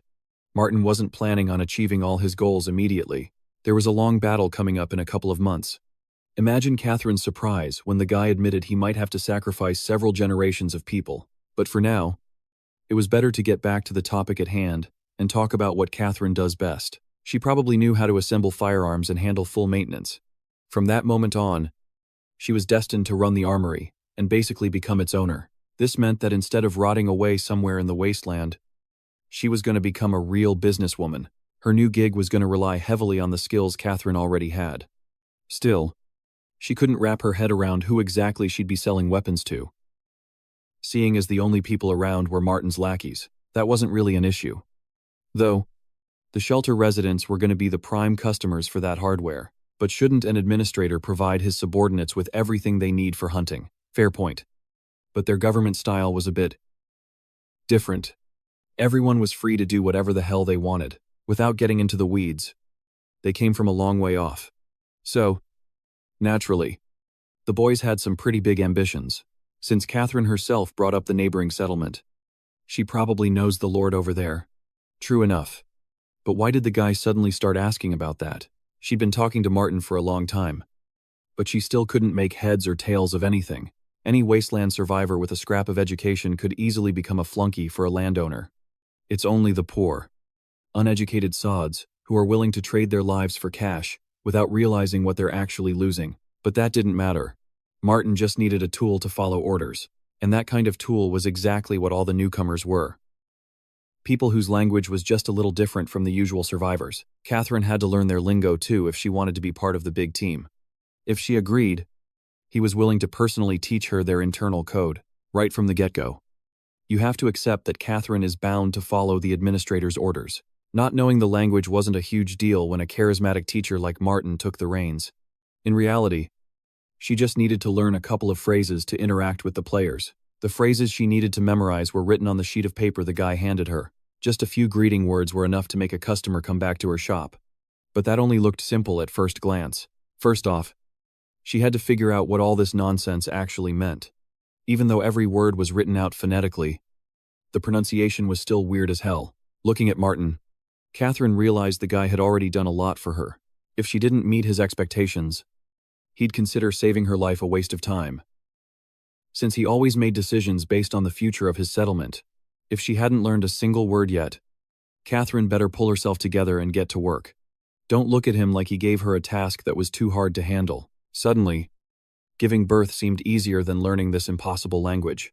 Unlike all her other suitors, this guy had zero interest in Catherine. He was only offering this deal. A mercenary's life was way too hard, always having to face death threats. But all this time, her main dream was just a simple life. Becoming someone's beloved wife and a good mother. She actually had a shot at that dream once. If it weren't for those nearby mutants, without a leg, you could pretty much bury your last hopes. Realizing no one's gonna marry a cripple, seeing her face, Martin realized he needed to snap her back to reality. Fast. And work was the perfect way to do it, just as expected. Her head was still in the clouds.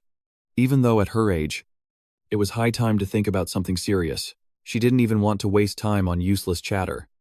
And the guy gave her 2 hours to think it over. If she fails, the farm is going to be her new home in the future. And she'll have to leave here. Selling her off could even earn him some money to help build the shelter. Actually, selling slaves was tough right now since there was no planting work in the winter. If Catherine was stupid enough not to learn a few phrases, there was no point keeping her around. The next morning, the players weren't talking about anything but Catherine, trying to figure out where the girl was now. In this crew, David was the guy who could get the scoop directly from the administrator. Martin explained that Catherine's injury was pretty serious, so it'd take her a couple of days to recover. Last night she agreed to join the team, and she'll be selling weapons soon. She only managed to learn the language at 3 in the morning, and the girl fell asleep right after. This was huge news for all the guys, and David was stoked that she was joining their ranks. But Roderick only cared about whether they were going to work today or staying in the shelter. Watching these young guys, Martin realized they were way more energetic than the other players. This time, he was carrying a pistol in the same holster that had recently been on Catherine's leg. That pistol would be a solid choice for Roderick to use instead of his wooden crossbow. Yeah, it was a great gift, but getting a shotgun right away would have been better. No point dreaming about a shotgun, since they were going hunting, not fighting mutants. First, you gotta learn to use what you have, and only then ask for something new. Construction on the shelter didn't stop for a single day, and everything continued as normal. Frank had long been known as the main man on the construction site, taking on all the most important tasks. This time, they had to melt down iron so they could build a real forge. David was a huge help with this, even though he didn't have all the necessary know-how. Still, the boys hoped their efforts would pay off and they'd see a miracle. After all, no one before them had ever tried to create a real forge furnace in a post-apocalyptic world. For the first time in ages, they actually succeeded and created something truly valuable. The guys had been waiting for this moment for 3 days, and now neither of them could hold back tears of happiness. They finally managed to smelt the iron, and both started competing with each other, imagining what they'd forge first. But instead of casting knives and axes, David had a better idea. He thought the first thing they should make was a frying pan. He was sick to death of stew for dinner. Yesterday's potatoes were delicious, but they were almost out of soy sauce. It was impossible to even look at the fish soup because the stench was still stuck in their noses. Hard to disagree with that. Plus, with a pan, they could actually fry stuff. Meanwhile, Jimmy didn't sit around twiddling his thumbs either, and had his own success. He finally created a hand-operated pressure flamethrower and held it proudly above his head. With a flamethrower like this, you could wipe out a whole swarm of mutants all by yourself. Just fill the tank with fuel, stick some cotton on the front, and boom, instant hellfire. When he turned around, he realized Oliver was back way too soon. That felt kinda off. He just hoped it wasn't another busted trap. He'd already made dozens of those. Turns out the traps were fine. So it was definitely worth checking out what Oliver had dragged in. He dropped the bucket on the ground, dying to show off the treasure inside. Even from a distance, his buddy could tell Oliver wasn't kidding about this haul. The guy brought back a whole bucket of struvite. That's the best find we've had in ages. We should have guessed it sooner. The richest resources were in the lake the whole time. The boys ran over there as fast as they could, grabbing another bucket on the way. The lake shores were packed with nitrogen, phosphorus, and potassium. It was the perfect combo for future inventions. Thanks to his experiments, he knew exactly how to use this stuff to make something useful. The spot they were standing on had super dense deposits of struvite, so it paid to look closely at the ground. And sure enough, right under Jimmy's feet, he found the exact same stuff Oliver had in the first bucket. He pointed at it, wanting to test the quality for himself. Then he carefully touched his finger to his tongue. Something he regretted instantly. The taste was enough to turn you green. Jimmy hadn't even considered the struvite might be fresh. Oliver had to wait for his buddy to finish puking before they could get back to work. Even though Jimmy accidentally tasted bird poop, it proved there was definitely a ton of struvite there. Struvite has an orthorhombic structure, and judging by the chemistry, we could use it for pretty much everything. When the struvite dries out, the ammonia in it oxidizes into nitric acid. Then it turns into potassium nitrate, sodium nitrate, calcium nitrate, and so on. This soil is full of minerals, so we can easily boil it down with plant ash. Basically, this discovery meant they found a way to extract saltpeter. You need saltpeter to make gunpowder. And with this nitrate-rich soil, black powder was practically within their grasp. But even with the nitrate, soil, and charcoal, they still needed sulfur to actually make gunpowder. Jimmy hadn't thought of that and was kinda stumped at first. If he couldn't find sulfur, sulfate might work. But that process is way harder. There was nothing else to do. So Oliver suggested they just go look around the nearby forest. An hour later, both guys came dragging back. But their buckets were still empty. There wasn't a single gram of sulfur in that forest. Total waste of time. But on the way back, Jimmy suddenly stumbled onto something way more interesting. The guys spotted a gypsum mine, which meant they could find something here to spice up the formula. The main thing in gypsum is calcium sulfate. If you burn it with charcoal, you get calcium sulfide and carbon dioxide. Yes, this was exactly what they needed. Their hard work wasn't for nothing. They could hardly believe their eyes. But they'd really stumbled onto a unique find. And how could Jimmy forget Frank had been mixing cement right in front of him recently? Turns out they were searching 7 miles away for something that was right under their noses. At least it was a success.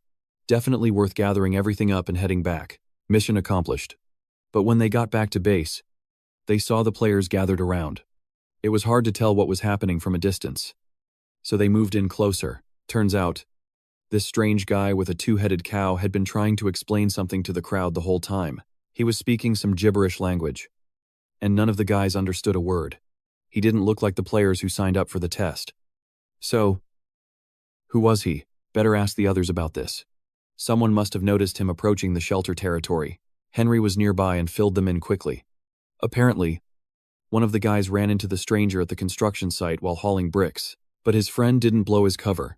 He just quietly followed the guy back to camp. His cow was just as weird as he was. It had 2 heads growing out of its neck. Must be a monster. You don't usually keep creatures like that as livestock.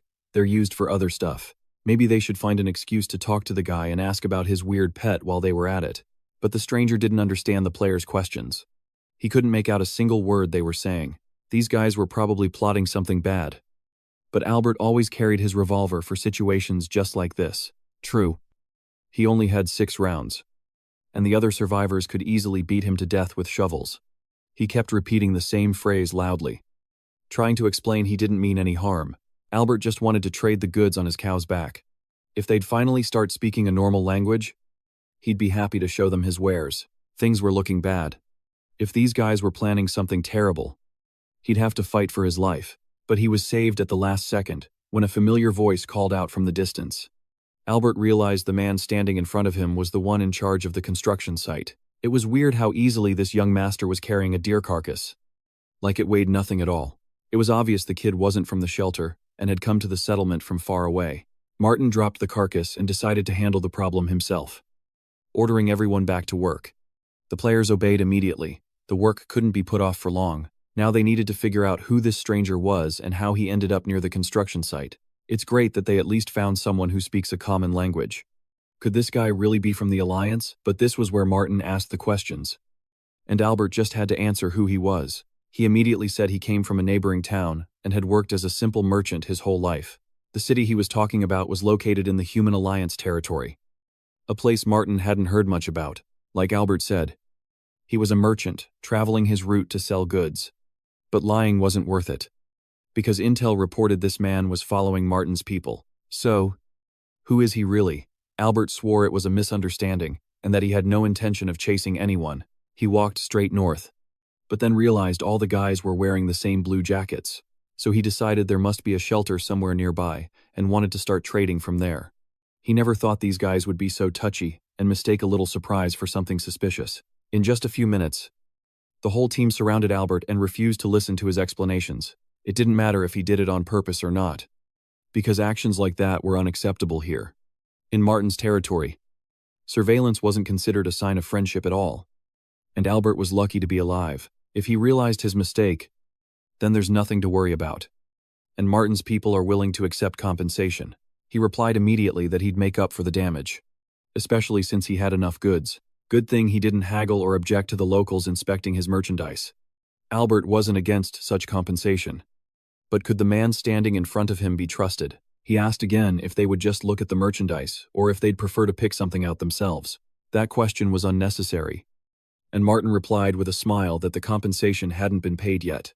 They didn't intend to steal all his goods. Just take something valuable. Of course. He wasn't in a position to refuse and assured him he had no objections. Well, if that was the case, they could take advantage of the offer right now, without putting it off. After quickly checking all the products, Martin realized he'd found something very valuable. He didn't expect to find so many interesting things here, and some of them were worth their weight in gold. For example, a rifle that was meant to be a semi-automatic weapon, but if you pulled the trigger quickly, the rifle could fire all 6 rounds instantly. Plus, he immediately recognized something rare that was hard to find even at old Charlie's shop. Opening the bag, he realized by the sound that he wasn't mistaken, because inside was indeed that rare specimen. The talk was about those pre-war coins that Albert had managed to collect in one place. Looking closer, he realized he'd confused those coins with another currency. Now there was no longer any doubt that the guy had arcade tokens in his hands. And it was clear they were authentic, not fakes. I wonder where a simple merchant could get such rare tokens. He answered quickly that he'd found them in the basement of the Galactic Gallery and wanted to melt them down for copper. If you believe his words, there were still coins left in that place, and you could collect a couple of bags like these. In that case, Martin was willing to accept those coins as compensation, and they were quite suitable for his work. Both bags will only cover the expenses, since because of Albert, he was held up for a long time. In exchange, Martin offered him 4 kilograms of dried meat if he agreed to hand over 100 kilograms of tokens immediately. One bag weighed about 100 kilograms, which was equal to 40,000 tokens. In business, you shouldn't be short-sighted. And to succeed, sometimes you have to be cunning. Albert wasn't going to argue with him.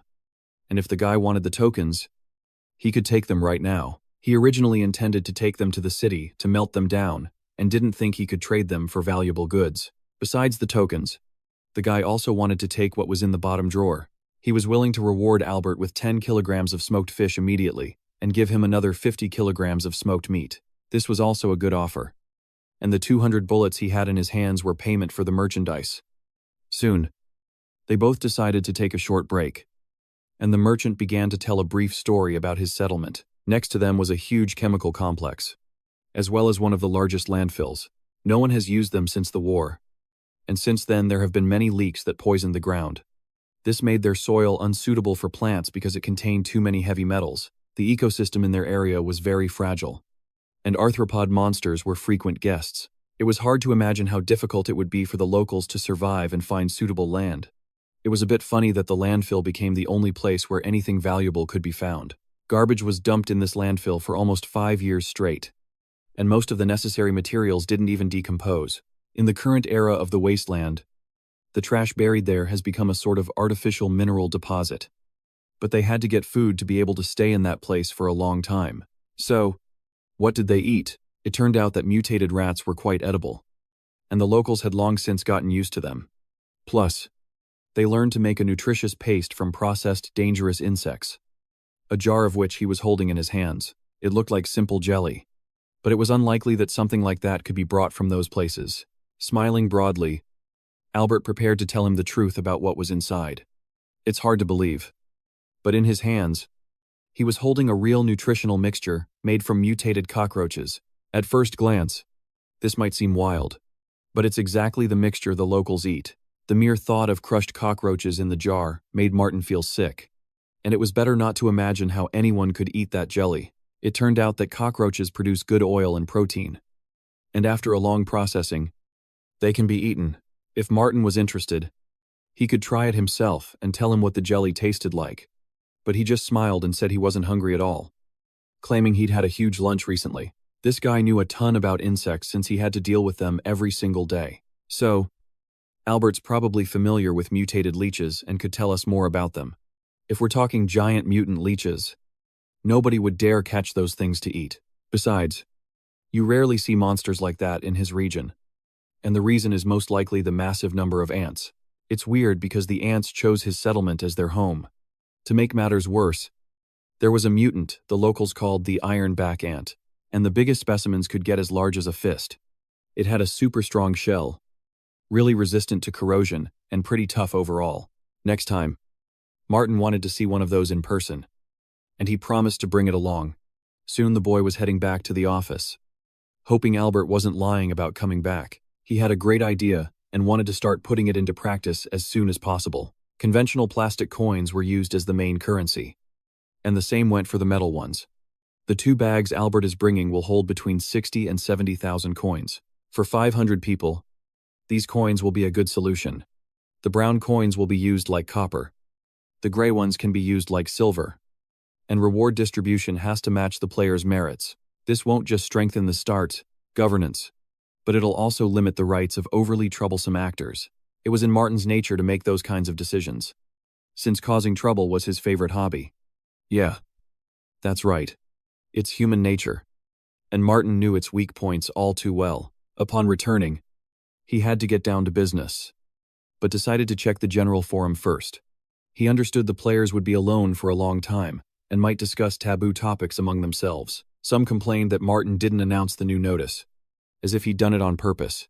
Staring at the monitor, Patricia realized the most important news was about to drop. She had very few achievements, which ultimately resulted in a negative balance of experience points. The new currency helped solve this problem quickly and let her understand how much money she had in her account. But Martin was way too calculating. He even put the recently released food items up for sale. Now, to buy blue-capped mushrooms, you'd have to pay in local currency. In the end, in this artificial society, players running their own little businesses will start getting rich. With the money earned, you could buy yourself a new title and restock your reserves even faster. Then it was possible to expand your capabilities and privatize land for future construction. Patricia was delighted with these thoughts, because the more experience points she had, the more land she'd own. She was ready to do all this without fail, and couldn't wait to get back into the game. This motivation only came about because Martin was such a good judge of character. Players behaved exactly the same in the game as they did in real life, so they could be easily manipulated. When the guys log off and see the announcement for the next update, they're going to be shocked. A few minutes later, he was already heading down to check out the success for himself. But looking at the brick wall under construction, Martin couldn't figure out who ordered it built. Turned out the new player was going to be an arms dealer, so they decided to build a weapon shop for him. Player activity was growing every day, and they started making such bold decisions on their own. After thinking it over, it was actually a good idea, and Martin had no intention of talking them out of it. And yet, he couldn't grasp the reason for such activity, as if they were planning something together. Even though he told them Patricia would soon be going into business, it still seemed odd that they took the initiative. Therefore, the facade should appear here very soon, since the foundation was already completely prepared. At the same time, they urgently needed to build a bathhouse before the local aquatic inhabitants ate all the bait while the guys were swimming. After a brief discussion, the players decided the next project would be a bathhouse. It was the right call because you couldn't forget about hygiene either. With renewed energy, the guys started doing jobs Martin hadn't even asked them to do. Henry's work became a lot easier because a real metal cauldron was cast for him. This cauldron was crafted by two artisans who managed to learn how to create alloys. Frank hoped this approach would please the administrator and grant them new powers. There wasn't any problem with this, but it was surprising that the guys could actually pull it off. Even without tools, they managed to manufacture pretty good quality steel. In other words, Frank and David did something no other player had done before. Martin never thought the players would be capable of smelting steel, even if it wasn't the best quality. They'd worked well during this time, and Martin had promised to take care of distributing points. David and Frank should be rewarded, and each of them will receive 1,000 points at once. Now all that's left is to wish them bon appetit and let them get on with their business. It seemed like they weren't in the wasteland, but just having a good time on vacation. But with the arrival of a newcomer, you'll have to explain the basics all over again to someone who isn't familiar with this game at all. Turning sharply, both guys noticed another player approaching them. It was Jessica, who was cheerfully carrying a bowl of soup to Martin, handing the plate to the administrator. She hoped he wouldn't refuse it and wouldn't go hungry. The girl acted as if feeding Martin was her main responsibility. Yet one couldn't forget about that unfortunate mercenary who was still completely alone. She was the one they should have given that bowl of soup to, because the poor girl hadn't eaten anything since morning. It was clear that food would be the most desired gift, and Catherine's gaze spoke for itself. She grabbed the offered food so greedily that she drank all the broth in one gulp. As he watched her, Martin realized she'd gotten way bolder over time. She was acting a lot more confident in front of the administrator now. Even though her leg won't grow back, Catherine's wound has pretty much healed. That therapeutic nanoneedle saved her life. It's a shame it was the only one. He just had to hope she hadn't wasted any time and actually managed to learn her task. Luckily, she nailed it and did everything exactly how the administrator ordered. That was great news. And soon we can get to the main event. After a day of rest, Catherine can start her first shift at the base, just like they agreed on from the start. He wondered what the armorer did when nobody was around, but that was something to talk about later. Now it all came down to her communication skills. The local language was a bit tricky, so she needed to know at least the basic phrases to start with. If it got too hard, Martin's assistant was ready to teach her. Since that robot could speak every language in the world, the main thing was following Martin's instructions and pointers. And there were going to be a lot of them at first. All the players had been used to this for a while now, so the guy asked them to repeat after him. Yeah, she should call him Mr. Administrator, just like all the other settlers. It's nice when people get it right away. That's why he was hoping they'd work well together. As a friendly gesture, the guy handed Catherine a lollipop. She hadn't seen anything like that in ages. By then, all the players had cleared out, so it was time to check the forum. It was blowing up right now, especially after the news that just dropped. Without wasting a second, Martin quickly found the page where all the most interesting stuff was posted. It hadn't even been 3 days since the last update, and the guy had already dropped a second one. The new patch was about building a new zone, surrounded by 4 walls. If players wanted to expand their development area, they could team up and build a shared territory. This meant total freedom for construction, though some people thought it was a bad idea. After all, the zones outside the camp walls were crawling with danger, and building out there was way scarier. Don't forget that the camp's area is going to expand over time, and any houses in the way will get confiscated. After 30 days, the homeowner gets a forced eviction notice. For a lot of people, this was good news, unless you were the one owning that house. But the update was already live, so it was too late to complain. Finally, everything was done, and we could breathe a sigh of relief and relax. Spying on others was an interesting hobby for Martin, and he could do it right now. But it quickly became obvious there was nothing interesting in the chat. Just the usual nonsense. Actually, there were a ton of people on the forum who thought this game didn't even exist yet. To pick the best candidates from the newbies, he could just check their player profiles and delete the useless ones. Everything else on those forums was just trash, not worth getting mad over. He couldn't wait for the next batch of newbies to show up. A lot of players had been leveling up their physical strength for a while, but they shouldn't forget about their intelligence. Though, you couldn't really expect that from young kids who only had stamina to offer. Jimmy was stoked that he was going to be the foreman with the newbies under his command.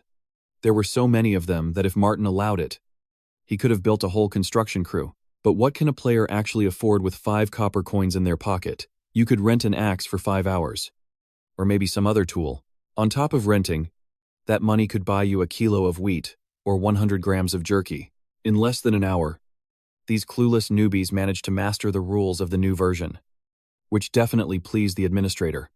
The veteran players were the first to figure out the new updates. The biggest change in version 3 was the game's new economic system. Besides helping the camp grow, they could work for a salary now. Just like the robot explained. Oliver also wanted to add that you didn't have to take specific orders. It was way easier to just find daily quests. Let's say you chop down 20 trees and haul them to the carpenter's shed. You could get 80 points. If you grinded hard enough, you could earn 260 points a day from daily quests, which was a solid score. Roderick's 3,000 points were considered one of the top scores among the players right now. He was shocked to find out Frank had been sitting on 5,000 points for ages. That big guy had beaten him again. And Roderick was pissed. They had a lot to talk about, since Martin was dropping new updates way too often without warning anyone. When they first logged into the game, points for chopping wood just depended on how thick the trunk was. The player in charge of game balance was probably to blame for this, since characters with high stats were farming points way too easily. That's why Martin proposed giving out only 2 copper coins, since there were logs everywhere. To keep working, I had to rent an axe and beg Jimmy for a discount. Chopping trees was Frank's main source of income for a long time. But now that business is dead, thanks to how profitable logging was at the start of the game, he managed to get ahead. David had already bought the citizen title and told the guys to do the same. Roderick had heard of the title, but he still didn't get why he should waste money on it. But if he wanted to build a 3-story house, he needed to think about it as soon as possible. The first floor of a house like that was always for storage, while the second and third were for living space. That sounded pretty good. In a house that big, he could even open a grocery store. That's exactly what was on David's mind, seeing as the new updates are definitely going to open up way more creative possibilities. Martin talked about this right from the start.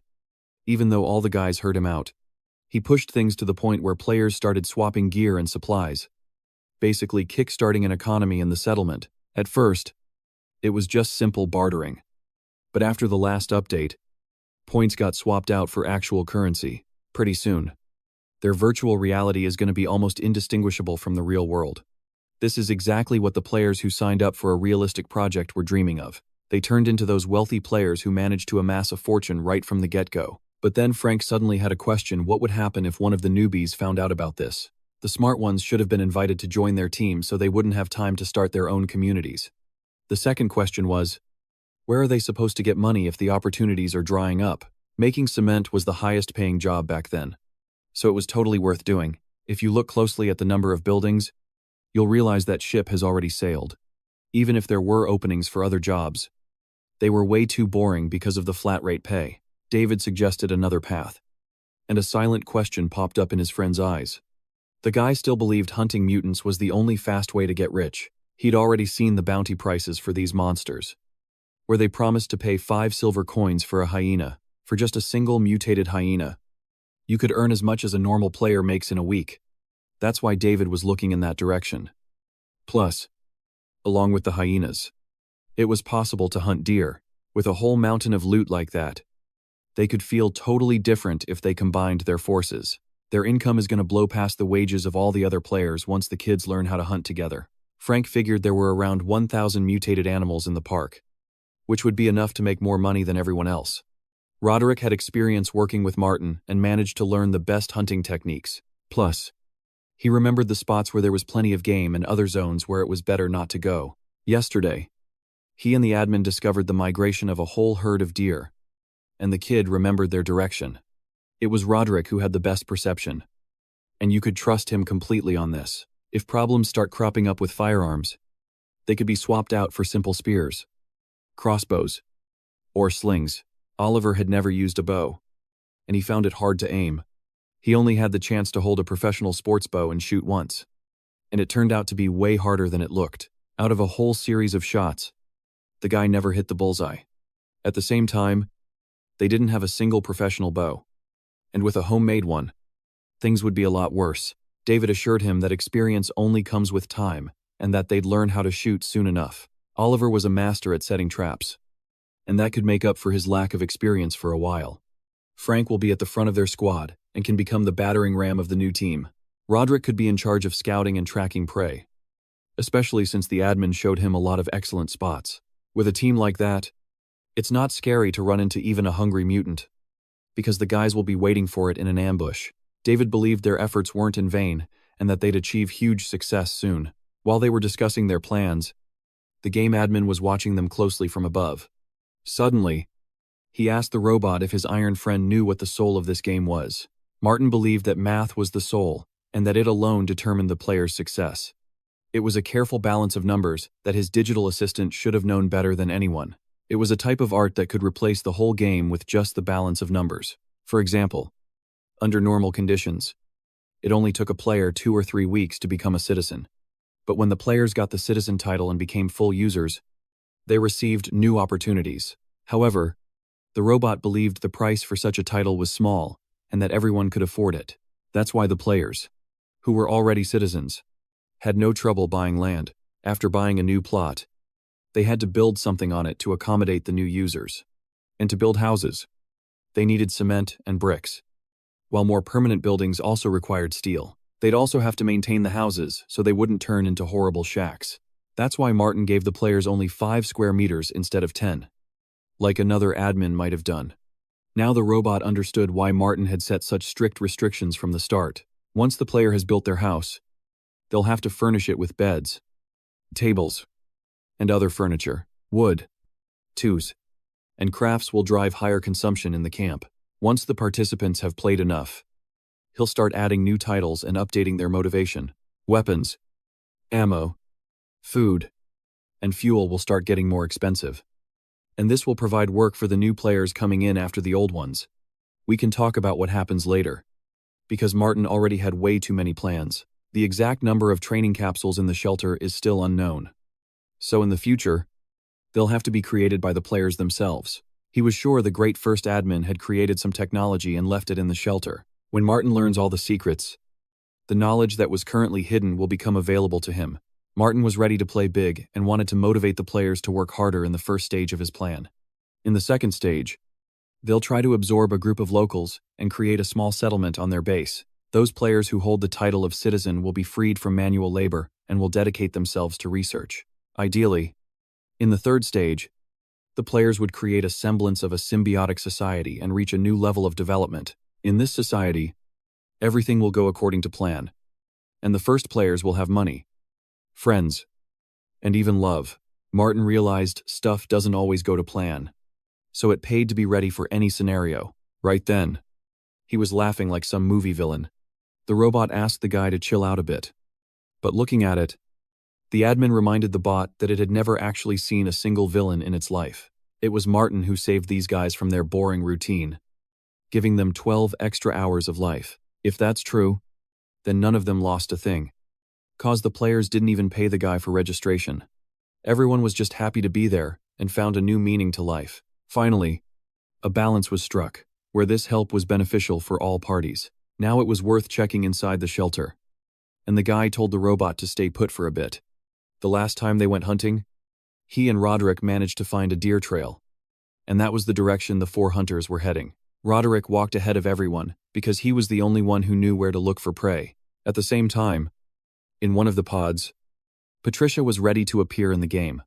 After a long break, the girl was dreaming of getting back into the game as soon as possible and being more careful. This time, she hoped everything would go much better and she could quickly recover her lost experience points. She bolted out of her pod like she'd been gone for 10 years, even though she'd only left the game for a short while. But she had to be careful, because in this world, you had to move in a way that wouldn't make you fall. 3 days had passed, and the whole time, Patricia was just an observer on the forum, so she lost the knack for even the simplest tasks. A huge bump on the head served as a reminder of how not to behave here. The girl herself didn't understand how she'd survived 3 sleepless nights waiting to get back into the game. Turning around sharply, she saw the admin walking toward her with quick steps. It was like Martin knew in advance she'd show up there and came to greet her. Because of her stupid actions, she had to apologize to Martin, hoping he'd understand everything. But there was no point approaching him with stupid requests. It was better to get straight to the point. Besides, Patricia had nothing to apologize to him for, since she just needed to think about her future in the game. The only way to truly apologize to the person responsible for the whole team's results was to take on a new task. If nothing got mixed up, then 2 blue suits were assigned for each pod. And if the girl dies in the game again, then she'll have to run around naked for a while. Even though Jessica already crafted a small batch of fur garments, wearing them without underwear would be too risky. Not to mention that the most prominent parts of Patricia's body might not fit in the new suit.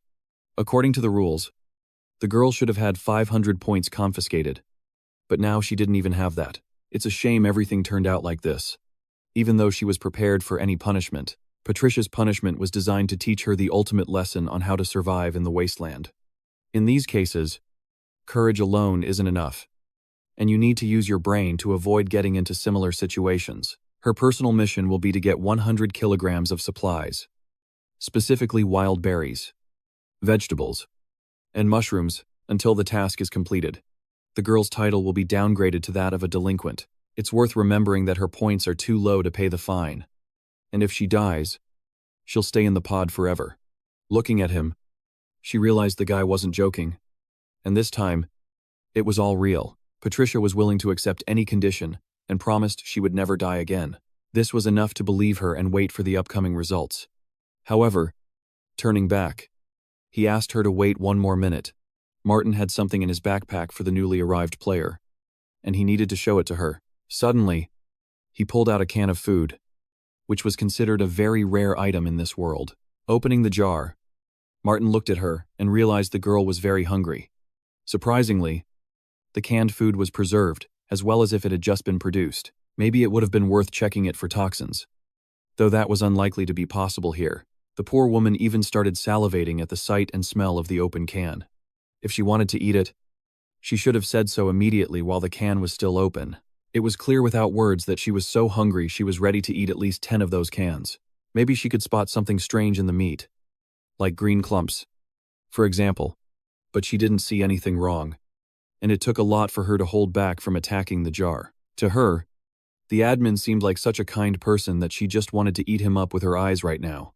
This was great news, meaning the can could be closed safely. With a smile, the guy admitted he just wanted to know her opinion and had no intention of treating Patricia to it.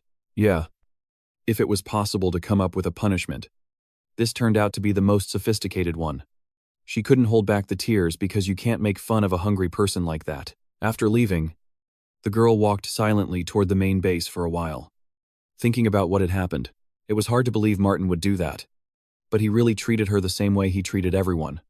Suddenly, she noticed a new object ahead, and it became obvious the guys hadn't been sitting around doing nothing. During her absence, they managed to build a new sauna on the site of the recent ruins. Plus, the armory was also a completely new building, and it took some time to install everything. It remains to be seen if it was another update from the admin or if the players built it all themselves. She'd been gone only 3 days, but it felt like an eternity. Patricia looked around and noticed new players she'd never seen here before.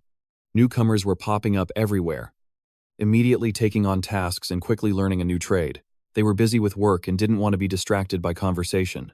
Martin had to build a fence and barricades today, so the guys were in a rush to finish it before sunset.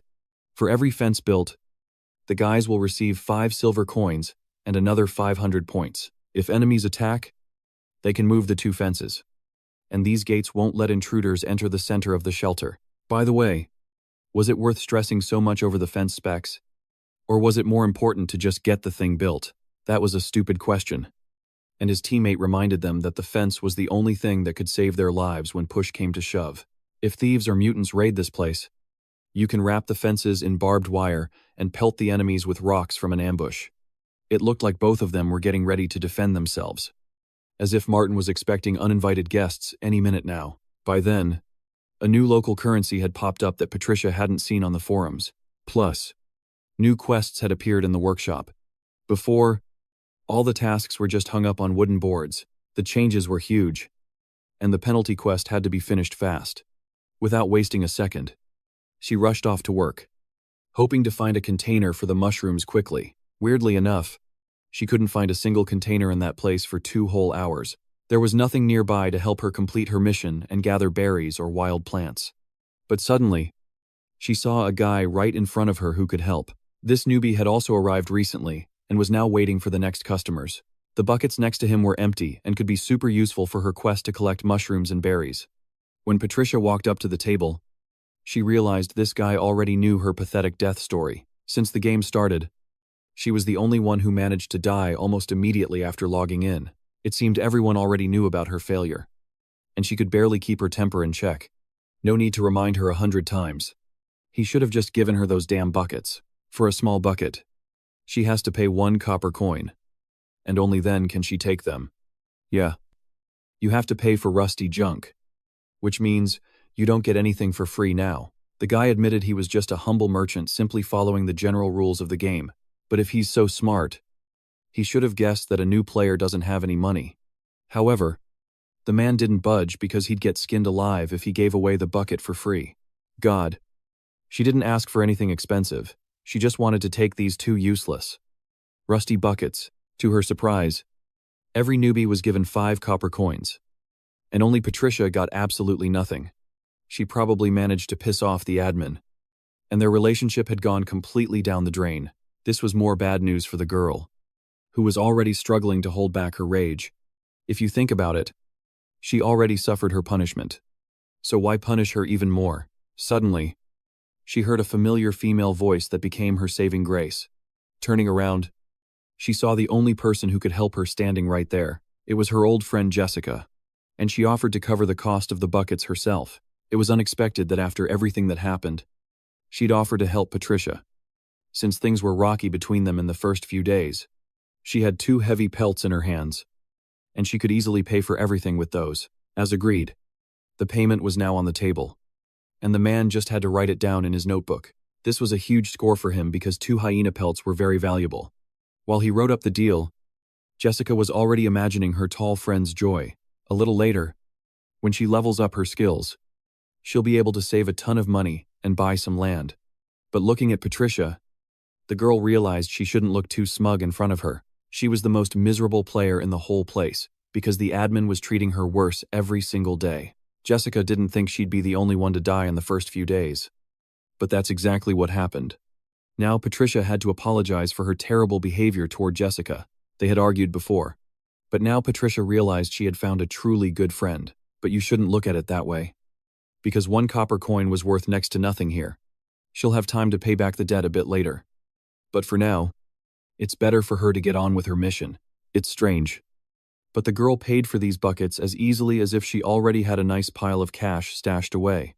In any case, it was time to bury the hatchet, because this new life demanded a lot of effort from both of them. The outfits won't sew themselves, and without Jessica's help, a lot of players would be left without uniforms. Patricia couldn't leave because she wanted to help the only girl she'd met here. Grabbing the heavy bucket, the girl decided she could easily haul it to the workshop herself. She could carry 2 heavy buckets at once. But for Jessica, it would have been way too hard. You shouldn't snatch the bucket from her hands and reject the help she's offering so insistently. She couldn't let her friend break her back and ruin her health over some heavy buckets. All she had to do was tell her where the workshop was, and Patricia would have easily delivered the buckets. But she wasn't entirely happy with that intrusive help, since she believed she could handle it alone.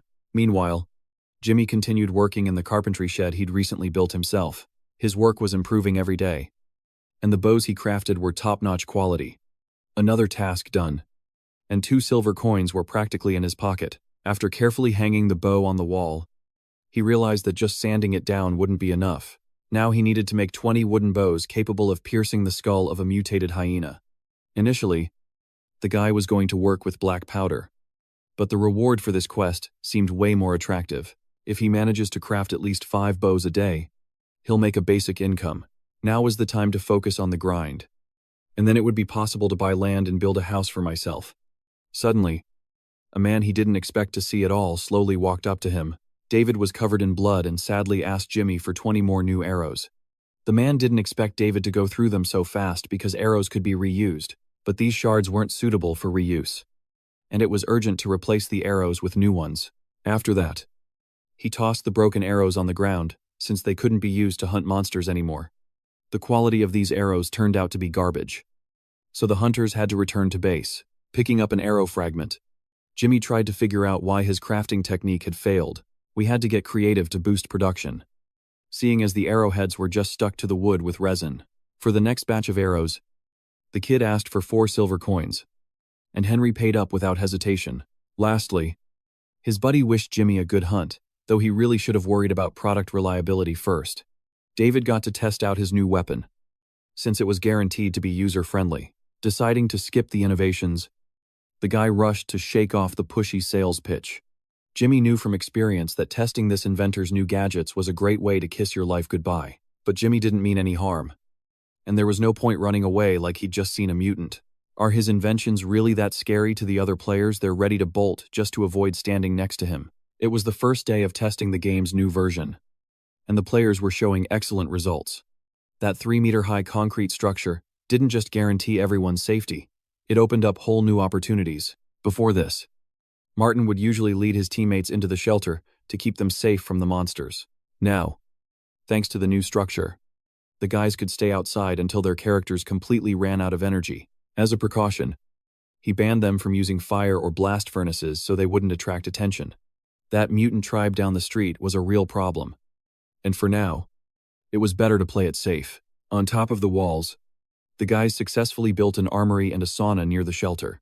They used to have to go out to the lake to wash up, but now they can stay clean right here at the base. They were still severely short on resources because of the small water tank, so someone would have to go to the lake to fetch water and refill the container on the roof. That's why Martin came up with the idea to make the sauna a paid service, charging everyone 5 copper coins for entry. This must have helped, because a new water carrier job popped up soon after, which also paid in local currency. The other players really surprised him too, exceeding all expectations with their achievements. The first 4 settlers lived up to their title as veterans of the house, skillfully handling reconnaissance and hunting tasks. Thanks to their strong alliance, they achieved impressive results and were able to gather supplies much faster. The earnings from the extracted resources added up to 55 silver coins, 43 of which came from the mutated hyenas. Meat from these mutants was hard to come by, but they still asked Henry to cook it up into a decent meal. They also managed to open a granary at the base that sold food to all the other players. Most players earned 1 silver coin for a couple of hours of work, and they could only put food on the table by breaking their backs every single day. After building the walls, the need for fortifications and hauling bricks dropped way down. Now, the only thing left to do was supply more provisions. Martin decided to lower weapon prices at the carpenter's workshop and offer players a delivery service. This way, players could earn money by collecting rewards and racking up combat experience. Martin himself didn't just get surplus food. He also gathered a squad of highly motivated fighters. This allowed us to build a huge advantage and solve our problems for years to come. It was a great plan. And his virtual reality was looking more and more like the real world every day. Everything here was real. And if you wanted a peaceful dinner, you had to work hard for it. Patricia could only stare at the lucky ones who had learned how to earn a living. Watching them eat, the poor girl was salivating from hunger. She would have been happy if someone just shared a bite with her. She reached out toward the piece of food her teammate was holding. She hoped he'd take pity on her and share. But her hopes were in vain. None of the players were willing to part with their food, especially since it was getting harder and harder to find. Patricia didn't have any money, so she ran off with tears in her eyes. Once she was alone, the girl realized her only option was to eat whatever mushrooms she could find. It's strange because they gave currency to all the other newbies, but she was left with nothing. Just then, someone appeared next to her, someone who now had way more experience than she did. Sitting next to her, Jessica no longer saw the arrogant beauty she used to know. She realized Patricia had changed a lot. Turns out, you could have offered her your bowl of soup before the poor girl died in the game for the second time. She had plenty of food, so she could easily spare a portion. Patricia was so hungry she didn't even have time to thank her friend before wolfing it all down in seconds. She managed to get dinner tonight, but starting tomorrow, she'd have to work like everyone else. The girl had to thank Jessica once again for coming to the rescue. She couldn't even hold back her tears, realizing that this little angel was the only one who'd save her. But if she squeezed any tighter, frail little Jessica was going to suffocate in that enthusiastic hug. Meanwhile, it got dark outside, and it was time for all the players to head home. They needed to gather everyone in one spot and send each player to their capsule. Turning around sharply, the guy realized he was supposed to meet with the missing player today. Martin figured the person approaching was most likely the lizard himself, just in case. He checked the system window again to confirm his hunch. And sure enough, standing by the door was the lizard, who everyone thought had gone missing ages ago. Martin ordered the guys to open the gates immediately and let their old friend, their old comrade, inside. As they opened the heavy wooden fortifications, they saw the lizard standing there, his body stained with blood. It was strange. Why would he come here in the middle of the night? Covered in blood, it looked like this giant had just walked out of a long battle. Otherwise, there was no explaining his appearance. The guys wanted to figure out as soon as possible what had happened to him and where he'd been all this time. His body was covered in wounds from the marauders who attacked him. That's probably why he disappeared. And sure enough, the lizard said there was a marauder camp nearby. It was located about 1.5 kilometers north of the abandoned construction site where he was found. If it weren't for this ridiculous accident, this fight could have been avoided. The lizard swore he didn't mean to provoke anyone and just wanted to stay under the radar till the end. But even though he was in disguise, the Marauder Patrol still managed to spot him, and that led to this unplanned encounter. Unfortunately, it was 3 against 1, so he had no choice but to fight. The lizard defended himself the best he could, and that was the only way he managed to survive and make it back. From what he said, Martin realized the lizard had lost that fight, and those 3 guys turned out to be stronger. Now he just needed to rest in the training pod and talk about everything else in the morning. Training pods were a place that sped up regeneration, and wounds healed quickly inside them. The lizard didn't argue, and just hoped he'd recover soon. There wasn't a single place to live, and the trip out to the Marauder camp turned out to be way too hard of a mission for him. If that was the case, then somewhere near them was a group of dangerous killers that it was best not to run into. Was it worth saving money to buy a firearm? Otherwise, the same thing could happen to them. But instead of just talking, it was worth helping to finish today's work and move the remaining bricks. It's true that besides the danger to the guys, it was also a huge opportunity. Something that doesn't happen often. Their base was located in a really inconvenient spot, and the chances for expansion were severely limited. Martin could only turn the situation in his favor by facing off against the marauders. Soon, all the users logged off their profiles, and the new discussions on the forum could be checked. First, it was worth feeding the new colonist, who had been alone in the shelter all this time. She had already gotten used to waiting for Martin every night and hoped the guy hadn't changed his mind. He was still holding a plate of food in his hands like he was courting Catherine. You could tell she was really hungry, since she ate all the food they brought her, down to the very last crumb. After eating, she has to keep memorizing all the phrases in his language and not relax until she learns everything. Martin sat comfortably in his computer chair, hoping there was something to read on the forum. Many players have discovered that the factory north of the abandoned plaza has turned into a hideout for looters. These were the guys the lizard ran into and eventually had to run away from. The fight wasn't fatal, except for the cost of the damaged hide on his tail. All of this was small stuff, and the administrator went back to observing the new discussions. The information was constantly being distorted, and users were reworking what actually happened in reality. Worst of all, some players blatantly lied to Martin even when they were right there on the spot with him. The most offensive part is that it was the lizard who turned out to be the player who told him the fake story about the marauders. But if he thinks about it too often, Martin will just ruin his mood and won't get the main things done. It would have been better to just read the comments, where you can also find a lot of useful info. The lizard is going to have to prove his worth in the future when the update with the photo-taking ability comes out. Martin understood the fighting power of these marauders well, since they had a lot of skills besides just weapons. The whole forum was full of insults aimed at the lizard, so it was better to look at other topics. It seems one of the newcomers who joined the second version of the game was active. This was good news. And another high-quality user had joined Martin's team. Right now, they desperately needed players who could make a real contribution to the common cause. It doesn't matter that some people consider the low food prices unfair, because the administrator could afford a lot more than others. It wasn't profitable to buy from other users, so they had to keep trading only among themselves. Plus, the game allowed for swapping out a partner, and in the future, such combinations could bring a high percentage of successful missions. From a player's perspective, this was a really good addition to the game and could hugely increase general interest. However, in the shelter, things were completely different, and Martin seriously wondered about this problem. If you think about it, everything in this shelter, including the players' bodies, belonged solely to the administrator. Besides, he had no intention of giving away his materials without getting any benefit. And when he ran into suspicious people, he didn't fall for their cheap tricks. Due to the special rules of the local market dictated by Mr. Lee, not even Martin could use his sales skills. In this wasteland, the same social norms reigned as they did among scum and scoundrels.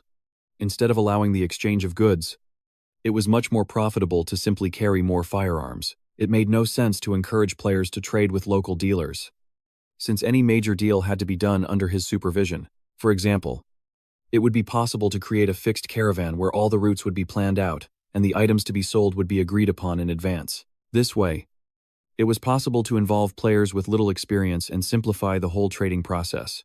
Yeah, free trade was an interesting idea, and very similar to the real world. In that case, someone would have to be gotten rid of. And the best way to do that was to simply give them total freedom of action. In the end, the guys themselves will decide who on their team is expendable and who should leave the game. At the end of the day, the system awarded him 30 bonus points, which was a pretty good reward. 2 mid-level mystery boxes could be opened right now. As a reward, he received 2 packs of hemostatic dressing and a couple more items as well. The box of antibiotics contained 12 oral capsules that could also be useful. A single dose of 100 grams could improve immunity, and the package contained 5 portions like that. In his hands, he held the legendary item that the system hadn't been able to deliver to him for a long time. Martin decided to shove the whole pack into his mouth at once. Instead of a small boost, he wanted to feel the entire rush in a single go. But if he keeps consuming that much of the stuff, the guy risks dropping out of the game before any of the other users. The only things left were a bottle of soy sauce and a pile of lollipops, way too many of them. If that's all, it was worth getting some rest and finally hitting the sack before 3 in the morning. Leaving the room, the guy realized the girl would be alone again for a long time. It's scary to imagine sitting in the same spot for days on end, doing almost nothing. Tomorrow is going to be a special day for Catherine, since it'll be her first day working on Martin's team. The new owner of the armory was preparing for her debut and had pretty much learned all the necessary words. She looked up and saw Martin was still there, looking like he wanted to say something. The guy had prepared something new for her, something Catherine couldn't start her workday without. It was obviously for her. I mean, who else would need crutches besides the mercenary who lost her leg? She'd need to get a prosthesis in the future. But for now, Catherine was happy with these crutches. She seemed to balance well, and stood up to her full height for the first time in ages. The girl admitted she still felt like a prisoner Martin could do whatever he wanted with. But it was time to end that nonsense. The guy intended to explain the purpose of this mission to her later. Today, Catherine had to demonstrate everything she had learned from studying the notes in Martin's office. The sunlight hit her eyes immediately, and she had to adjust after spending so long in the dark. Catherine was surprised by how fast the boys had built a wall. Their shelter was taking on a whole new look. This is enough to keep the street kids away. But against giant monsters, these gates are useless. During a mutant invasion, they need to think of a defense that can actually protect them. Martin only just found out that in this post-apocalyptic world, monsters attack unprotected settlements in entire packs. Those kinds of attacks were common in the Outer Ring, but it was unlikely Martin would run into them in a wasteland like this. Groups of these creatures migrated from near the central ring, getting closer and closer to the outside. Yeah, these individuals were incredibly strong, but you couldn't understand how dangerous they were just by reading stories. It was worth seeing an invasion like that in person, because some of them were shockingly huge. If the mutants migrate from the city center to the north, they'll definitely pass by the survivors' fortress. War with them is inevitable, and the roster of players will have to fight to the bitter end. The mercenary squad Catherine used to be in faced monster invasions several times and lost a lot of people in those battles. As long as they stuck to their own group, the danger wasn't that bad. To restore trade and production as quickly as possible, the bosses didn't spare any expense on mercenaries and ammo. A lot of poor people from the slums became fighters during these invasions because it was easy to make big money. The thought of that invasion made Catherine go quiet for a moment, hoping it wouldn't happen again. Martin himself saw these mutants a few times and remembered they were terrified of light. Mutated hyenas, jackals, and other monsters don't like creatures of other species and often see them as prey. That's why these monsters usually gather in caves or dungeons, waiting for the next newcomer.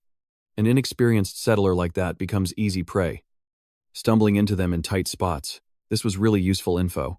and Martin decided he'd update the official game database later. But right now, that wasn't the most important thing. It was time to get back to the starting point. The armory opened today, and Catherine is going to be his first customer. It was her workplace now. And in the future, Martin could build something more familiar for her. Although, this building was pretty comfortable, especially since the armory was already ready to go. If any questions came up, Catherine could turn to her mechanical assistant, so there shouldn't be any trouble. All the players were friendly, so there was no need to be shy about asking them for help. But it's unlikely Catherine would ask people she didn't know at all for help. It was a bit weird hearing Martin call his settlers players.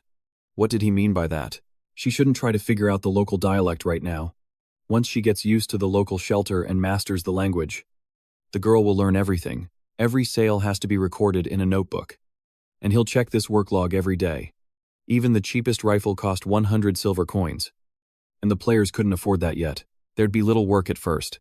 So, in her free time, she should do some rifle repairs. It was also her responsibility to help Martin manufacture weapons and ammo as best she could. This place seemed way better than the cold floor of the room where she'd spent her last few days. A new feeling washed over her because this workplace reminded her of her old life. Just like at the mercenary base. There were rifles with descriptive signs hanging everywhere here. If Martin really believed she was going to work a miracle, he shouldn't have got his hopes up. It was stupid to think she could assemble a real weapon with the makeshift stuff she found in this shop. If he really wants her to build weapons, Martin needs to think about the proper tools. However, if she was willing to take on the task, the guy might get her everything she needed. Finally, she couldn't take it anymore. And Catherine said out loud that she wouldn't be able to make even the simplest thing without an electric lathe. Since mercenaries use homemade weapons, they often have a hard time restocking ammo. At times like that, Catherine had to do whatever it took to support her group all by herself. The girl used to manufacture things. She couldn't afford high-tech machines back then. But looking at what was in front of her now, there was nothing here that could help her, not to mention the electricity needed for weapon production. If she needed anything else, she should have said it right now before Martin took off. Even better if Catherine makes a list of what's needed and adds some sketches. If all goes well, the players can get their hands on materials or buy them at a neighboring settlement. A lathe, some pliers, and a hammer were the most basic tools for this job. Yeah. It was easier just to draw them, because the guys probably had never heard of such craftsmanship in their lives. With the images, it'll be much easier for them to find everything in the market. And the local gunsmiths will guess immediately what it's about. Soon everything was ready. And the precious list was in Martin's hands. Looking at it, he realized the drawings should be labeled to make it easier for the guys to pick out the right things from the rest of the junk. Shortly after, he found himself at a stall where the same player was on duty every day. After handing him a piece of paper, the man ordered him to get the items in the drawings as fast as possible. If other players come here to sell something, you must pass on the administrator's words about the new task to them. When the time comes, this guy will have to make several copies of the blueprints, put one on the door, and give the other to the guys. Looking at the list, the guard tried for a long time to decipher the drawings that were hard to read. Then, he realized that the cost of making those items was prohibitive. Just for making a turning tool, one could get 10 silver coins, and that was what the workshop workers earned in an entire day. Besides, he didn't just have one mission on his hands, but several expensive orders at once.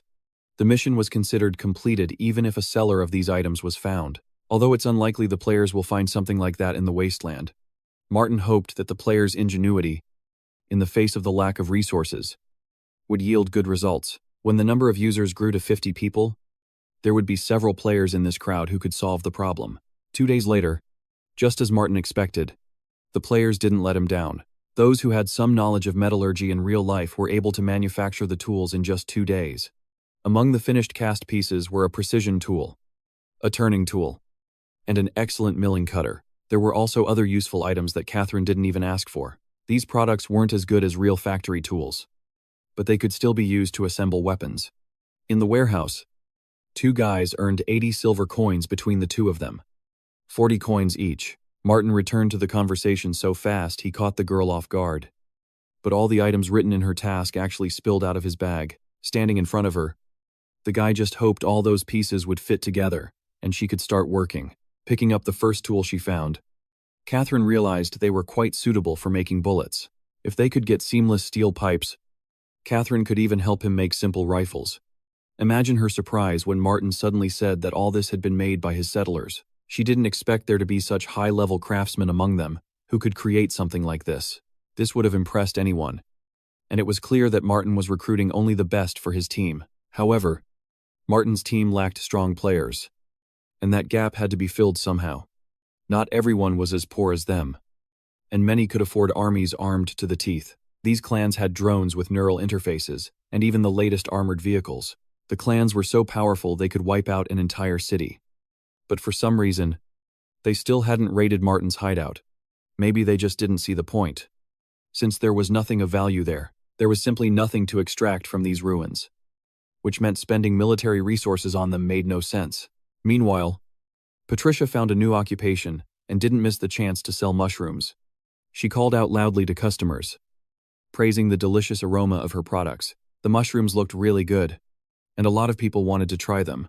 At one point, a crowd of players gathered around her, debating if the mushrooms were edible, if they could be eaten by people with sensitive skin. One of the players was willing to take the risk. The girl immediately assured them that they were just normal mushrooms and didn't cause hallucinations. If anyone doubted it, she was willing to prove it herself, right there in front of everyone. After eating a mushroom, Patricia was completely fine, and it seemed like the girl had even transformed. This was excellent advertising, and many were willing to buy 2 kilograms of mushrooms at once. By the end of the day, she had earned a fortune that wasn't within everyone's reach. She could finally feel rich because it was money she had worked for. Catherine's armory was also busy, though not as much as the mushroom sellers. Suddenly, the guys realized that the new shop owner was standing right in front of them because the administrator himself had put her there. Listening to their conversations, Catherine couldn't quite catch the drift at first. She simply introduced herself as the owner of a weapon shop, ready to answer any questions. Looking at Catherine, the guys for some reason decided they were seeing a robot in front of them, not a person. The rifle on the wall was selling for 100 silver coins and didn't inspire enthusiasm among the players. They expected not to find anything unusual there and decided to go back to their previous business. Although in reality, many simply couldn't afford weapons and just pretended they didn't like them. Little by little, the girl was getting irritated by their comments on the weapon quality and just wanted to leave. It wasn't a coincidence that Martin chose her for the armorer position, because she understood this craft better than others. However, on the forums, users often laughed at Catherine instead of praising her talent for weapon crafting. They attached images to their messages of a girl holding a rifle, hoping to amuse the local users. The shop also had a fancy studded belt and some goggles for sale, but they were way too pricey. While the players were busy arguing about the new weapon shop, Martin was carefully reading through all their comments. It was about that girl standing right next to me. But something felt off. Instead of chatting about her day, she just dove right back into learning the local language. And honestly, that was even better. She'd pick up all the hard words soon enough and be able to talk to the visitors in a whole new way. Suddenly, Catherine noticed Martin looking at her differently, like he'd been hesitating to say something for a long time. Finally, she couldn't take it anymore and asked out loud why he was staring at her like that. Actually, come to think of it, Catherine hadn't changed her outfit once since she got here. That definitely needed to be fixed. You'd expect anything, but not for an admin to care about stuff like that. She could relax, though he just needed her measurements to pick out some gear. Realizing he'd phrased that totally wrong, Martin snapped his head back toward the monitor. Asking for her measurements directly was a bit rude, so he decided to have Jessica handle it. By the next morning, the girl already had a new task in hand, one that paid a lot better than her previous jobs. A fresh batch of players was expected today, and they were already itching to get out of the starting zone. The moment they saw the landscape, it was obvious this game was insanely realistic. The players immediately felt the sunlight hitting their faces, just like in real life. Modern tech was amazing. Discoveries like this were enough to make you cry. Martin was used to these reactions by now.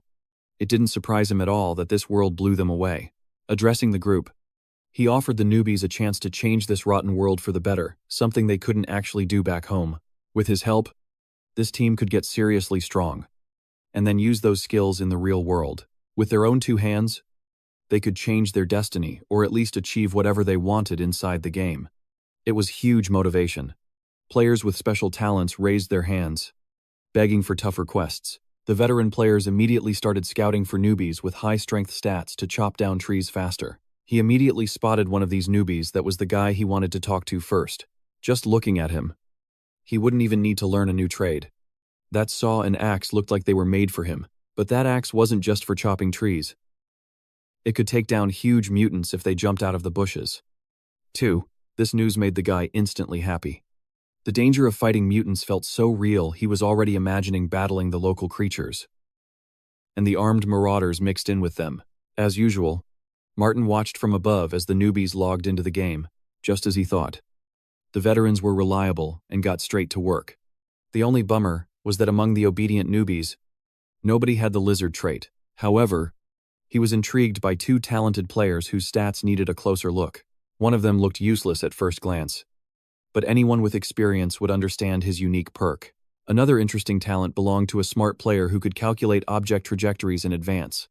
Aside from those 2, he noticed a few other unusual players worth keeping an eye on. For example, there was a guy who was an expert at base building and scouting territories. Some knew their plants really well and could easily spot the poisonous ones.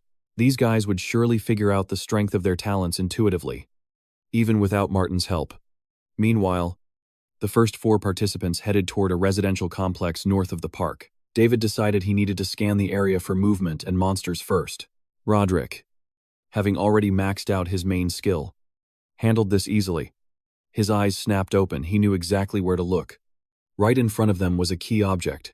It turned out to be a deer, badly wounded by 2 arrows, and lying in the middle of the road. As they got closer, it was obvious the animal had been dead for a while.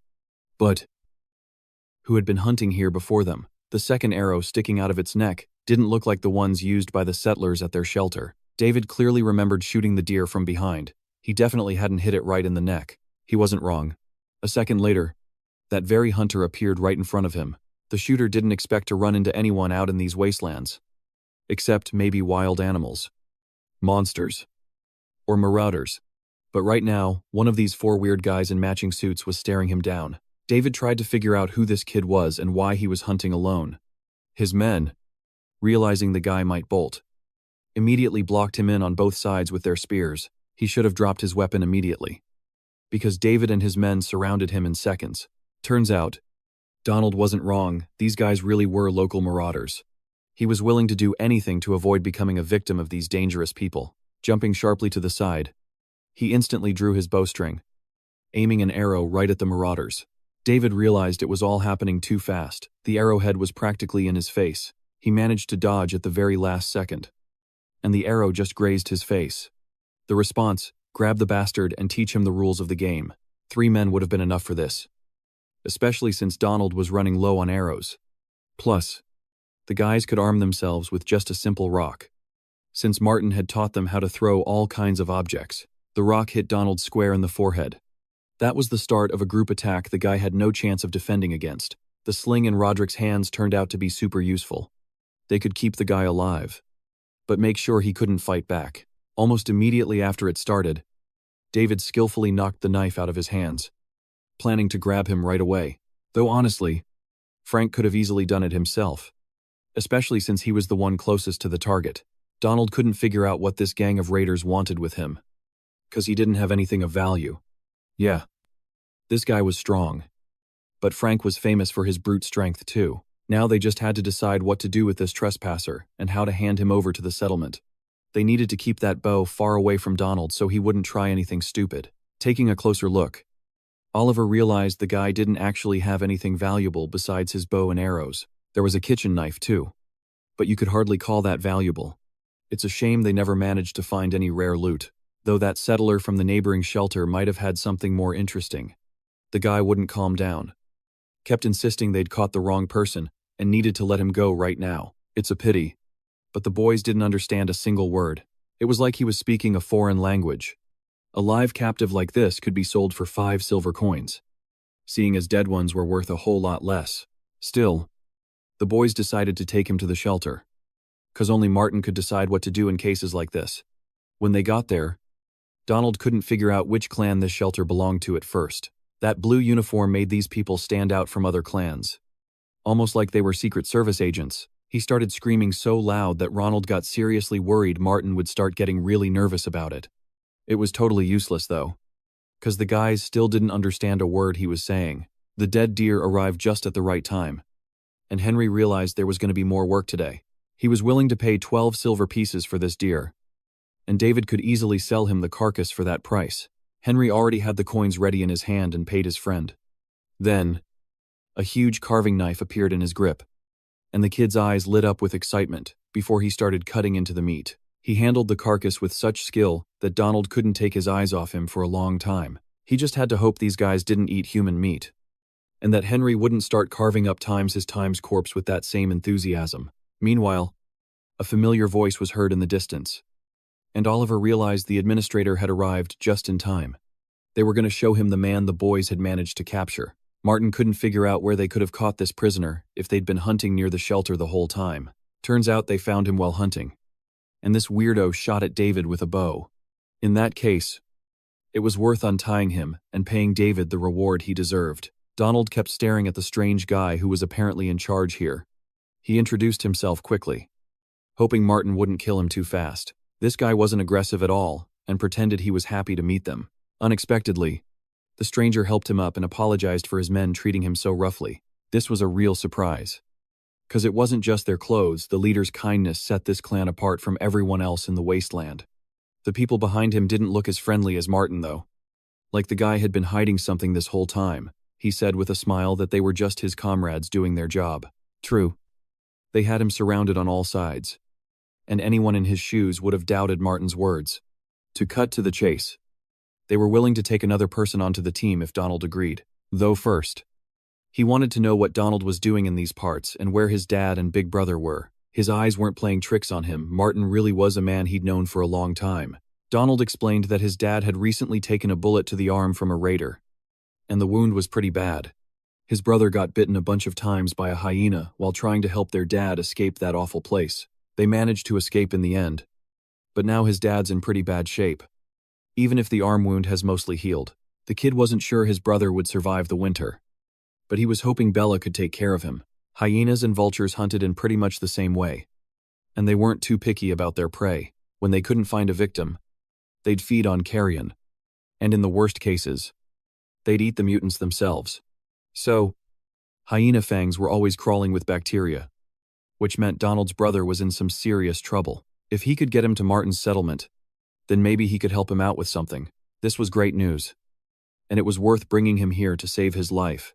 Martin was really kind to his family. It's a shame Donald had never noticed that before. He should have apologized to him for the past, though the guy had probably forgotten all about it by now. One day, Donald dug up and ate a horned yam planted near his door, thinking it had never sprouted. That was ages ago.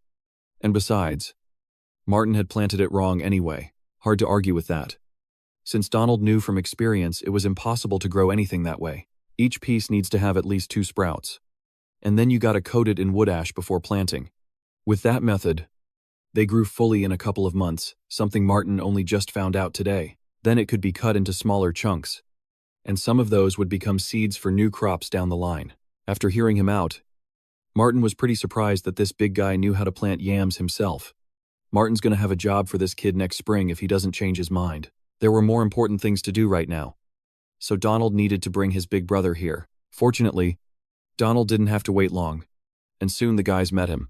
He carried his brother on his shoulders so fast that some started worrying the kid might trip and make things worse.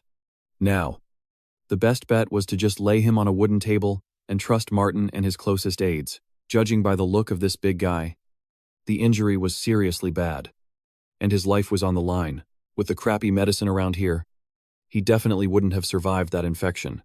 He would have been dead in no time. The wounds from those hyena bites weren't just deep, they were infected with a deadly disease. 2. The color of the pus in the wound screamed bacterial infection. That kind of thing could easily kill a guy out in these wastelands. That's exactly why the system gave Martin a way to fix problems like this. Martin handed a pill to Donald, told him to give it to his brother, and just wait. The kid did exactly what the admin ordered without hesitating. And soon enough, the pill was in the patient's mouth. Wood ash came in handy. 2. Since it could cover the wound and protect against infection. It was perfect for the job. And thank God you could still find it in this post-apocalyptic world. It had great sterilizing properties that Martin had read about in some herbal reference book. In just 5 minutes, his brother's face completely changed. It looked like the pill had worked almost instantly. This method turned out to be super effective, and Martin hoped he could help his players out in similar situations down the line. Donald couldn't believe his eyes and prayed for his brother's life. Soon, his face started twitching, and everyone heard the kid's quiet voice. A second later, he opened his eyes and saw the light for the first time in ages. Grabbing his hands, he tried to ask where they were and where Donald had taken him. Then he looked over at Martin and recognized him right away as an old acquaintance. Right then, they were totally safe and could finally relax for a bit. The guy had miraculously survived. But it would be way too dangerous to head back now. Martin hoped that not just Donald, but his brother too, would agree to join his operation soon. Now he owed Martin his life, because that healing capsule was insanely expensive.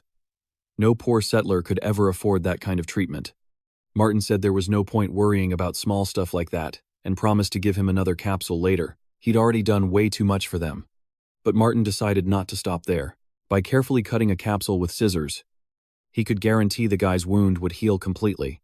He handed the tablet to Donald and warned him that he had to take the medicine again on the way back. Looking at his brother, he realized that this place didn't just have medicine. It had people who actually knew how to give first aid. The leg was bandaged so well. It was like this wasn't their first time treating wounds. Plus, these meds were seriously rare. And now he'd gotten his hands on one of these capsules. He'd definitely pay Martin back someday as soon as he got his brother home. At that moment, Donald was the only breadwinner in the family. So there was no rush to go back until at least the summer. If he was really that grateful, he should have done everything possible to save his family. There were no words left to say. So Donald just silently bowed to his brother's savior. During all this, Frank couldn't understand a single word of their conversation, and was hoping that David at least knew the language. But he didn't understand anything either. That meant none of the three of them would ever know what was actually said. David could only catch a few words because he talked to Martin more often than the others, and understood him a lot better. The admin recognized the kid, told him to bring his sick relative here, and gave him some meds. In the end, the local settler was so grateful he swore eternal friendship to his relative's savior. David told this story with pure excitement, even though it was the kind of story anyone could understand without words. If that's true, then Martin might have even established diplomatic relations with settlers from the neighboring zones. To seal alliances like that, it was custom to marry off the daughters. And they'd surely offer Martin something similar. They'll probably be partying at his wedding soon. And the admin will put them in management positions instead of himself. But hey, that wouldn't be too big a sacrifice for the admin to make to improve their own lives. Oliver, who had heard that kind of nonsense dozens of times, jumped into the conversation. But none of that actually happened. So it was worth just watching how things played out. They just had to hope the wedding would go as usual, and that no one would offer to drag Martin to the altar. That thought was scarier than anything else. And the boys hoped it would never happen. It's funny what his players were gossiping about while the hero of the story stood on the sidelines. He only understood a few words of what was said, but that was enough to catch the guys off guard. The main problem was still the trip back home that the two brothers had to make. Looking at the injured man's leg, it was clear the antibiotic had worked perfectly. Just one pill had fixed the problem. Even if Donald wasn't there, his brother could have made it back alone, though it would have been way harder. He didn't know how to thank Martin, but he promised he'd definitely return the favor someday. It was already late, so the guys decided not to stick around any longer. And Donald knew their meeting today wouldn't be the last. Yeah, that's what Martin was hoping too. And in the end, he wished the guys a safe trip, but there was something David didn't even know. And Donald completely forgot to do one thing before leaving. Suddenly, he handed him a small folding knife, hoping the guy would understand what the knife in his hands meant. It's surprising he wanted to give the knife to David. Considering these guys had faced off against each other in the first few seconds, David was strong enough to dodge Donald's arrow. But in a one-on-one fight, he'd definitely lose. He wanted to fight him fair and square next year. But until then, he had to guard that knife with his life. It would be better if David actually understood his speech, so he wouldn't have to pretend he agreed with everything. It was weird that this stranger decided to reward him with a surprise, seeing as their duel could have ended in death. The knife was pretty useful, though, so the kid wasn't going to turn down the gift. Turning back, Donald realized that since this guy had accepted the knife, it meant he'd correctly understood the meaning of his gift. But did that really matter right now? When his brother's life was still the most important thing, unbelievably, the game was made with such detail that not a single plot element was accidental. The guys knew this before. But Oliver still didn't get what Donald was telling him. What if he was planning to marry off one of his chubby sisters to David, and David just accepted without understanding the gist of the proposal? However, there wasn't any need to worry about this, because the brother's little sister wouldn't agree to marry this guy anyway. On the way home, they both decided that their benefactor was capable of changing their lives really fast, and even creating his own clan. They definitely should make sure Belle marries Martin. Up until now, they'd avoided these topics. So it's surprising that they're talking about them so directly now, though it'd be funny if we managed to convince Bella of this. And then Martin refuses at the last minute. There were several young girls in his group who weren't wasting any time either. Any of them could have charmed Martin and married the administrator. If you remember, when she was a kid, Bella was so skinny that for a long time she looked way younger than her age. No one was in a rush to marry her off. Seeing her as just a kid, everyone knew. But it wasn't up to them to decide who she'd pick as a husband, because next year their little sister would be of age. She'll have to decide her own destiny. Even if there's a huge sum of money at stake from an influential leader, she's the one getting married, not these two guys. So she'd better find a worthy man. The family's third son had just reached marriageable age, and with his father's influence, he could have been a good option for her. But Donald didn't like that scumbag and hoped his sister would look for someone better. If B got married next year, the guys would have to learn to cook again. But that wouldn't be a big problem. Donald himself was planning to get a wife and hoped to do it before his brother. With conversations like that, they both kept going down the road, hoping to reach their home settlement soon. Life in the shelter was slowly becoming different from everything surrounding these gloomy wastelands. Trade was in full swing, and Martin did everything possible to let the free market develop. Patricia kept selling her mushrooms and asked for 4 copper coins per kilogram. Demand was increasing every day, and the girl had to stock up on a huge amount of products. Today, there was a new product in her shop that she didn't warn anyone about. Then, showing off a jar of the new stuff, she declared it contained her secret jam. Just 1 silver coin was enough to get a whole jar of delicious jam. To be honest, the guys weren't impressed at all and decided to buy normal mushrooms instead of jam. Catherine was used to being alone in the shop for long periods of time, especially since she'd already spent time alone waiting for Martin in his office. Customers only started visiting her shop after a long time, as trade in the shelter advanced. Besides the guys, there were also girls who were always arguing about some nonsense. Watching them, Catherine realized that working as a salesperson was way harder than she'd initially thought. But among the visitors, there was one man who attracted the most attention. It was Martin, and he was doing his usual rounds through the territory, monitoring his players' activities. His behavior changed every day, and it was becoming less and less possible to see any emotions on his face. Suddenly, Catherine realized that the chocolate Martin had once given her was surprisingly tasty. Now was the best time to think about how to reactivate this market even more. Maybe it was because of the 20 newbies that there was so much noise today, and it was worth inviting new users to the game. She finally smiled, realizing that life was slowly getting better. Suddenly, she looked up and realized the weather was changing faster than she expected. It was hard to understand exactly what was on her finger, trying to distinguish a local snowflake from hail. The temperature hadn't dropped to 0 yet. It must be around 15 degrees Celsius. There were no rain clouds in the sky, not even thick clouds. So, what was going on? It was probably a strong cold front passing through and colliding with a warm, humid current. It seemed old Charlie was right. And the weather in this place was way too unpredictable. If they don't get it done before winter starts, Martin risks getting into a tough situation. Winter was supposed to arrive earlier than usual this year, and there were still a lot of things to finish. The girls are going to love the first snowfall in this post-apocalyptic world. Everyone will be interested to know how realistic it is, and no one will think about the consequences of the coming winter. This was Martin's headache, and it was up to him to solve the problem. Meanwhile, the rest of the players were busy developing the market and were already offering facilities for trade zones on the forum. It was pretty curious, and Martin felt like he was working for a regulatory agency. All this time, Catherine lived in her computer room, and more often, she found herself having strange thoughts. Martin had been staring at the screen for an hour, smiling wickedly like a villain. But every time he tried to turn around, The girl realized she couldn't control herself. This guy didn't have any particular appeal. And yet, she couldn't take her eyes off Martin. It seemed like Catherine herself wanted to look at his screen and share that guy's joy. Whatever the administrator read didn't worry her, and it would be better to keep learning the local language. However, first Catherine wanted to ask him just one question. If Martin didn't mind, it turned out strange that she decided to distract him from his work with some questions. Though Martin himself wasn't against answering, it turned out the girl was tormented by the question of why Martin had been so anxious to go out all this time. It was much safer in the shelter, but he wanted to build the wall on the surface. He didn't want to stay underground. After a short pause, the guy answered dryly that he did everything just to survive, but they couldn't have survived right here, since the shelter had clean air and protection from the elements. She couldn't figure out where the water purifiers were, because the girl had never seen facilities like this before. It seemed like she'd let herself go too far and had started asking unnecessary questions, and Martin himself didn't know how to explain it to her.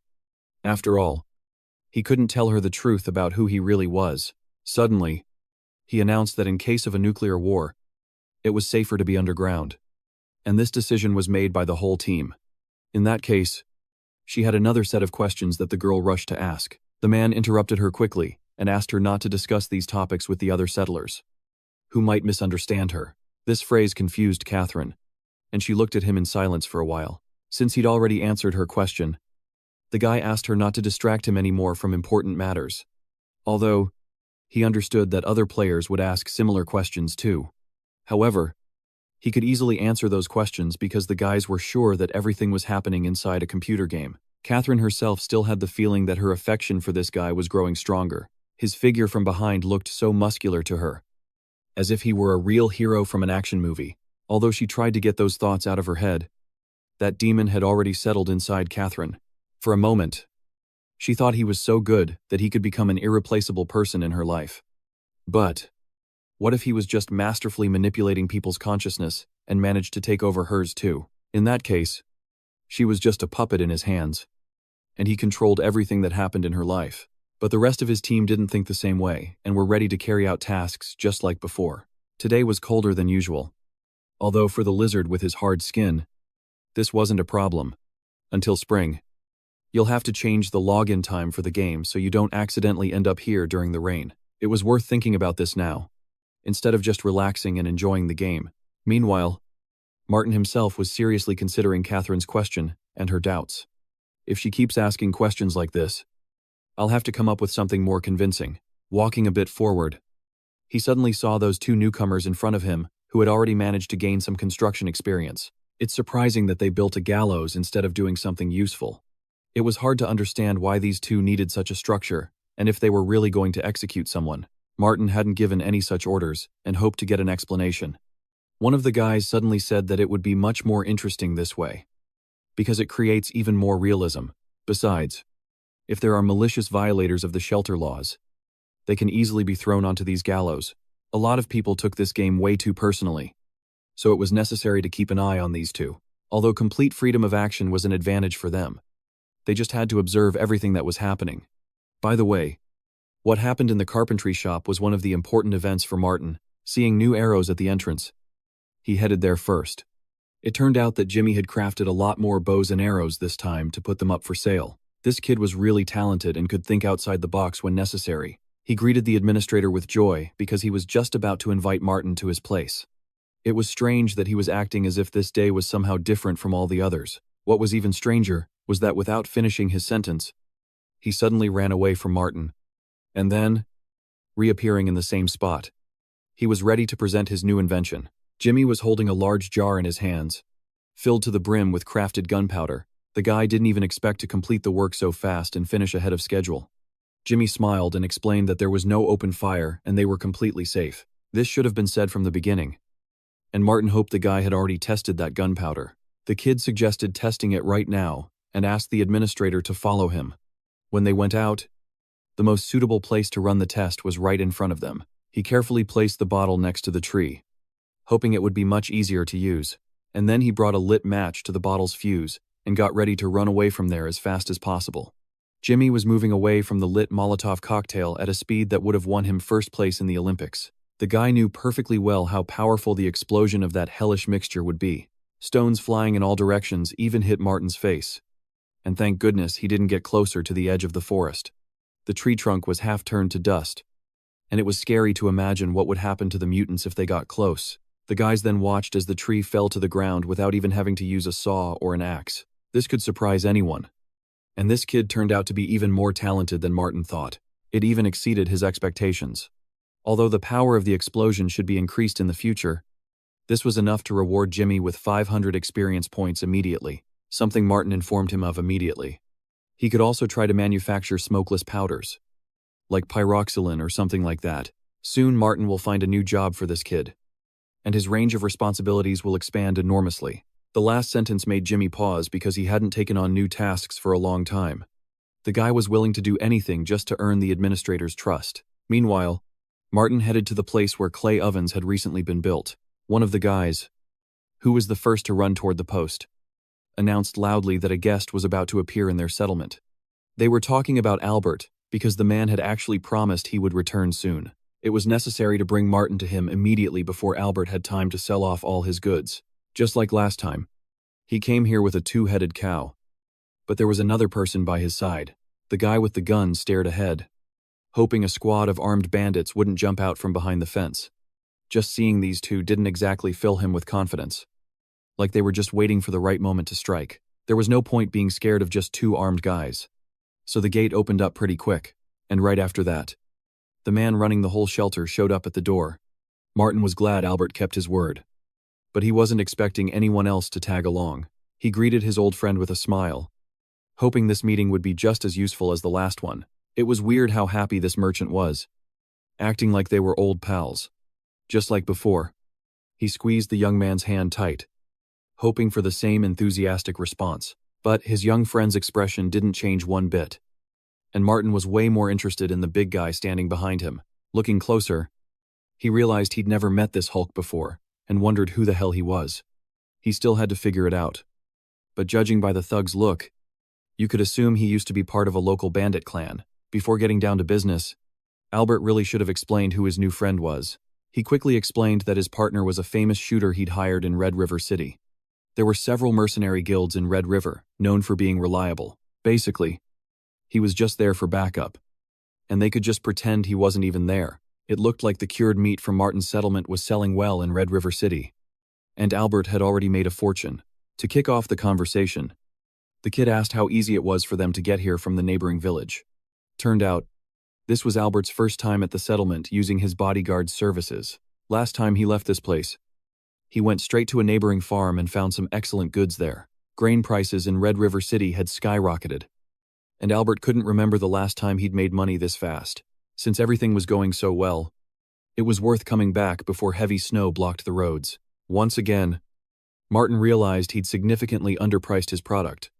But it was too late to think about that now. Although Albert believed you shouldn't jack up prices too high, since traveling merchants risked their necks for their business, this price was fully justified. And Albert didn't earn his bread in this line of work for nothing. So, it was worth asking right away if he managed to get what Martin asked for last time. Of course, he kept his promise. And there was no doubt all instructions were followed. In the bags next to him were several hundred kilos of coins. Since Martin needed them desperately, there were seriously a lot of bags here, and it was easy to believe they were pretty heavy. Besides the coins, Albert managed to get 10 caliber 7 revolver rifles and another bag of unrefined salt. All these goods were pretty valuable, but they were worth a closer look.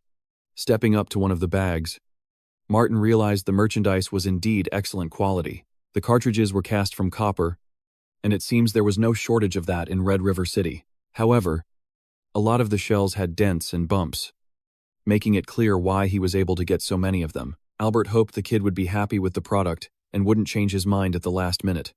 In response, Martin decided to take the weapons, the rock salt, and all the coins they'd brought. However, it was interesting to see what was in the last bag sitting in the back. It seemed Albert hadn't shown the contents of this bag on purpose, waiting for Martin to ask about it himself.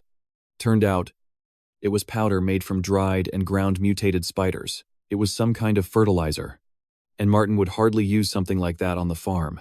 Jimmy said there were a lot of similar fertilizers near the lake, so maybe it was possible to make something like it. But at the last moment, Albert remembered he'd completely forgotten to tell him something important. Good thing Martin didn't have time to leave, because it would have taken too long to come back.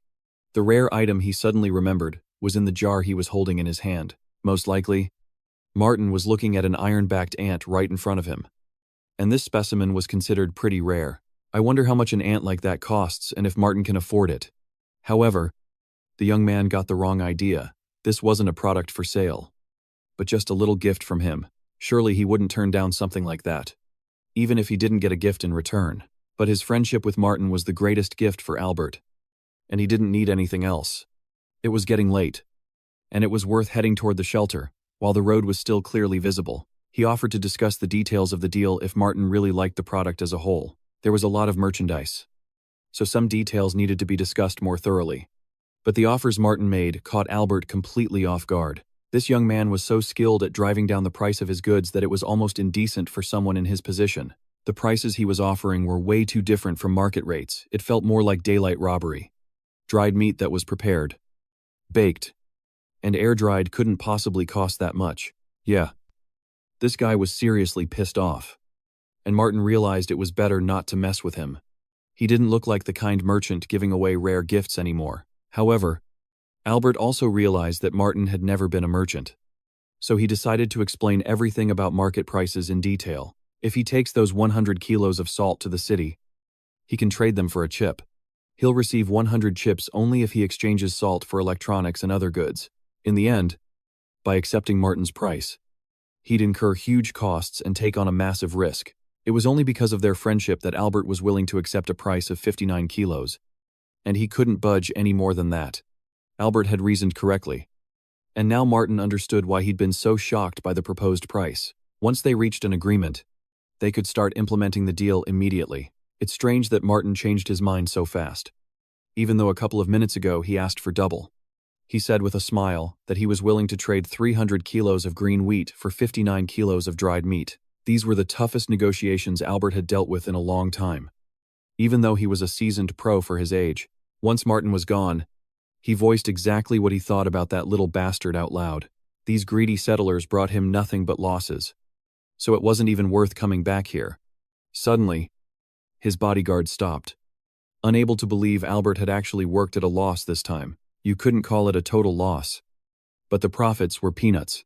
Albert traded 10 kilos of salt for just 30 kilos of smoked meat, and now he wouldn't make much cash on the resale. Winter is coming, and it's going to be more dangerous than ever, which means trade is going to grind to a halt. Martin knew that, so he pitched a deal that only benefited him. The merchant felt ripped off, even though he knew he still made a little something. You can't get filthy rich with profits like that, because you need a huge markup to make the real money. Dried meat needs to be swapped for at least 60 kilos of coarse salt. Otherwise, the trip is pointless. Albert should have been grateful to the guy who took the deal. He managed to cover the expedition costs and even afford a bodyguard, which cost a pretty penny too. The guy managed to swap 130 kilos of smoked meat for 10 revolvers, and that was a solid buy. Martin was pretty stoked about the deal, even if luck played a big part. Throwing the heavy bag on the ground, he wanted to check out the goods as fast as possible. If all these game coins could be cashed in for chips, it would be enough to buy a private jet. But no point dreaming about that when the shelter wall wasn't even finished yet. Things were looking up, and once the team restocked, he could keep the barter going with Albert. And most importantly, he finally got his hands on that little specimen that was going to lead Administrator Martin to the big leagues.